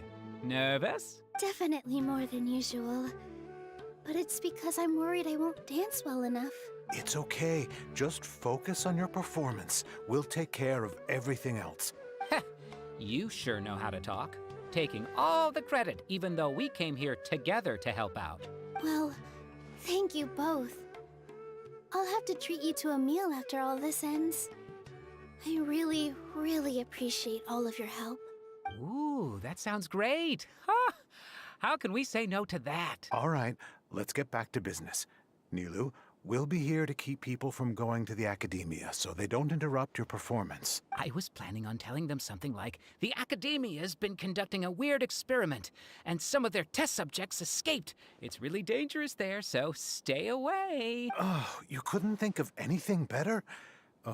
Oh well, I guess it does sound like something the academia would do. I think it sounds great. I'm counting on you guys. Don't worry, it'll be a piece of cake.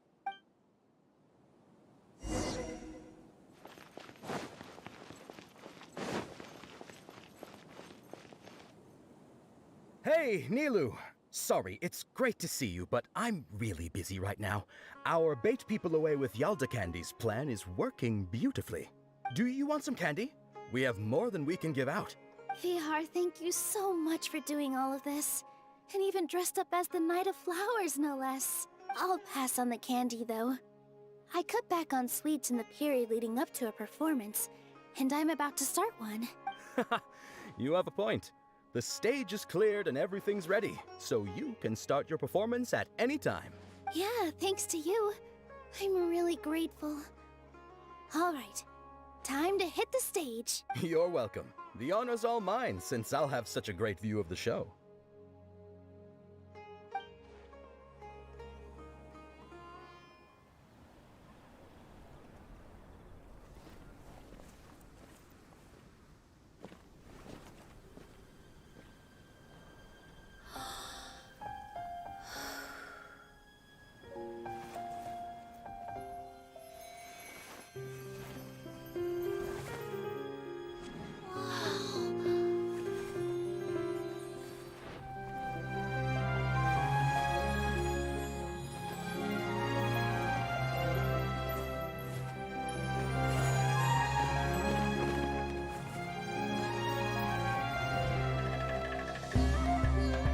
I've never seen a performance like this. This is incredible. Yeah, but I heard that public performances like these have been banned. I can't believe she's doing this here.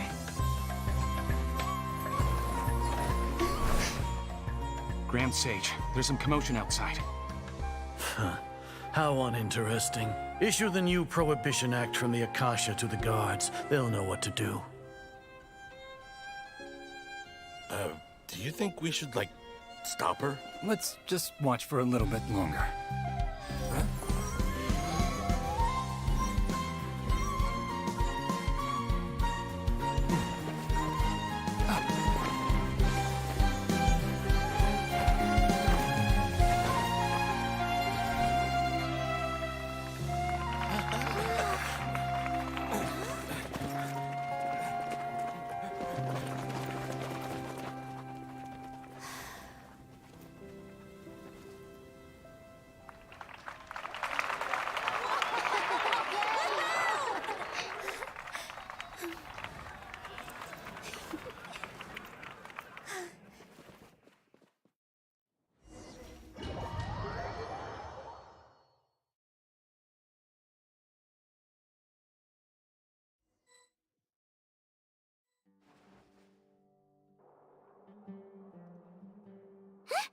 Did you hear that?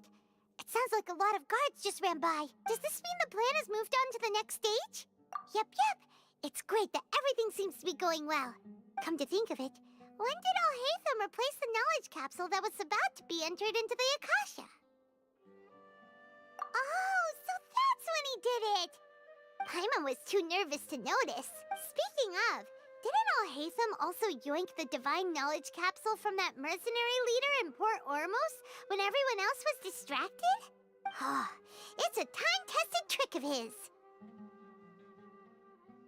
Why are we complimenting him? Yeah, he's smart and all, but he still makes Paimon's blood boil. Let's review our plan for this stage again. It's not like we have anything else to do right now anyway, and it'll help us feel more confident. Paimon remembers that Nilou's task was supposed to go a bit like this. Now that Lesser Lord Kusanali's consciousness has been forcefully sealed, the core figures of the Academia and their guards have started to wear their Akasha terminals again. With the Doctor's technological support, they think they have nothing to fear. How despicable of them to rely on such a person. But this is also our chance. I was originally asked to draft the knowledge capsule for the Artistic Performances Prohibition Act when I was still at the Academia. It should be on the Grand Sage's desk right now, and will be entered into the Akasha during the next Nyargarbaha Day. Are they really going to stop all artistic performances? That's horrible! I'll make an identical knowledge capsule, but this time, I'll smuggle some misleading information into it. We only need to find an opportunity to switch the capsules. Once it's been entered into the Akasha on Nyargarbaha Day, if someone were to be seen performing in public, the sages would definitely use that opportunity to announce the ban. And so, the misleading information will be disseminated amongst the guards. Sure sounds complicated. But it seems like if everything goes well, we'll be able to get rid of all the guards in the Academia without any effort. That's pretty clever, getting right into their heads. I just have one question. Even if we manage to get the misleading info out to the guards, how can we be sure that they'll believe it? People who are used to relying on the Akasha become less inquisitive, and their ability to distinguish truth from misinformation is significantly reduced. They will view everything the Akasha releases to them as the unequivocal truth. The Akasha will turn humans into machines. I've seen it happen many times. Yikes. Good thing I didn't wear it for long when I was working in Sumeru City. At first, I thought it was a good thing too. By the way, this plan still requires a performer, right? Do you have someone in mind? Nilu of Zubair Theater. I know her really well. We can trust her. I'm kinda hesitant to ask her to participate in a dangerous plan like this, but we can ask her in person. All right. After the guards and the Academia are gone, then it'll be time for me and my stowaway brothers to shine.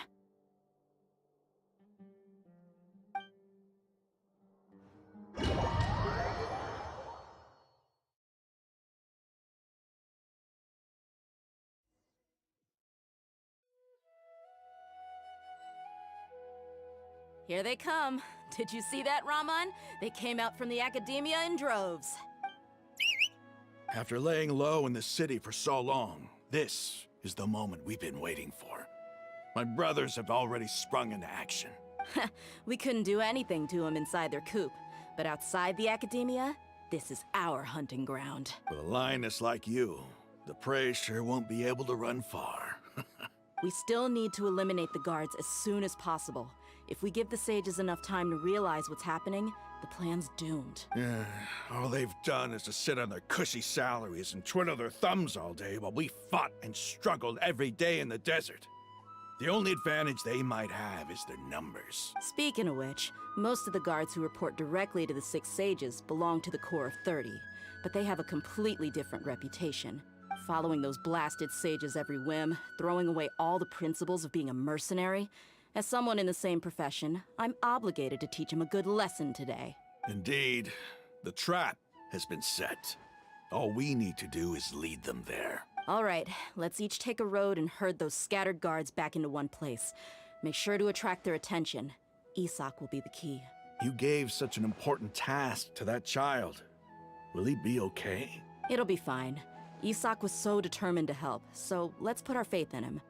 Besides, even if he's caught, the guards would be too scared to do anything to him. They've never seen Lesser Lord Kusanali in person, after all. You've got a point.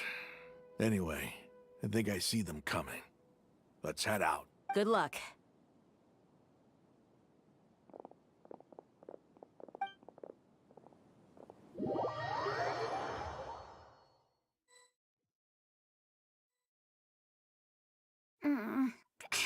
This outfit. Hey, do you remember what you need to do, Isak? When the guards get here, you'll pretend to be Lesser Lord Kusanali and run away from them. Oh, yeah, I remember. Of course I do. I'm just a little nervous. Relax. Don't think about getting caught. Even if that happens, we won't leave you behind. You only need to think about getting the guards' attention and leading them to the Grand Bazaar. Leave the rest to us. Okay, got it. I'm here to pay back Lesser Lord Kusanali for helping Grandpa. I won't get cold feet. Hey, they're here. I can see the Academia guards. All right, it's time, Isak. Take a deep breath and go. You can do this.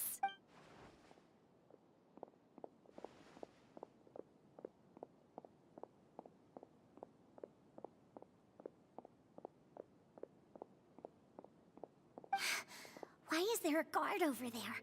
Did he already run ahead of me? This is different from our plan. But there's no time. I need to make a choice.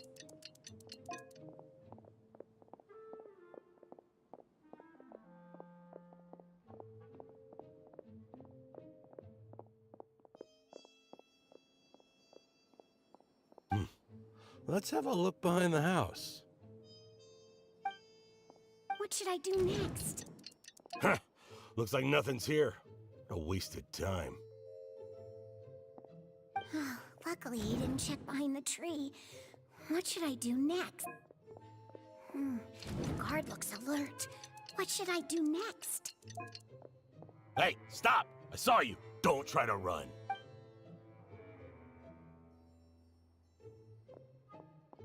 The guard looks alert. What should I do next? Doesn't seem like anything unusual's around here. Looks like the guard finally left. I need to go.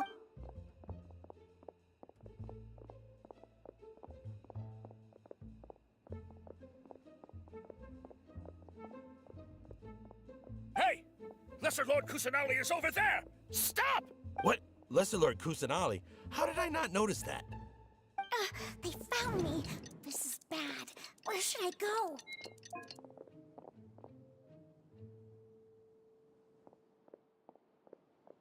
Hey! Lesser Lord Kusanali is over there! Stop! What? Lesser Lord Kusanali? How did I not notice that? They found me. This is bad. Where should... The target suspected to be Lesser Lord Kusanali has escaped into the Grand Bazaar. Assemble and arrest her!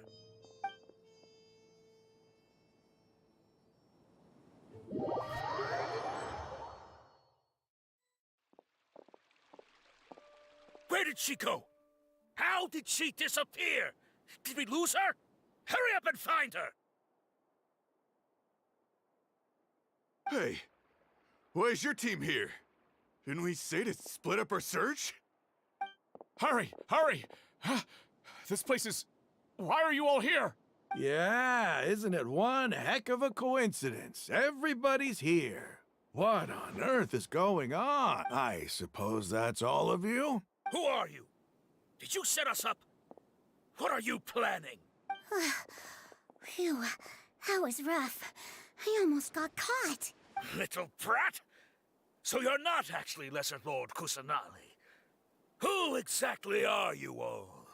Eremites from the desert? Just some colleagues.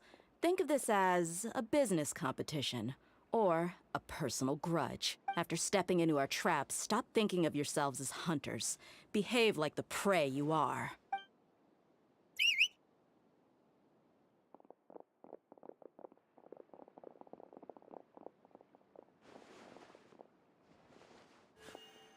An ambush? How's that possible? This is Sumeru City, but mercenaries from the desert somehow ambushed us! You've spent all your time hiding away in the academia. This place has long since become our hunting ground. Brace yourselves!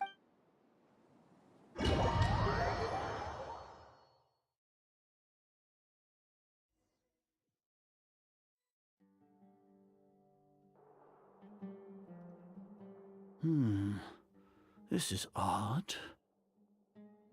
The academia has quieted down after the conclusion of the Nyagarbha Day ceremonies, but it's much quieter than usual. Where are the guards? Why have I not seen a single one? Guards? Guards! Grand Sage, how may I be of assistance? I called for the guards. Why did you come? My apologies, Grand Sage. Right now, all Academia guards have entered the city to perform the ordered arrest. I thought you knew.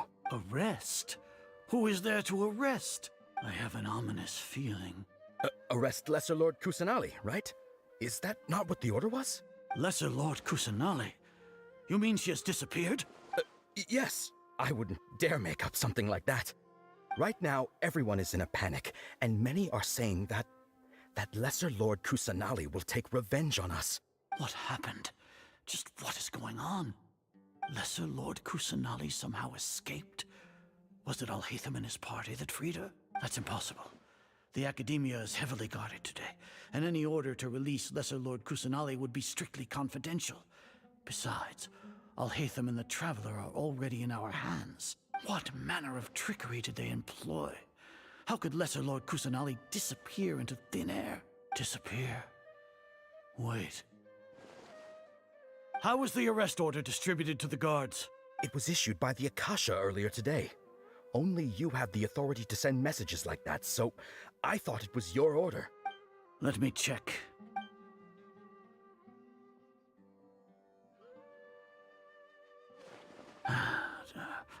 Here. Lesser Lord Kusanali has escaped from the sanctuary of Surasthana. Go to the city and arrest the escapee immediately. The Akasha indeed contains this information, and it clearly appeared in my mind. How did they bypass my permissions to issue this kind of message? Was it the report about the traveler that Alhaitham submitted? No. I specifically checked that knowledge capsule before entering it into the Akasha. Could that have been a red herring? Well, even if I figure it out now, it won't make any difference. The important thing now is to confirm Lesser Lord Kusanali's status. Have you been to the sanctuary of Surasthana to confirm that Lesser Lord Kusanali has indeed escaped? Confirm? No, I haven't. It may be a bit offensive to say this, but Grand Sage, what you're saying doesn't make any sense. How can the information in the Akasha be inaccurate? What the Akasha decrees is fact. That is common knowledge to all of us. If we have to confirm the information and knowledge from the Akasha ourselves, then how is that any different from us learning that information ourselves? Wouldn't Greater Lord Rukkhadevata's legacy lose its meaning that way? In the beginning, it was I who asked you to believe in the Akasha, to believe in the legacy left by Greater Lord Rukkhadevata. Are you trying to use my words against me? No, Grand Sage. I'm merely confused because I believe in you. I never meant to refute you. Stay here and see if there are any suspicious people around. I'll go to the sanctuary of Surasthana on my own. Yes, Grand Sage.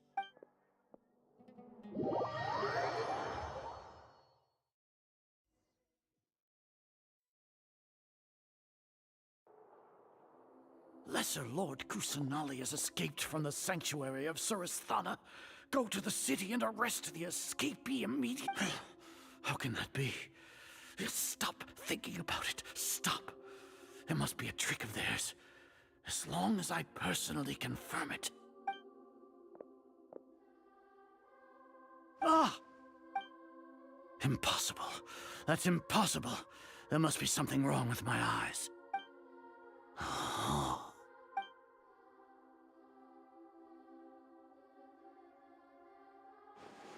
What a comical sight, Azar. Once the Akasha has put certain thoughts into your head, even the Grand Sage can no longer see what's right in front of him. You all can only see the world in your mind, the one you think you know. And precisely because of this, you disregarded Lesser Lord Kusanali's existence. She has been a wise and worthy Archon. Cyno, have you been waiting for a chance like this? The Akasha predicted that you would return to the Academia to confront me, but I didn't expect it to turn out like this. I was careless. No, you were blinded. Your faults stem from your reliance on the Akasha. You're still the same as always. I truly did not expect a proud person like you to cooperate with Alhaitham and the Traveler. People change, Azar. Admit it. The Akasha can't predict my actions anymore. Then tell me, what have you found during your investigation? You want to buy time? This is the sanctuary of Surasthana. Under your own regulations, even Academia staff are forbidden to come here. No one will come to save you. As for the investigation, I've at least confirmed that you are guilty of insurgency against the Archon. A serious crime. So what? Did you do all of this so I would plead guilty in front of you, General Mahamatra? No. I want you to plead guilty in front of the Archon herself. You once said that I had no standing to judge you. So now, how about judgment in the name of a god?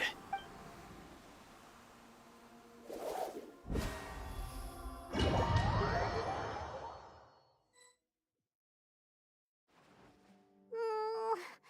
long do we have to wait? Paimon wants to know how things are going out there. Paimon hasn't heard any sounds outside for a while. Hopefully something bad didn't happen. Yeah, but aren't you scared that we might be locked up in here for the rest of our lives? thinking about it. At least Paimon has you. We could still chat like this.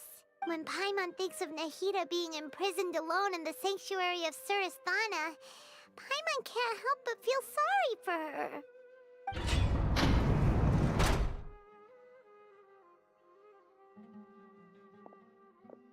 Here comes your savior. Dia! Paimon just knew you would come to rescue us! You two really owe me some big thanks. I had to search through who knows how many guards to find the key here. It felt even more tiring than whacking them. I'm exhausted. Thanks a lot. Need Paimon to rub your shoulders? No, that's, I'll pass. What are you afraid of? Oh, are you ticklish? Now isn't the time to talk about being ticklish. Things in the city and on Cyno's side are both going well. The guards that stormed out of the Academia are all taken care of. The Corps of 30 is in charge of the city's defenses, but we already talked to Asfand. They've been fed up with the sages bossing them around. As long as it doesn't break their employment contracts, they'll turn a blind eye. That's probably because you've been super great friends with them for a long time. So, how's Cyno doing? The Grand Sage is in his custody.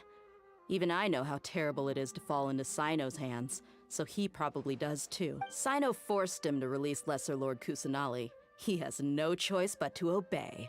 So, hurry to the sanctuary of Surasthana. Assuming nothing weird happened, we should have already rescued our Archon.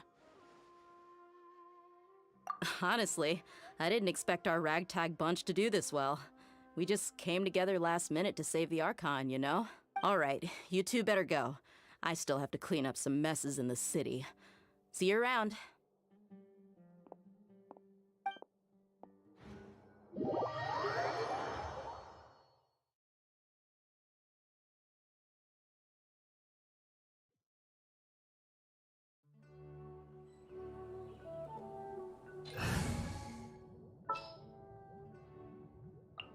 For justice.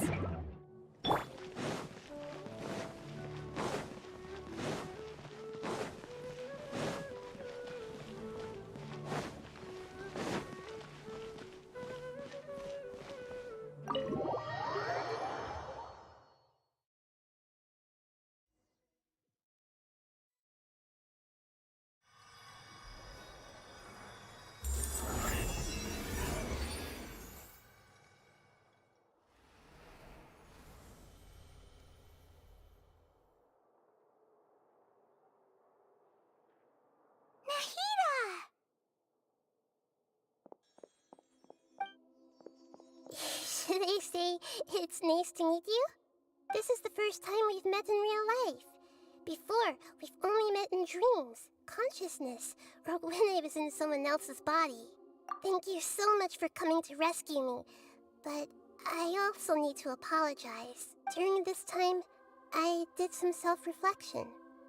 My sense of inferiority and yielding to the Academia led to all of this, and created so much trouble for you all. Exactly! We're here because you're a good Archon and one of our friends! Thanks, you two. Amazing. So this is how it feels to walk out of that cage with my own body. It's like I just had an endlessly long dream. I can't even tell if I just woke up or was only now born into this world. My concept of self has become so clear. But now doesn't seem to be the time to indulge in this feeling. This is really embarrassing.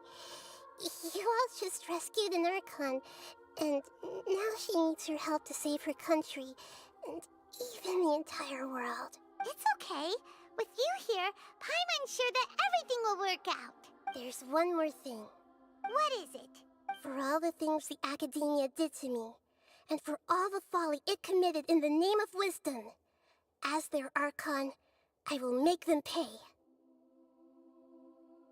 Ah! Wow! That's the spirit! You're finally standing up for yourself and not letting people walk all over you! I understand now. To be a better Archon, I first need to better myself. If you haven't even figured out how to be a caterpillar, how can you be a butterfly? Yes, true. That reminds me.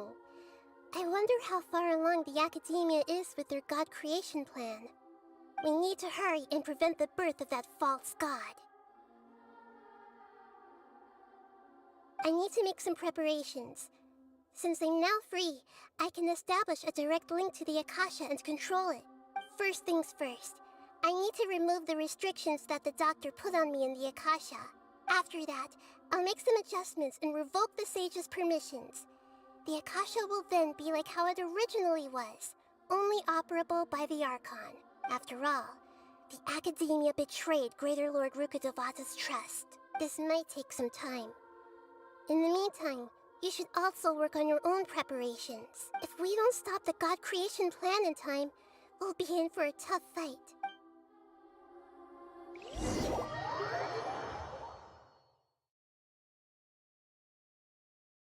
We might as well prepare for a fight. When we're done, we can take a walk around. After all, we missed out on a lot of stuff when we were locked up.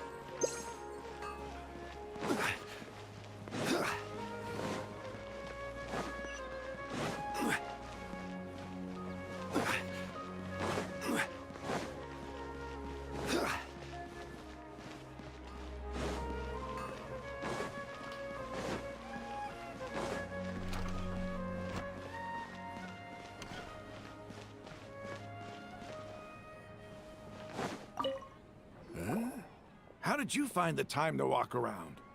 Did you manage to rescue Lesser Lord Kusanali? We did. She's handling some Akasha stuff right now. That's great. Just now, Dia went to find Asfand, the senior consultant of the Court of 30, and explained everything to him. In response, Asfand said, "Why didn't you tell me earlier? If it was to rescue the Dendro Archon, we would have helped as well." I didn't know we could have even counted the city guards of the Court of 30 among our potential reinforcements. It looks like we were a bit too conservative with our plan.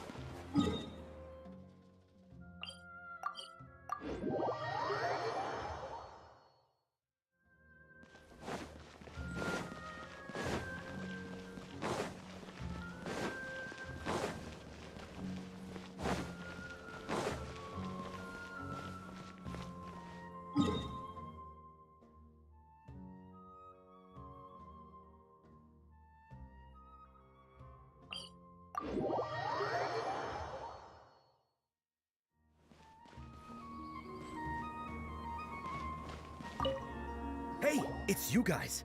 How did your plan go? Are you here for Nilou? It went really well. And yeah, where is Nilou? Great to hear. Nilou's already returned to the Grand Bazaar. Just now, a crowd of academia students came by to ask Nilou for her signature. I've never seen her run away so fast. To think the academia wants to ban artistic performances. I think their students would be the first to disagree.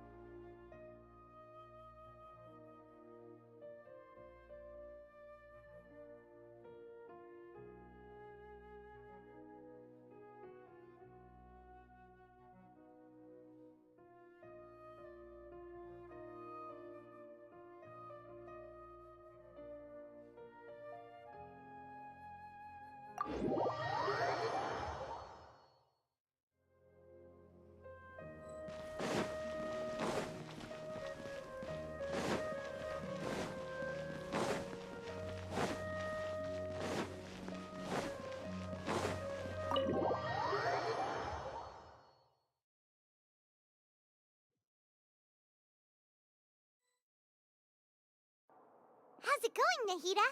I'm done with the parts that needed my involvement to complete.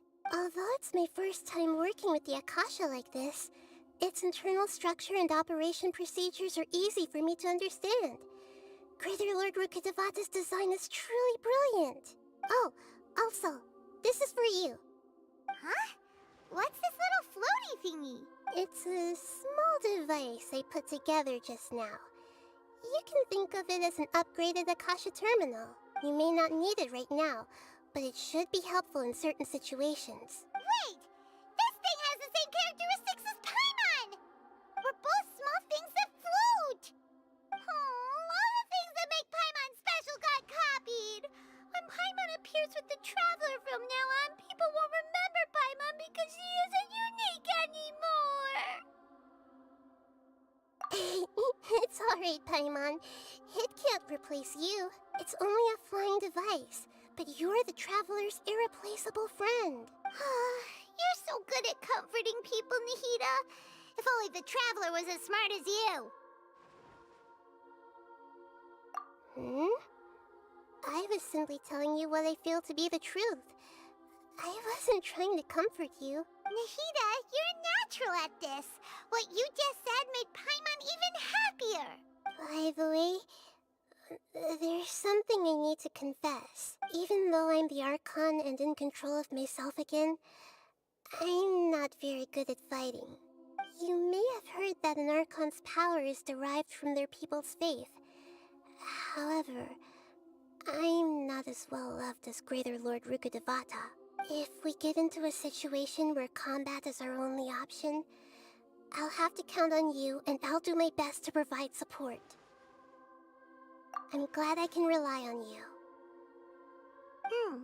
So the God of Wisdom isn't good at fighting? That actually sounds about right. I've located where the false god is. Time is of the essence, so let's skip to it.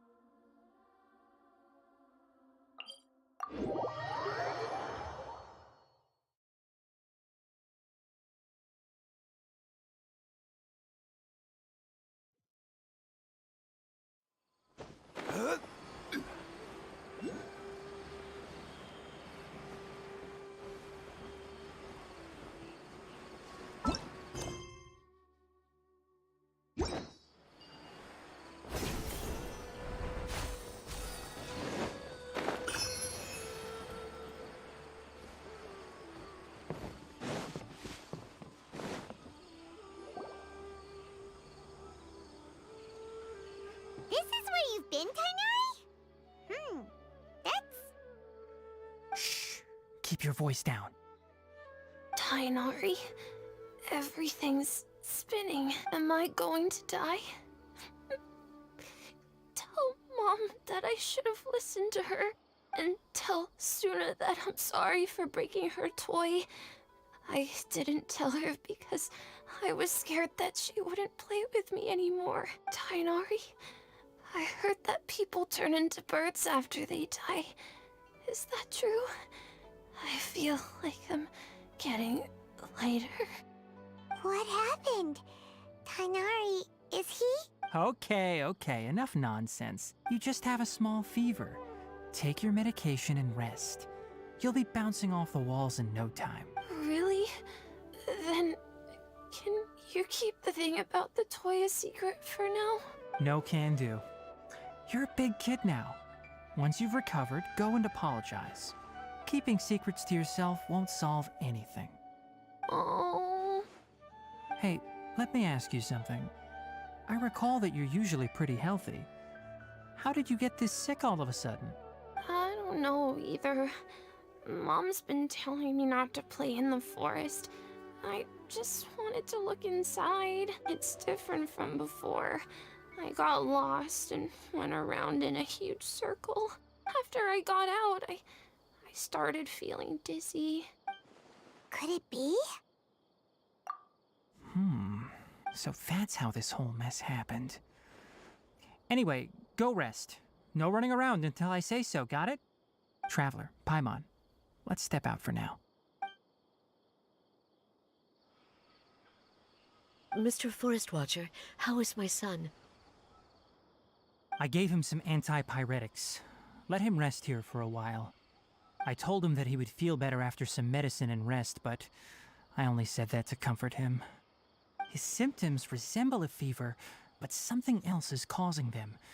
They seem more akin to a disruption in his psyche. Antipyretics won't be of much use. What do we do? Mr. Forest Watcher, you have to help him. If memory serves, a plant called Vasanti grass can help soothe the mind. A small number grow in arid deserts. They usually look like shriveled weeds, but can be revitalized with a splash of water. They're expensive and unable to grow in the Avidya forest's climate, so I don't have any on hand. I'll ask the caravans. Go find Kale, have her prepare medicinal tools and a set of traveling gear for me. All right. Thank you. Contaminated region, huh? Is that why you two are also here? Yep. Is it a new withering zone? Doesn't seem like one. Whether you look at scale, internal conditions, or resultant effects, they're completely different. The only thing they have in common is that they aren't welcome. This nuisance made itself home in the Avidya forest, so I can't turn a blind eye. We feel the same way. All right. Let's contact the caravans first and purchase some Vasanti grass. We can also ask about the contaminated region. There's no time to waste. We have to move quickly. Let's go.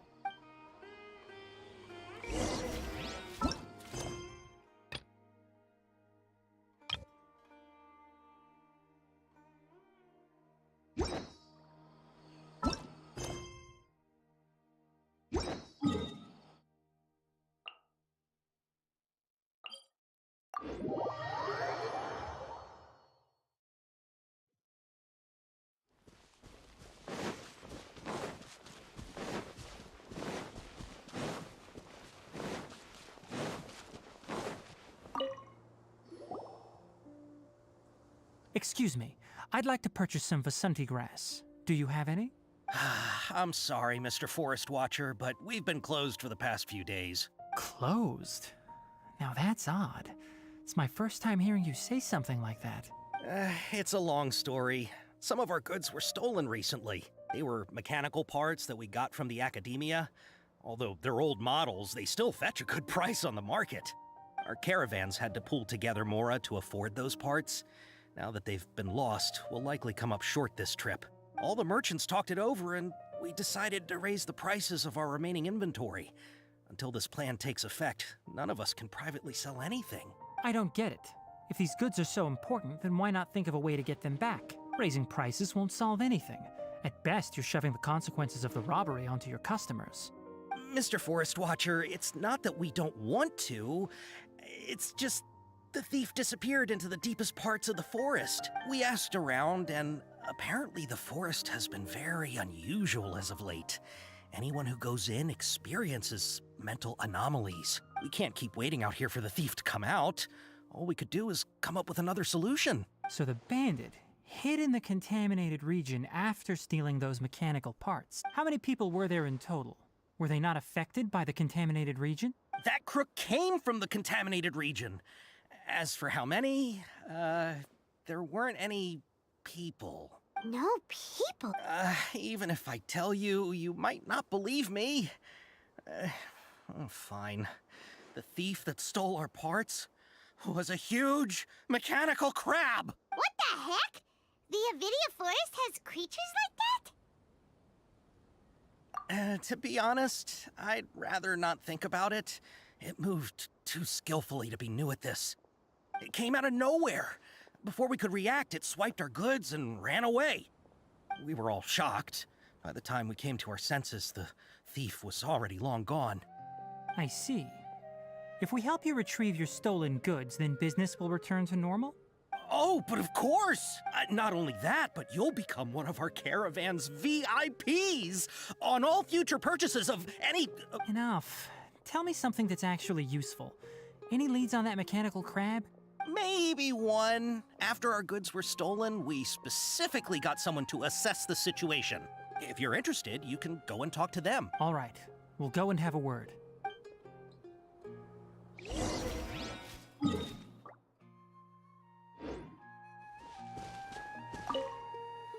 That mechanical crab is fast, strong, and a pain to deal with. 10 of us might not even be able to take that thing head on. Didn't the Academia ban research on mechanical life forms years ago? Where did that thing come from? Our salaries even got slashed because of it. Who would have thought that that robber wasn't a human, but a mechanical crab? This is rough.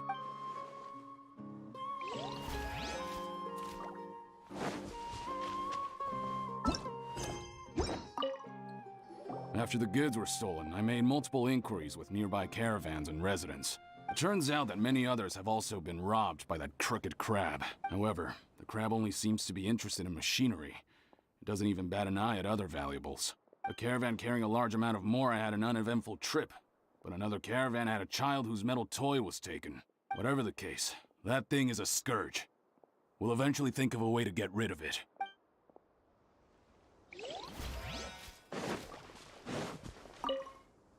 I heard from the caravanners that there have been a lot of robberies lately, but we haven't been affected. We don't normally see the mechanical crab, and it doesn't disturb our daily lives. It only shows up when the caravans are here, and it runs back to the contaminated region after it's done making a mess. You haven't tried capturing it?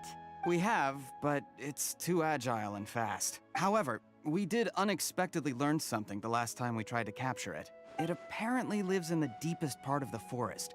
So instead of immediately moving its spoils, it first hides them nearby. Once its stash grows large enough, it moves everything in one go. You'll have to move fast if you want those goods back.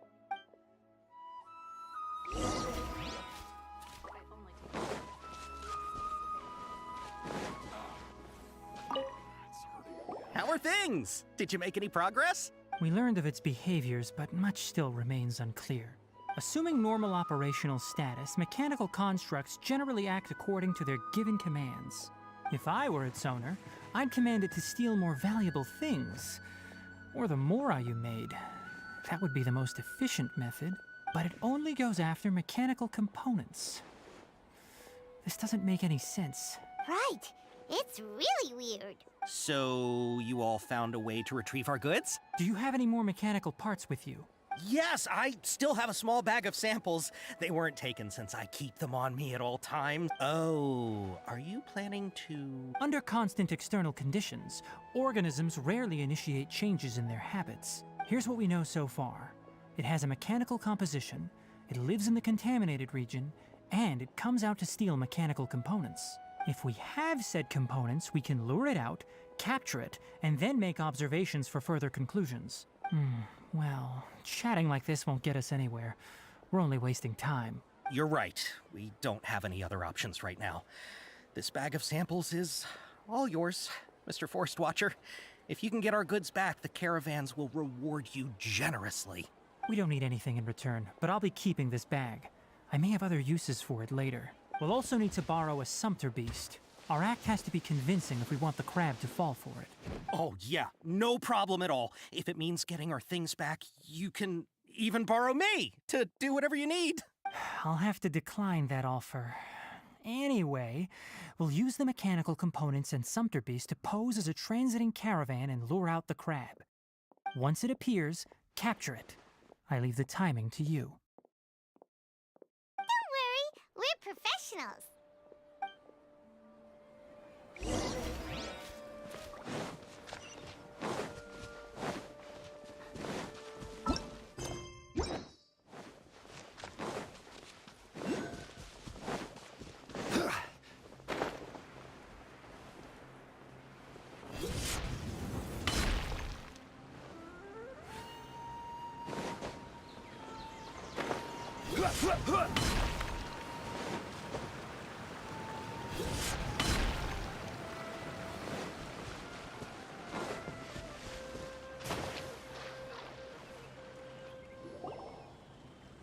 Looking at the trade routes and the contaminated region's current perimeter, the goods were likely stolen somewhere around here. Then let's get to it.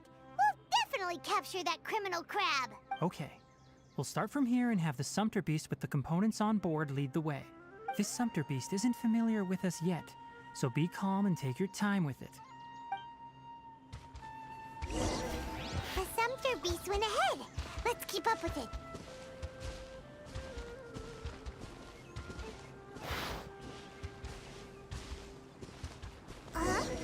Why'd it stop? Looks like it's loafing around. Or maybe it's hungry. The caravanners grew disheartened after their goods were stolen, so they probably didn't feed their animals as scheduled. All right, it's moving again.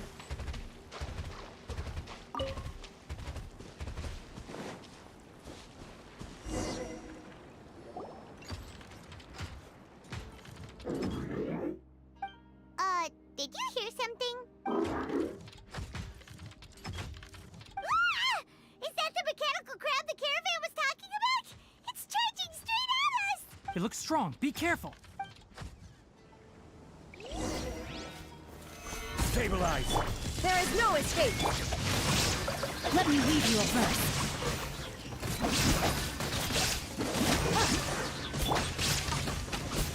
The fuse is lit!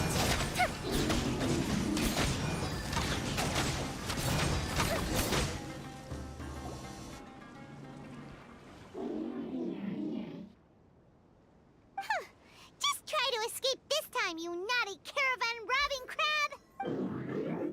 Hey, playing dumb won't save you. Spill it! Why are you stealing so many mechanical parts? It doesn't seem capable of comprehending complex questions. Keep an eye on it. I'll search around the area for the caravan's goods. I don't know why you're stealing mechanical parts, but they don't belong to you. Stolen items must be returned to their rightful owners. Any objections? You came from the depths of the contaminated region, right? How about you help us with something? If you take us there, I'll give you some mechanical parts as a reward. It reacted! We can't be certain yet. Its excitement may be a simple programmed response upon seeing mechanical components. Okay, so you want the crab to lead us into the contaminated region? That's right. The contaminated region has a large and currently expanding perimeter, so it would be difficult to conduct a thorough search. If we charge straight in, we'll get lost like headless pigeons. Also, our new friend here seems to be full of secrets. I've been studying this contaminated region recently, and I have a hypothesis of my own. So to be absolutely safe, it would be best to have a guide lead the way. Paimon gets it now. Does the scuttler understand what you're saying? It doesn't have to, as long as it isn't hostile towards us. I gave it some components that it will definitely take back to the contaminated region. So long as it doesn't attack us, we can simply follow along. It seems to be really happy. Listen to me. Wait for us here. No running off. We'll be back soon. If you're still here when we return, I'll give you another mechanical part as a reward. Understood?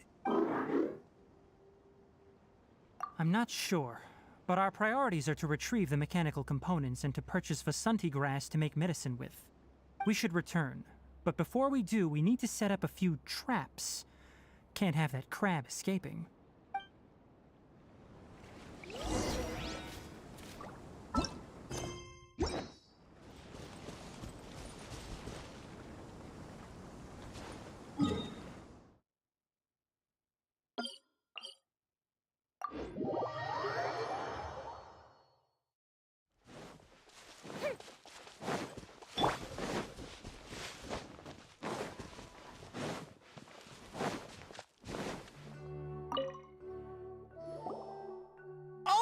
Oh!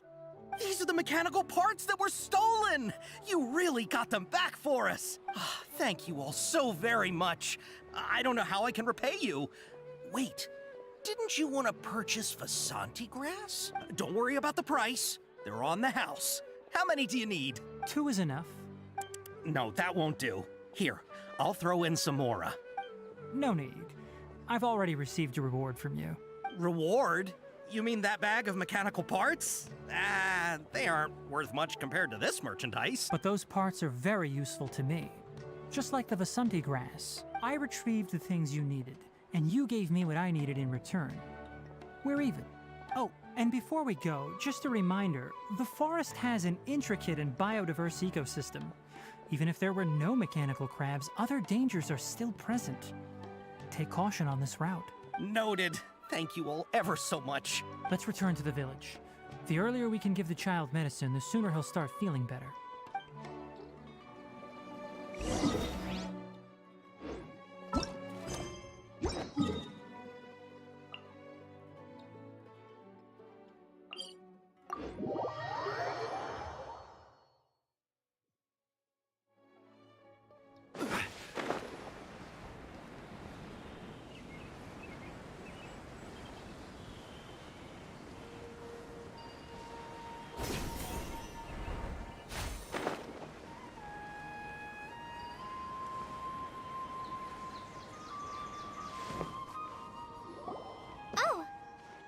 Traveler and Paimon. Master, I prepared the pharmaceutical equipment. Do you need me to help grind the medicine? No need. A precise dosage is required this time, so I'll do it myself. Oh, okay. But once I'm done, you can deliver the medication to the child. He gets a little nervous when I'm around for too long. I don't think he finds me very approachable. I'll go prepare the medication. Traveler, give me a hand.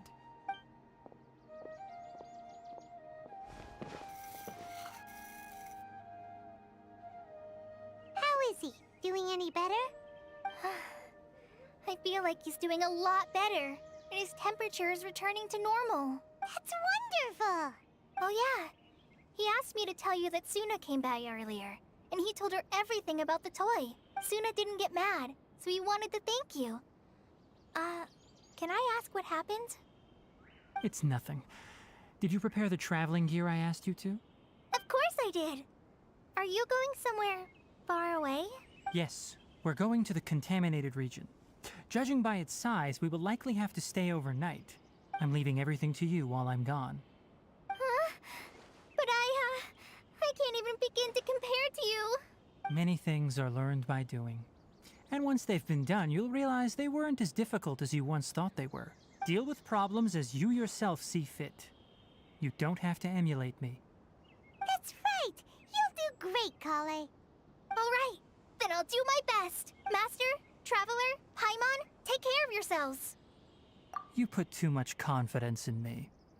Anyway, like you said, things will likely be uneventful. Let's return and find that crab.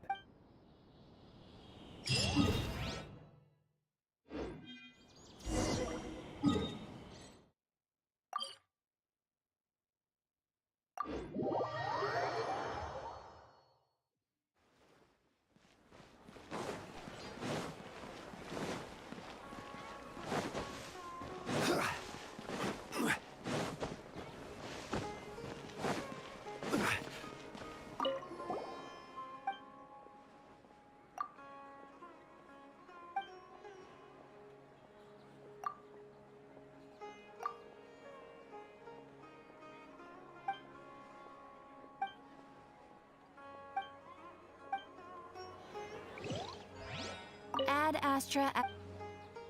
Thank you for Ad Astra.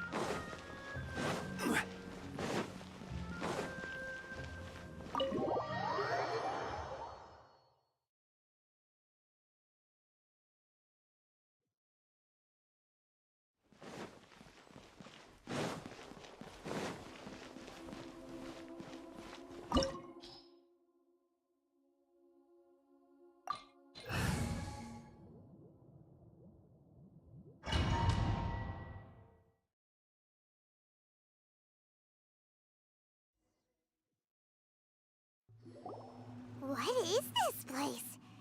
Is this really the way we need to go? Wow.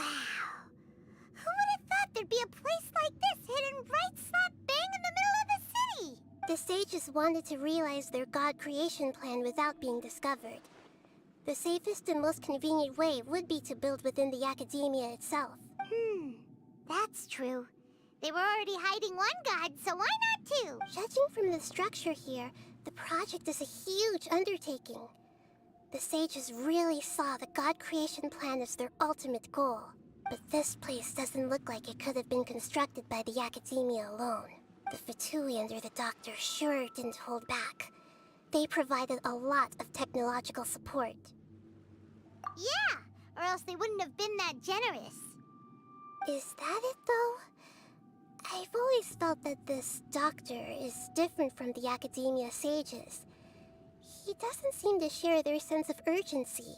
Instead of being interested in the end product, it's like he's enjoying the experimental process. The Fatui Harbingers are all such weirdos.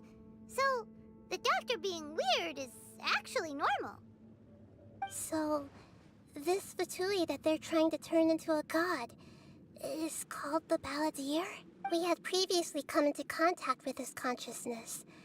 He harbors particularly strong obsessions.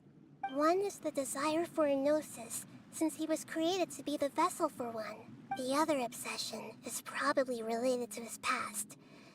I can't quite explain it. Paimon knows that he was a prototype puppet for the Raiden Shogun before he became a Fatui Harbinger. That's why he wants a gnosis so badly. There's no way he'd willingly be a test subject. Now with that temper and ego of his. It sounds like you know the Balladeer quite well. I see. Tell me more about him and what he's like. The more we know now, the better we can plan for and react to any future situation.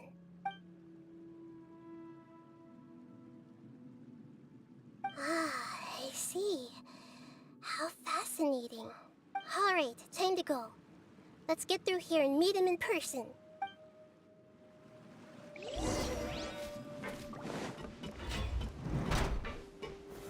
Solidify! Time to work! Illusion shattered! No more time!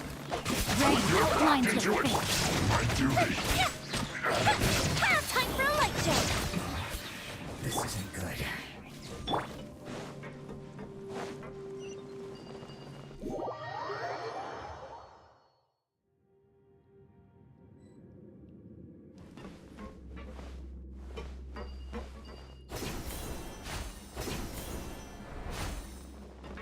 It looks like we can climb up these pipes.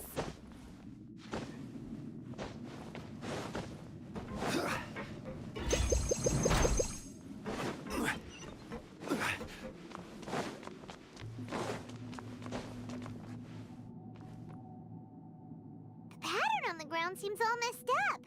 Let's go around and see if there's a way to fix it.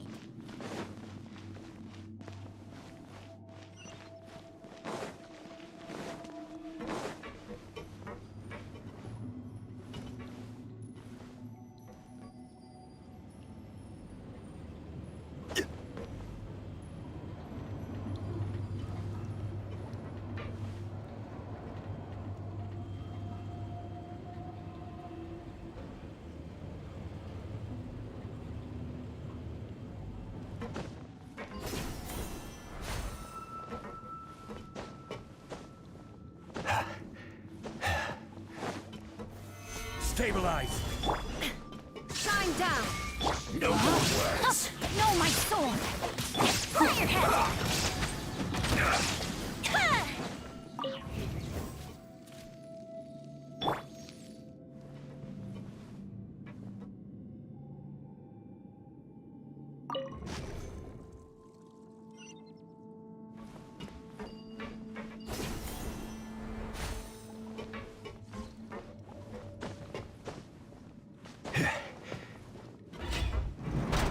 You'll get boss fight. Illusion shattered! Chris, Time for a light show!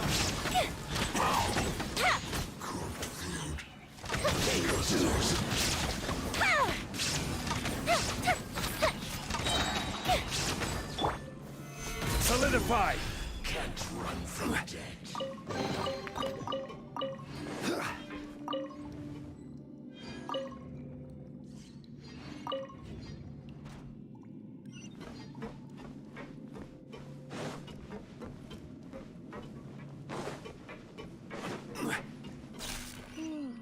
The cart is stuck.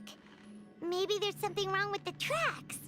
Let's try adjusting the direction of the device to clear the tracks.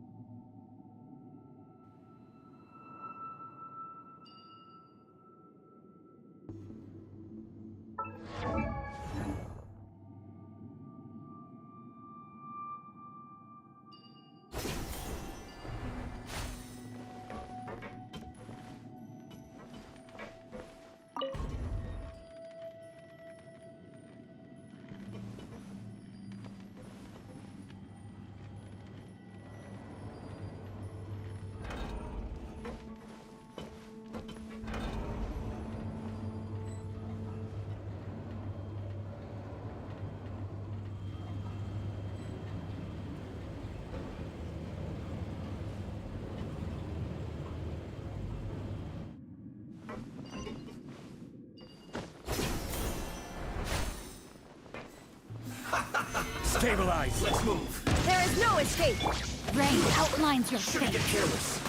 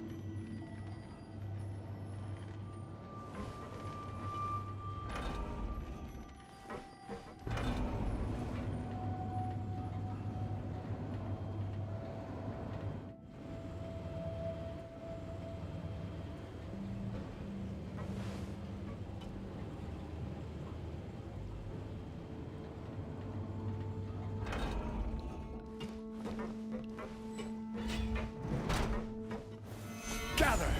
Let's begin. Illusion shattered! Witness the power of the rock! Know my soul! I will. Rain outlines your fate. Feel this way!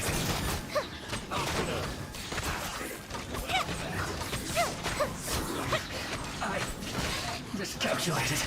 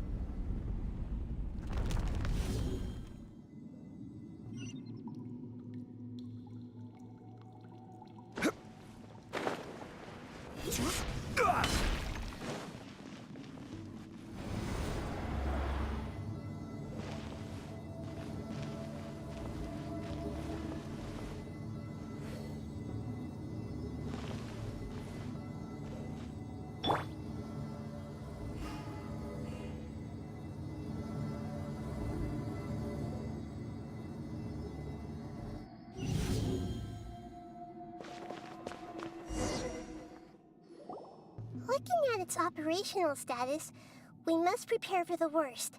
The god they wanted to create is likely close to completion or already completed. Oh no, what should we do? Paimon can't imagine how hard it would be to fight against a Fatui Harbinger with a Gnosis. Are you nervous, Paimon? If you really want to know, of course Paimon's nervous. Aren't you too, Nahida? Yes, I am. This is probably the first time I faced with a calamity of this degree since my birth. I feel not just nervous, but curious as well. Curious? Curious about what? Curious about our fate. To me, everything we perceive in this world, everything we learn, and everything that happens to us is considered knowledge. And if it's a form of knowledge, then it can be understood. However, only fate is about that which has yet to occur. So it has always drawn my curiosity. So to me, fate is the ultimate knowledge. That's also why I love observing humans and all the things that happen to them. It all brings me great satisfaction. And now, at long last, I'm not just an observer anymore. I will personally experience my own fate with you by my side. Isn't this such a wonderfully exciting thing? Ah, so that's what you mean. Paimon thinks she understands what you're feeling. Agreed. Okay, let's continue on. I can sense his aura from here.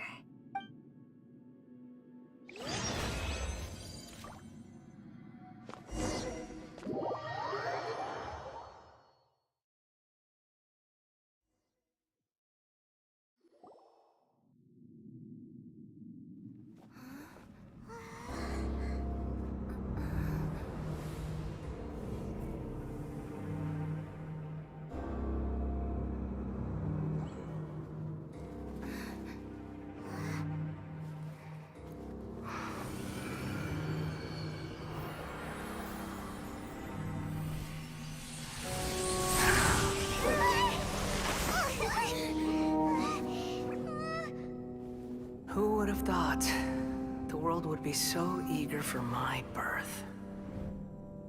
I remember you, Booer, the god of wisdom, and standing beside you, the traveler. Is he all-knowing and powerful now like Greater Lord Rukkhadevata?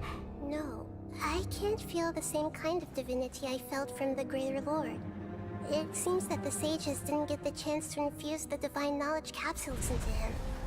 But even still, he has undoubtedly become a true god now. So we're too late?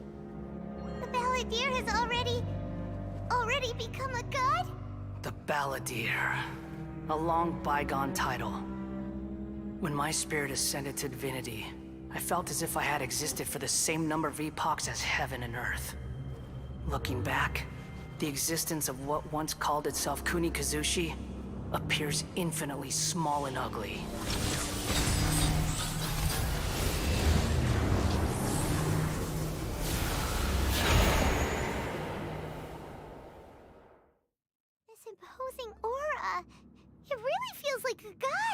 A body that capitalizes on the Balladier's original construction as a mechanical puppet, with the Gnosis serving as a constant power supply. How much effort and resources did the sages put into this? From a purely technological perspective, it's a commendable achievement indeed. It's no exaggeration to say, this is the culmination of human wisdom. You sure are something! Dishing out compliments at a time like this? But I don't think he's reached the spiritual height of a god.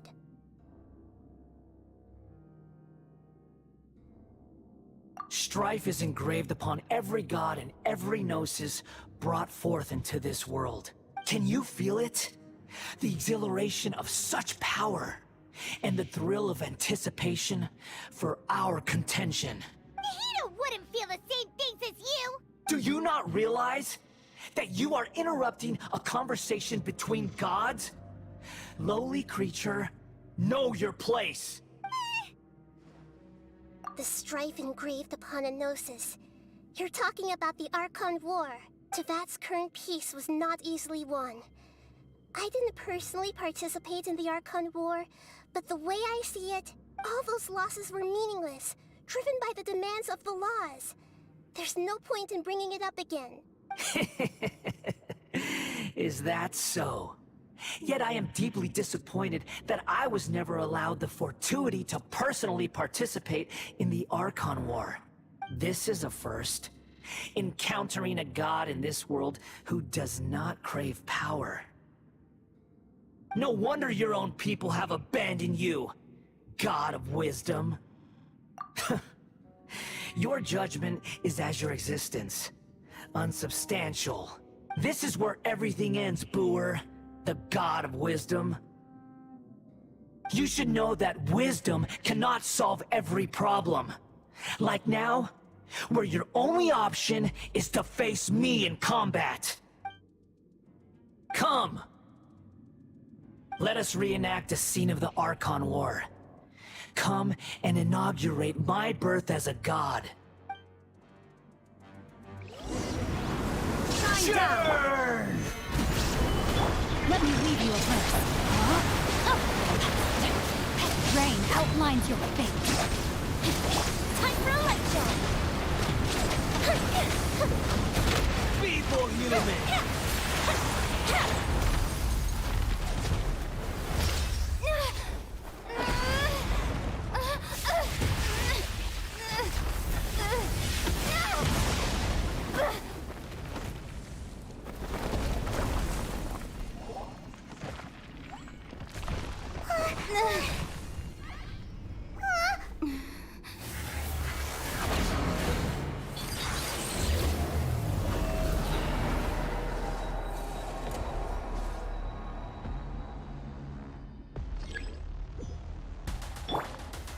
Solidify!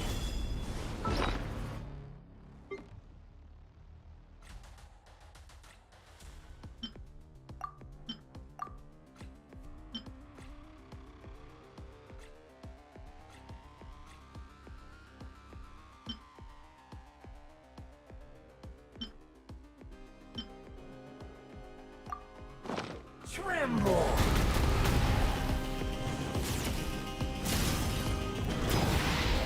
Burn There is to no oblivion!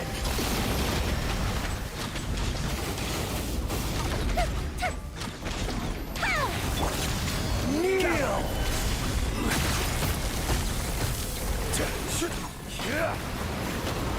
Illusion shattered.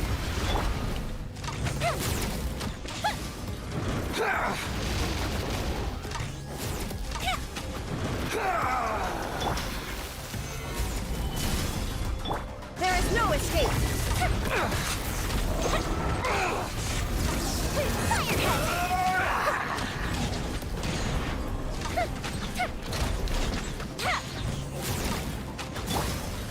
Solidify! Reality is pain!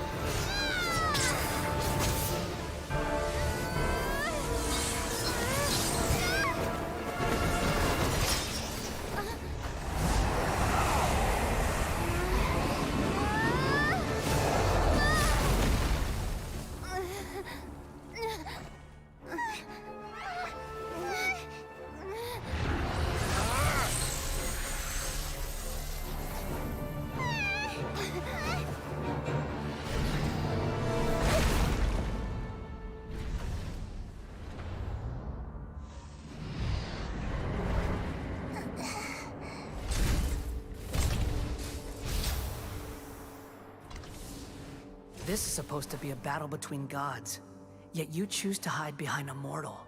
And now, you're acting like you'd sacrifice yourself for a human. Are you having fun proving a false sense of heroism to yourself, Brewer?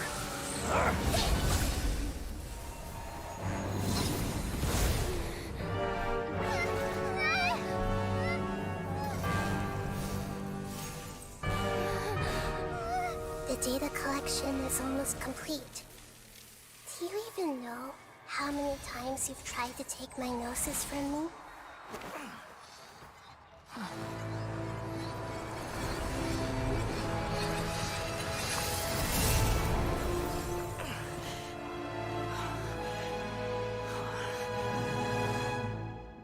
We just concluded the 168th loop. Did you know that in the effort to create you, the people of Sumeru were forced to live through the exact same number of Sabzeruz festivals and Samsara cycles? The power of dreams. When did you use it on me?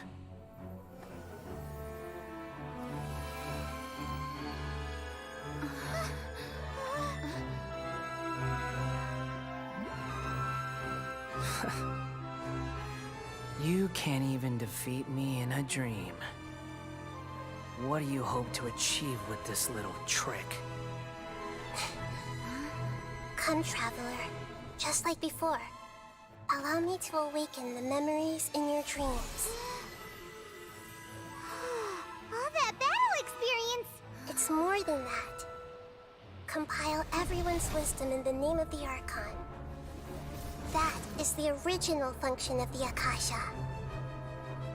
I've sent everything that happened just now to the people of Sumeru in the form of knowledge.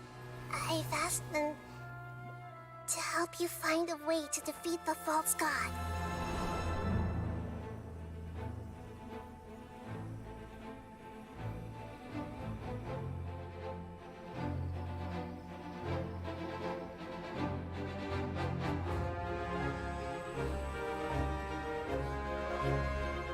Now, all of Sumeru's wisdom is at your disposal. Meaningless tricks won't save you.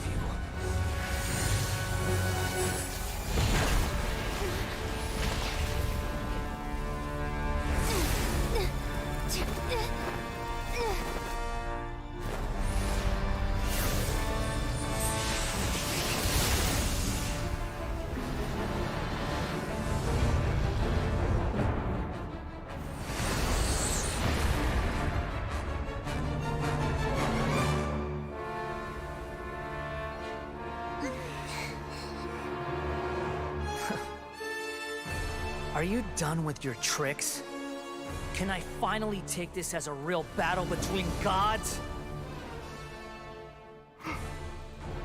I'll leave this to you, the first sage of Brewer.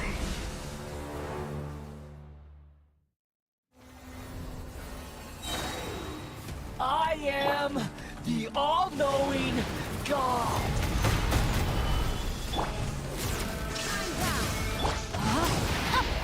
Burn to oblivion!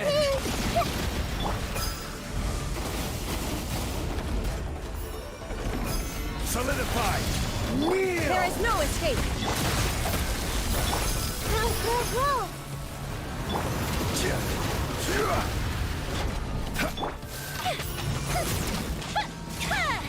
Go!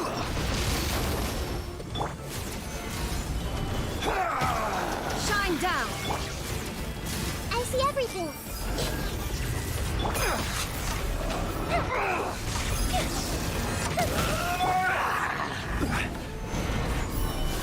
Illusion shattered!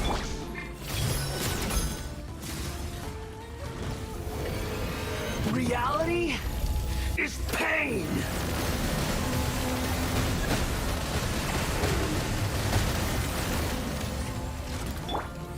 Stabilize! Good riddance, cruel world.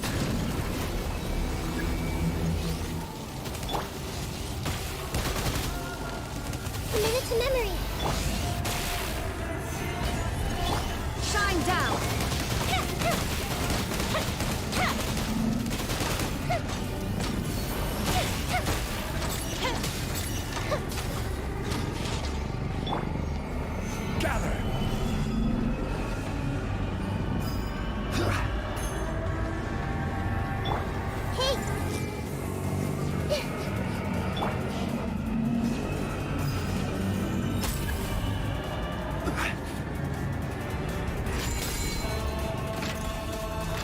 Your new god awakens! Can we turn to... Now, your eyes have been opened.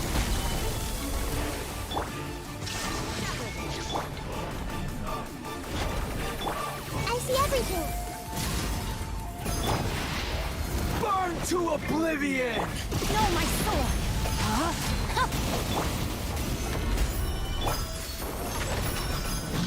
Filth!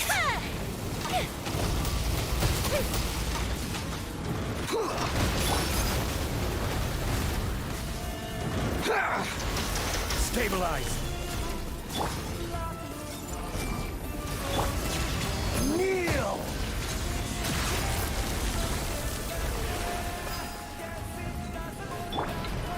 Gather! Shine down! Reality is pain! Feel the foot!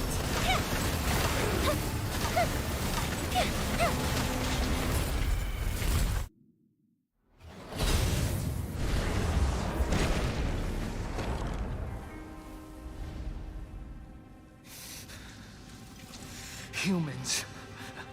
Filthy humans.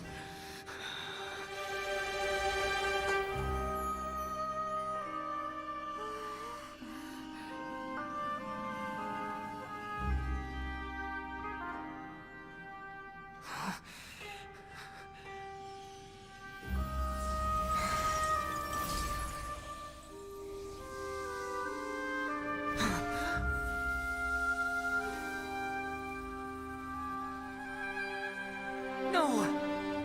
Wait! Please! Anything but the Gnosis!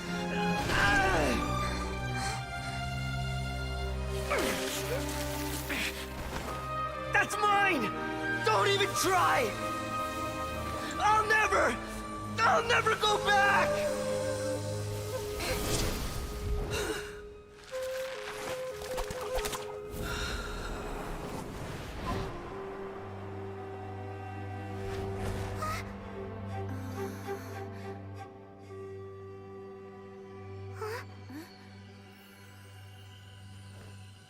We haven't yet found the answer to the most important mystery.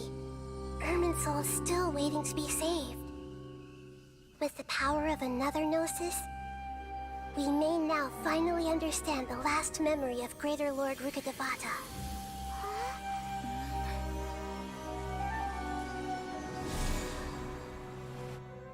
This is... That's right. This is the last memory of my predecessor.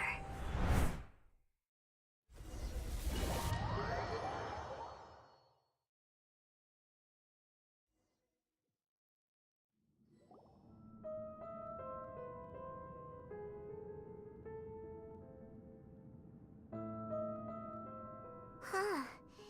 This sure seems very different from what Paimon imagined. Shouldn't Irminsul be in this realm of consciousness? Yes, that is our destination. But I didn't expect the remaining consciousness of Greater Lord Rukkhadevata to be as polluted as this. Forbidden knowledge? It seems you know about a concept that even I don't completely understand. Could you tell me what you know?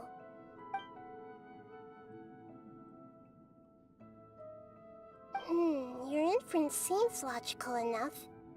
Forbidden knowledge once polluted the desert thousands of years ago, but was successfully repelled thanks to King Deshret's self-sacrifice, and Greater Lord Rukkhadevata nearly exhausting her power. Then, a second instance of forbidden knowledge pollution occurred during the Conria Cataclysm 500 years ago. But I'm afraid it is much more serious this time, with Irminsul itself already in danger. So, if we're in the remaining consciousness of Greater Lord Rukkhadevata, and it's also been affected by forbidden knowledge pollution, then does that mean, in order to save us, Greater Lord Rukkhadevata? Yes. It's very possible that she sacrificed her life in the fight against forbidden knowledge. She didn't completely eradicate forbidden knowledge, but if it weren't for her actions, the pollution would have been far more rampant over these past 500 years. The way that everyone, including me, has forgotten everything about forbidden knowledge may very well be due to her restoration of Irminsul. Aw, do you feel sad, Nahida? I'm just sharing her pain. The pollution of her consciousness here is severe. There is madness, chaos, and pain all around us. Did she fight to resist the forbidden knowledge pollution in such terrible conditions, all the way up to her last breath? She even used her last remnant of lucid consciousness to leave a clue for us to follow. Yes, her words were distorted by forbidden knowledge, so that's all we could hear. But now, we have a chance to find the answer to this mystery. We can cross the polluted consciousness until we found the right path to meet with her lucid consciousness. And then, we'll let Greater Lord Rukkhadevata tell us the truth in person. Each of us need to be mindful of the state of our own consciousness while we are here. Even with the Gnosis' protection, we must always keep a clear mind. Otherwise, we could go mad at any moment. That's so scary. Don't worry, it should be easy enough for you to keep that mind of yours clear, Paimon. Let's go.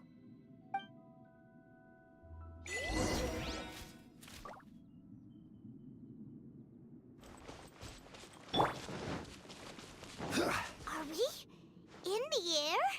And why is there a huge boat? That's the boat of consciousness, which symbolizes Wow! What are these? The monsters seem to have been affected by them.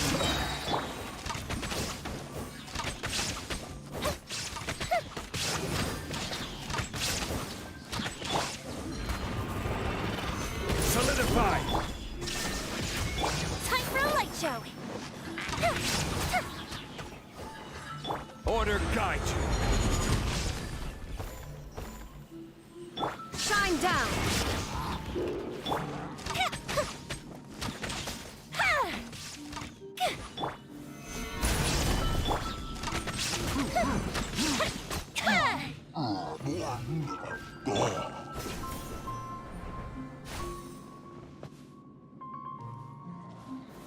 Stabilize!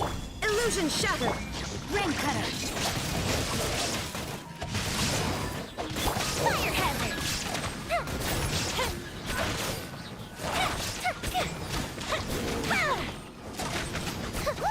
A glowing sigil has appeared in the sky.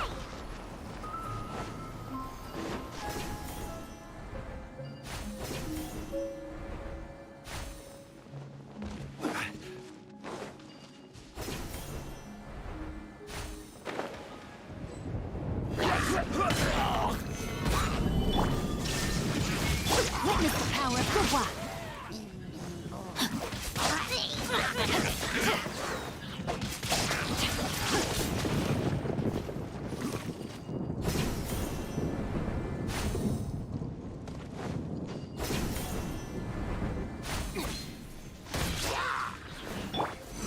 Solidify!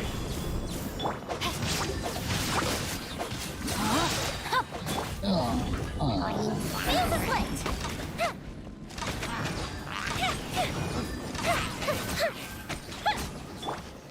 Stabilize! There is no escape.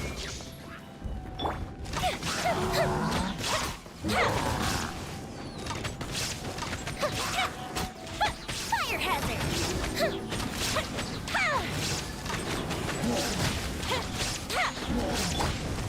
Gather! Now you shall perish. To control the boat of consciousness, we need to find the helm first.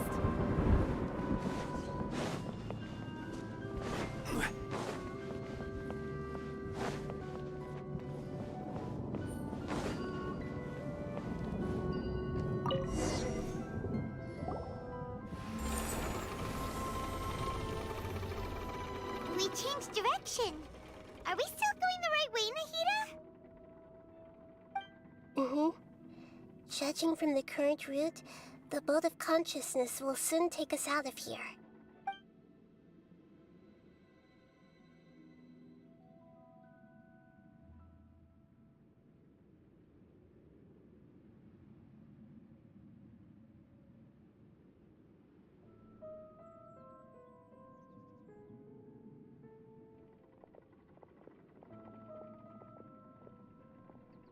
We'll be arriving at our destination soon. How are you feeling? Are your minds still intact? Huh? But everything's been completely normal for Paimon. Hopefully there won't be any more interruptions. This time, we should be able to meet Greater Lord Rukkhadevata. Are you saying you've never met Greater Lord Rukkhadevata before? No. It seems that my birth and her death took place at the same time. Otherwise, I think she would have given me a little more guidance, and I could have done a better job. Hey, you've done a great job, Nahida. Let's get out of this creepy place and go meet her.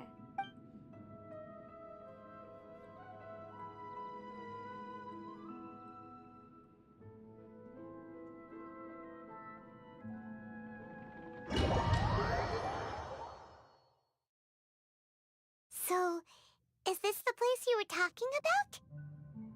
The base of Irminsul?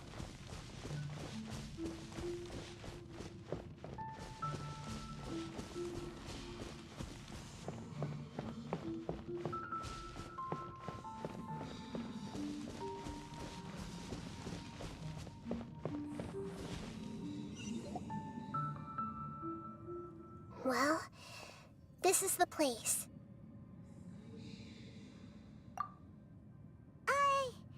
We're here to find Greater Lord Rukkhadevata, right? But the one standing over there is...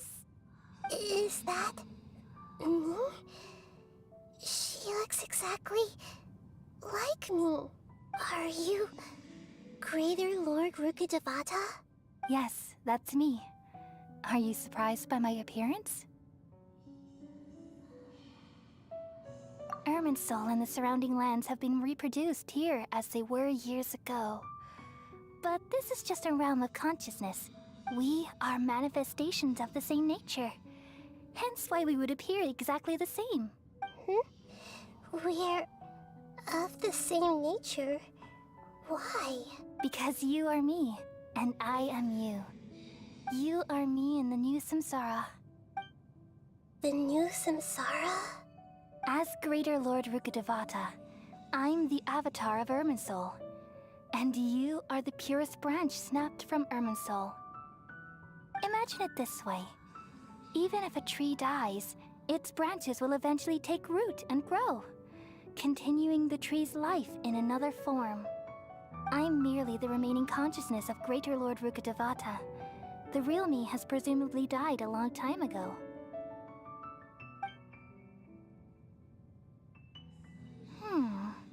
Judging from your appearance, I've probably been dead for 500 years. But you're finally here. My new self in the samsara. If this is true, then am I going to be a great Archon like you someday? Though we share the same nature, our fates are bound to be different. All things have their own fate. When a branch grows into a mature tree, it won't be the same as the original tree. That's why fate is the ultimate knowledge, isn't it? That's a great insight. Yes, very good. It's also precisely why you won't become like me. Really?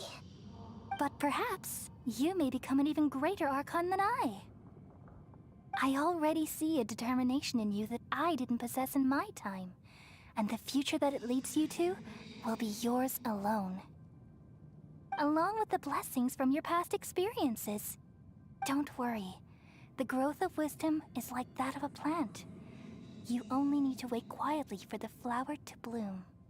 Come to think of it, the sages never had the faintest inkling of the meaning of wisdom. Thank you. Nothing makes me happier than discovering that the Archon I always admired was in fact myself in another fate. It's so nice to speak with you, Greater Lord Rukkhadevata. I've always wanted to meet you. The feeling is mutual. From the moment I snapped the branch off Irminsul and created you, I've also looked forward to talking with you. Could you tell me why you wanted to create me? And what exactly happened when you died? Ah, I see. You're here seeking answers, right? Everything that day, even the sky itself, changed into a color like this. At that time, the Seven were all summoned to the nation of Conria. Except for me. I had a more important task to attend to. I had to protect Irminsul. The disaster occurred together with the pollution of forbidden knowledge. At that very moment, with my consciousness connected to Irminsul, I sensed something was wrong. The pain started to torment my mind. By the time I reached Irminsul, it was already displaying signs of corruption.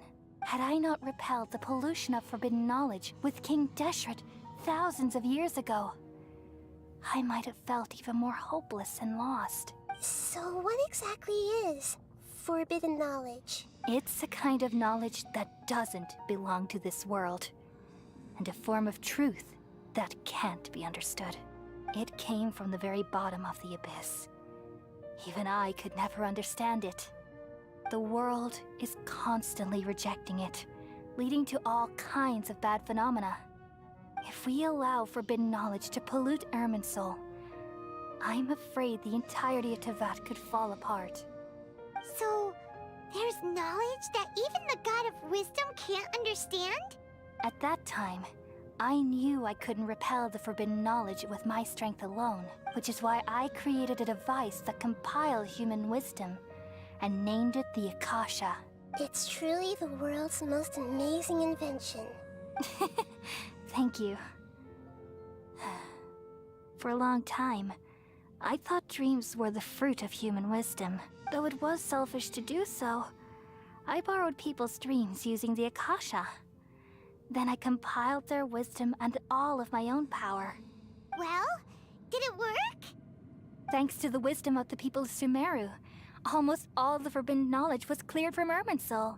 But things didn't go as smoothly as I thought. I had a terrible headache, which gave me an uneasy feeling. And then I remembered that my consciousness was also connected with Irminsul. It brought me knowledge and wisdom, but vile corruption as well. From the very beginning, my existence had been polluted by the forbidden knowledge. Oh no. How could that happen? I've experienced that pain in your consciousness. It must have been a horrible experience. Yes, but my feelings weren't important. The important thing was that even if I died, my existence and everything related to me would continue to exist in Irminsul as memories and knowledge, meaning that the forbidden knowledge couldn't ever be permanently eradicated. And there's no way for me to eliminate myself. It would be a sort of paradox. So, I took the purest branch of Irminsul as my incarnation in the next samsara, and left a trail of clues, all in hopes that you would come here and remove me and my pollution from Irminsul forever. Wait, no, I can't. So you realize what that implies? You are very smart indeed. Irminsul has all the knowledge and memories of this world. And as you've realized just now, removing me from Irminsul means I essentially will never have existed in this world. But this is the only way to save Irminsul. People love you so much, and they've missed you so much over the past 500 years. I am exactly the same. So how can we just forget you like this? Is there really no other way? There must be something else I can do. You're the god of wisdom, Buer. You should know that there is no other way. But this is so cruel. I don't want to forget you. No need to feel so sad, Buer.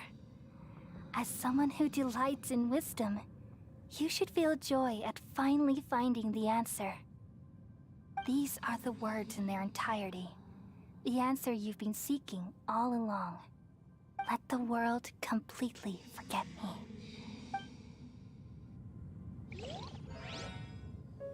We all nestle under the great tree of wisdom, peering out to perceive the world.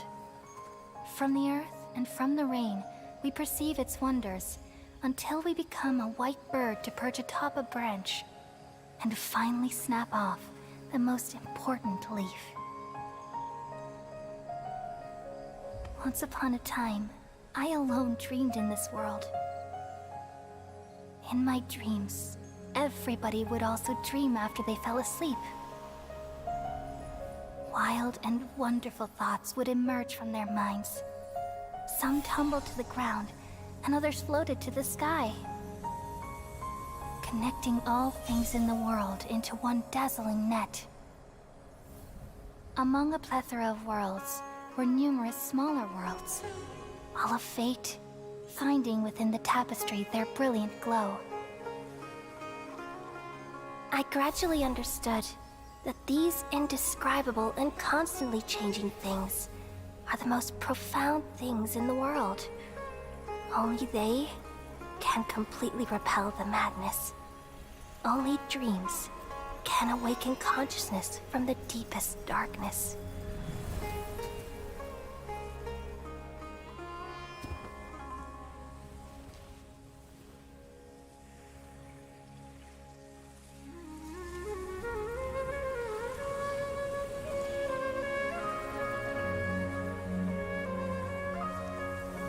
I'm the one who posed this question, yet also the one who sought a solution. Saving the world with the dreams of the people used to be my answer. And now, you've also found your own answer, and I shall return all the dreams to the people.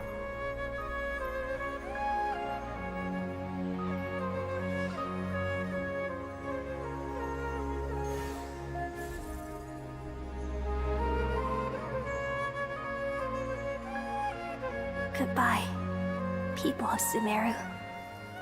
May you be blessed tonight with the sweetest of dreams.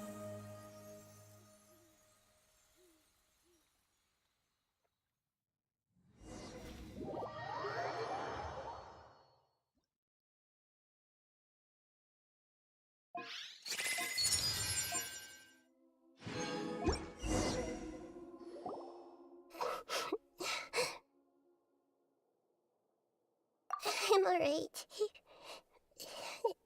I'm just a little confused. We've just saved the world, right? So why am I crying? I don't know where this feeling inside of me is coming from, but I feel very sad. Just now, we used the power of two Gnosis to successfully connect with the Irminsul consciousness from 500 years ago. Then, we removed the remaining pollution from Irminsul. Yeah, what's wrong? Weren't you there just now?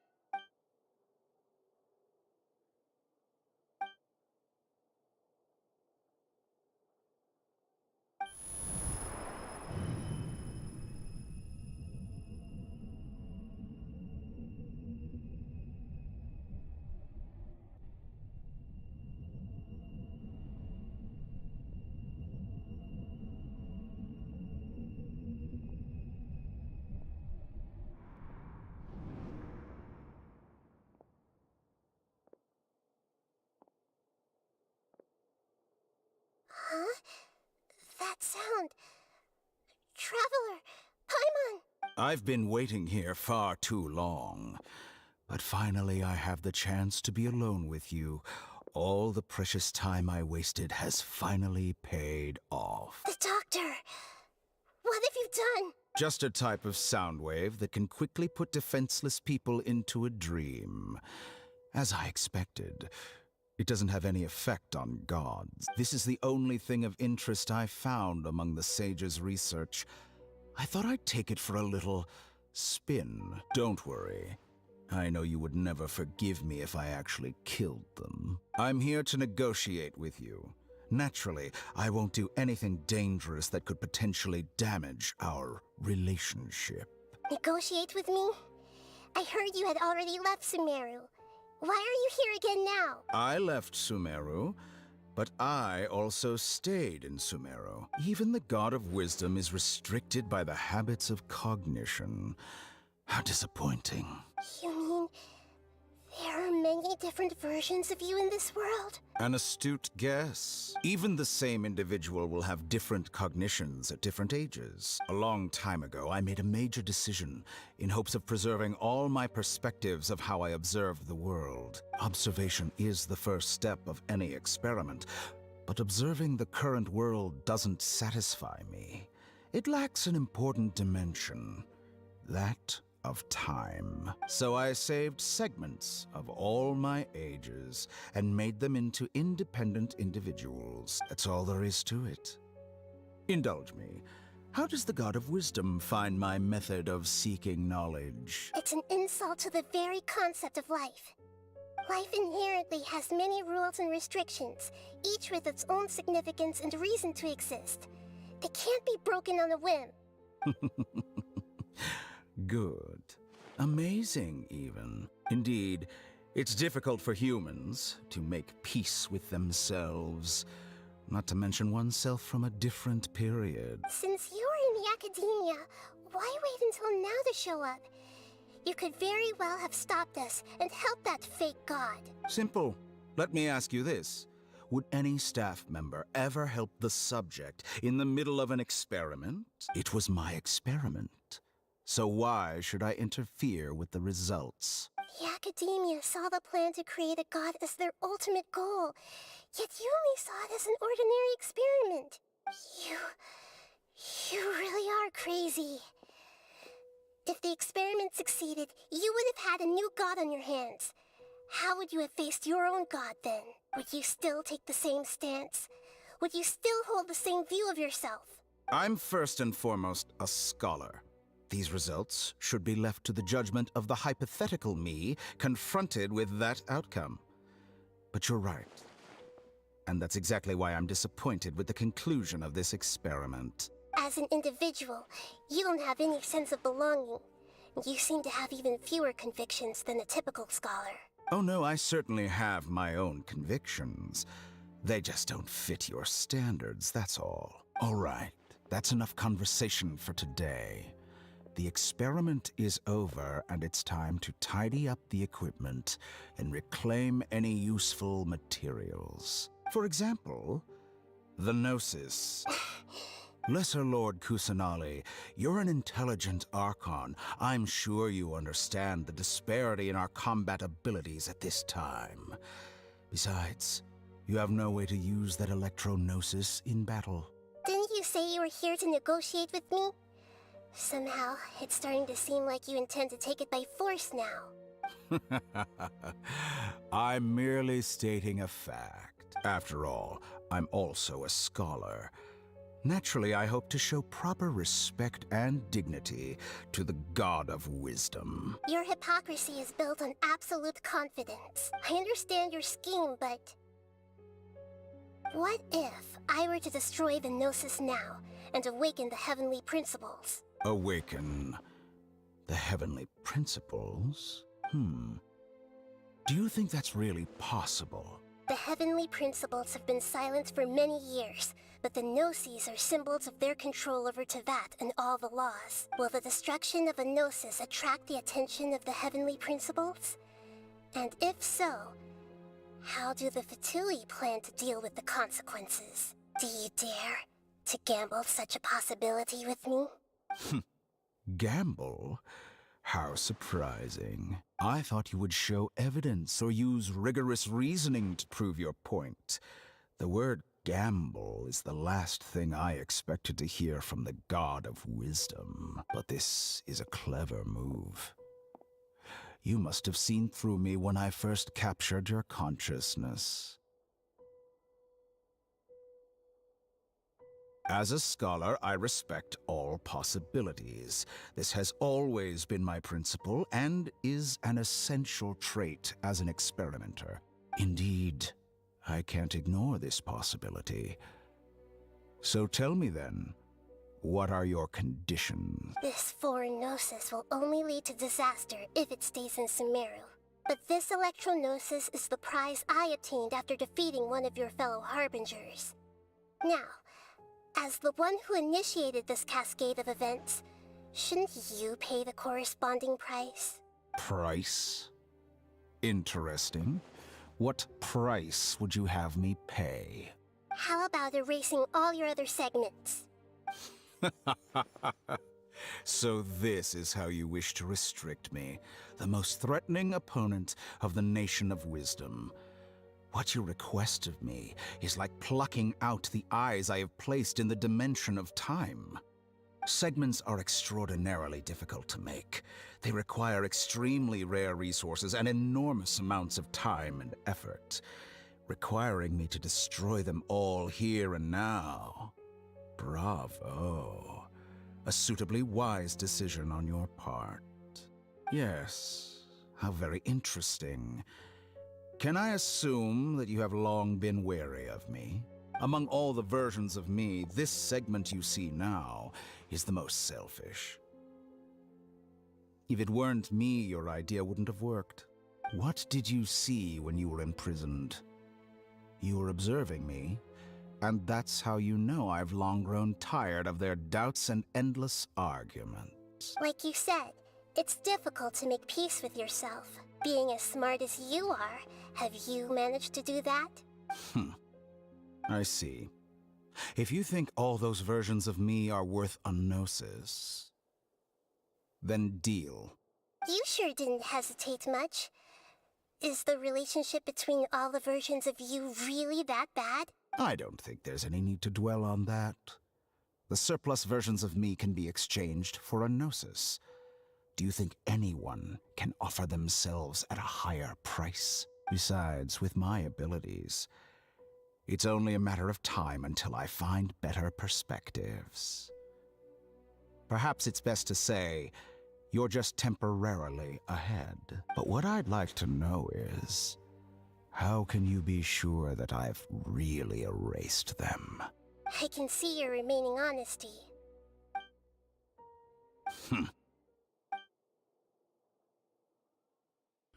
What a ridiculous decision! You can't be serious!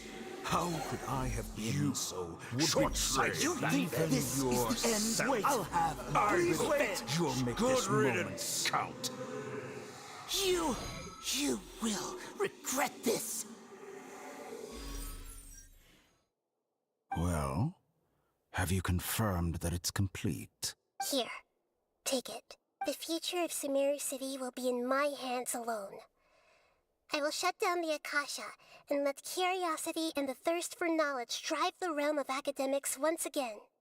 There won't be any further gaps for you to exploit. It truly pains me that my academic achievements have never been appreciated in my homeland. Of course, I have no interest in being rejected by this city for a third time. Another chess piece. And where is your dendronosis? Don't be greedy, Harbinger of Snezhnaya. No, this is a different transaction. If you intend to turn off the Akasha anyway, then there's no further use for the Gnosis of Sumeru, is there? Besides, isn't it the Archon's duty to deliver what's desired of the Seeker? Oh, judging from your expression, you don't seem to find the idea very agreeable. Then let's think of it this way. Since you're the god of wisdom, how about I exchange some knowledge with you? People exchanging knowledge with the God of Wisdom is the stuff of legends. Yet here you wish to exchange knowledge for the God of Wisdom's property. Arrogant as that is, it has piqued my interest. Let me ask you, have you in all your mighty knowledge ever heard the rumor that the skies of Tevat are fake? Huh? That's the secret hidden by Irminsul concerning the truth of this world. Once I finish telling you about this, it will be time for me to say goodbye. With negotiations, we've all gotten what we wanted. I'm very glad I got to meet you like this. Your arrogance may know no bounds, and convictions may mean nothing to you. But I'll still listen to what you have to say.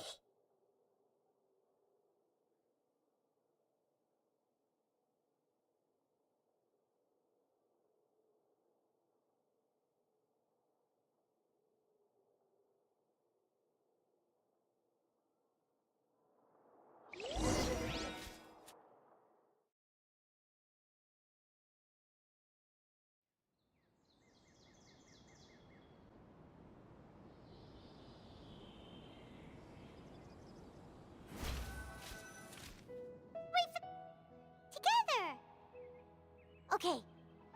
Wake her up.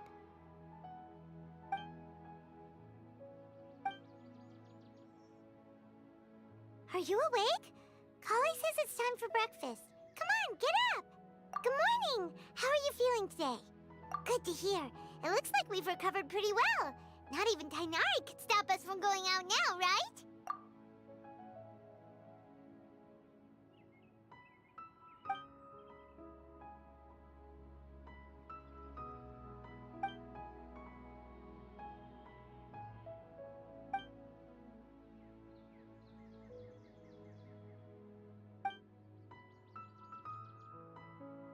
Come on, Traveler, let's go!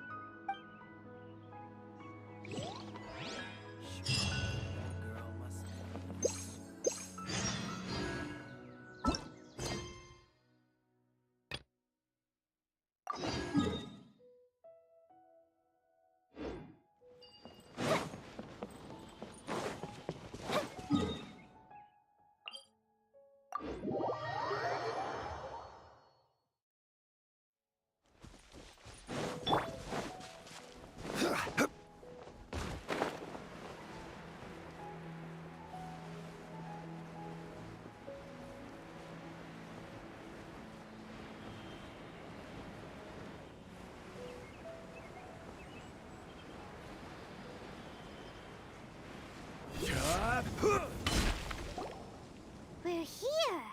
This should be... Huh? Where's the crab? Did it secretly scuttle away?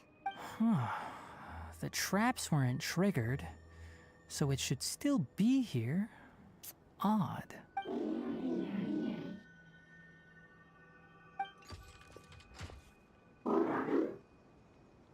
You honored our agreement and waited here until we returned. As such, I'll hold up my end and give you another mechanical part.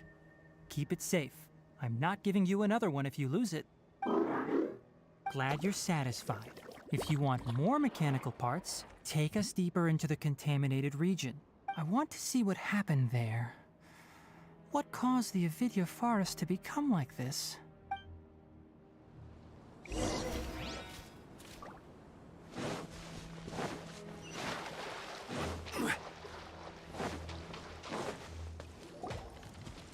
So this is the contaminated region that everyone's been talking about.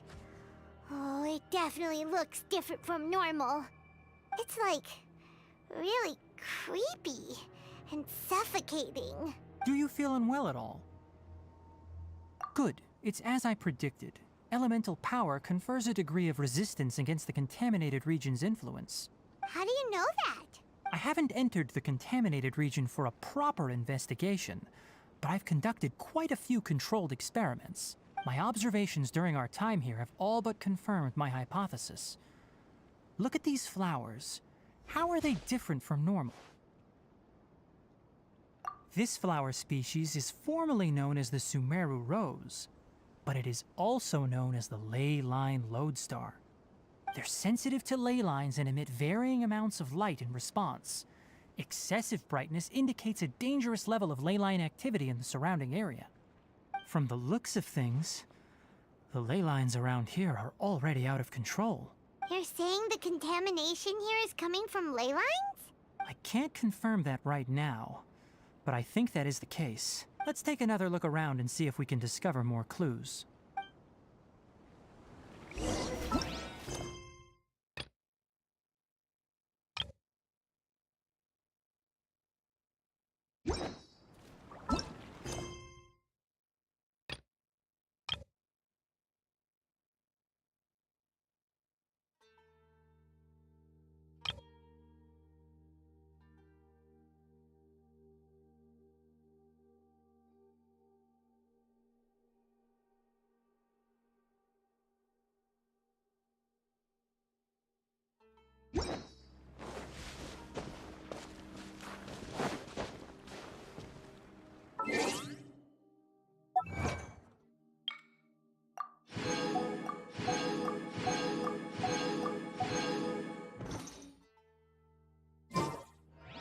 Osmanthus wine tastes the same as I remember.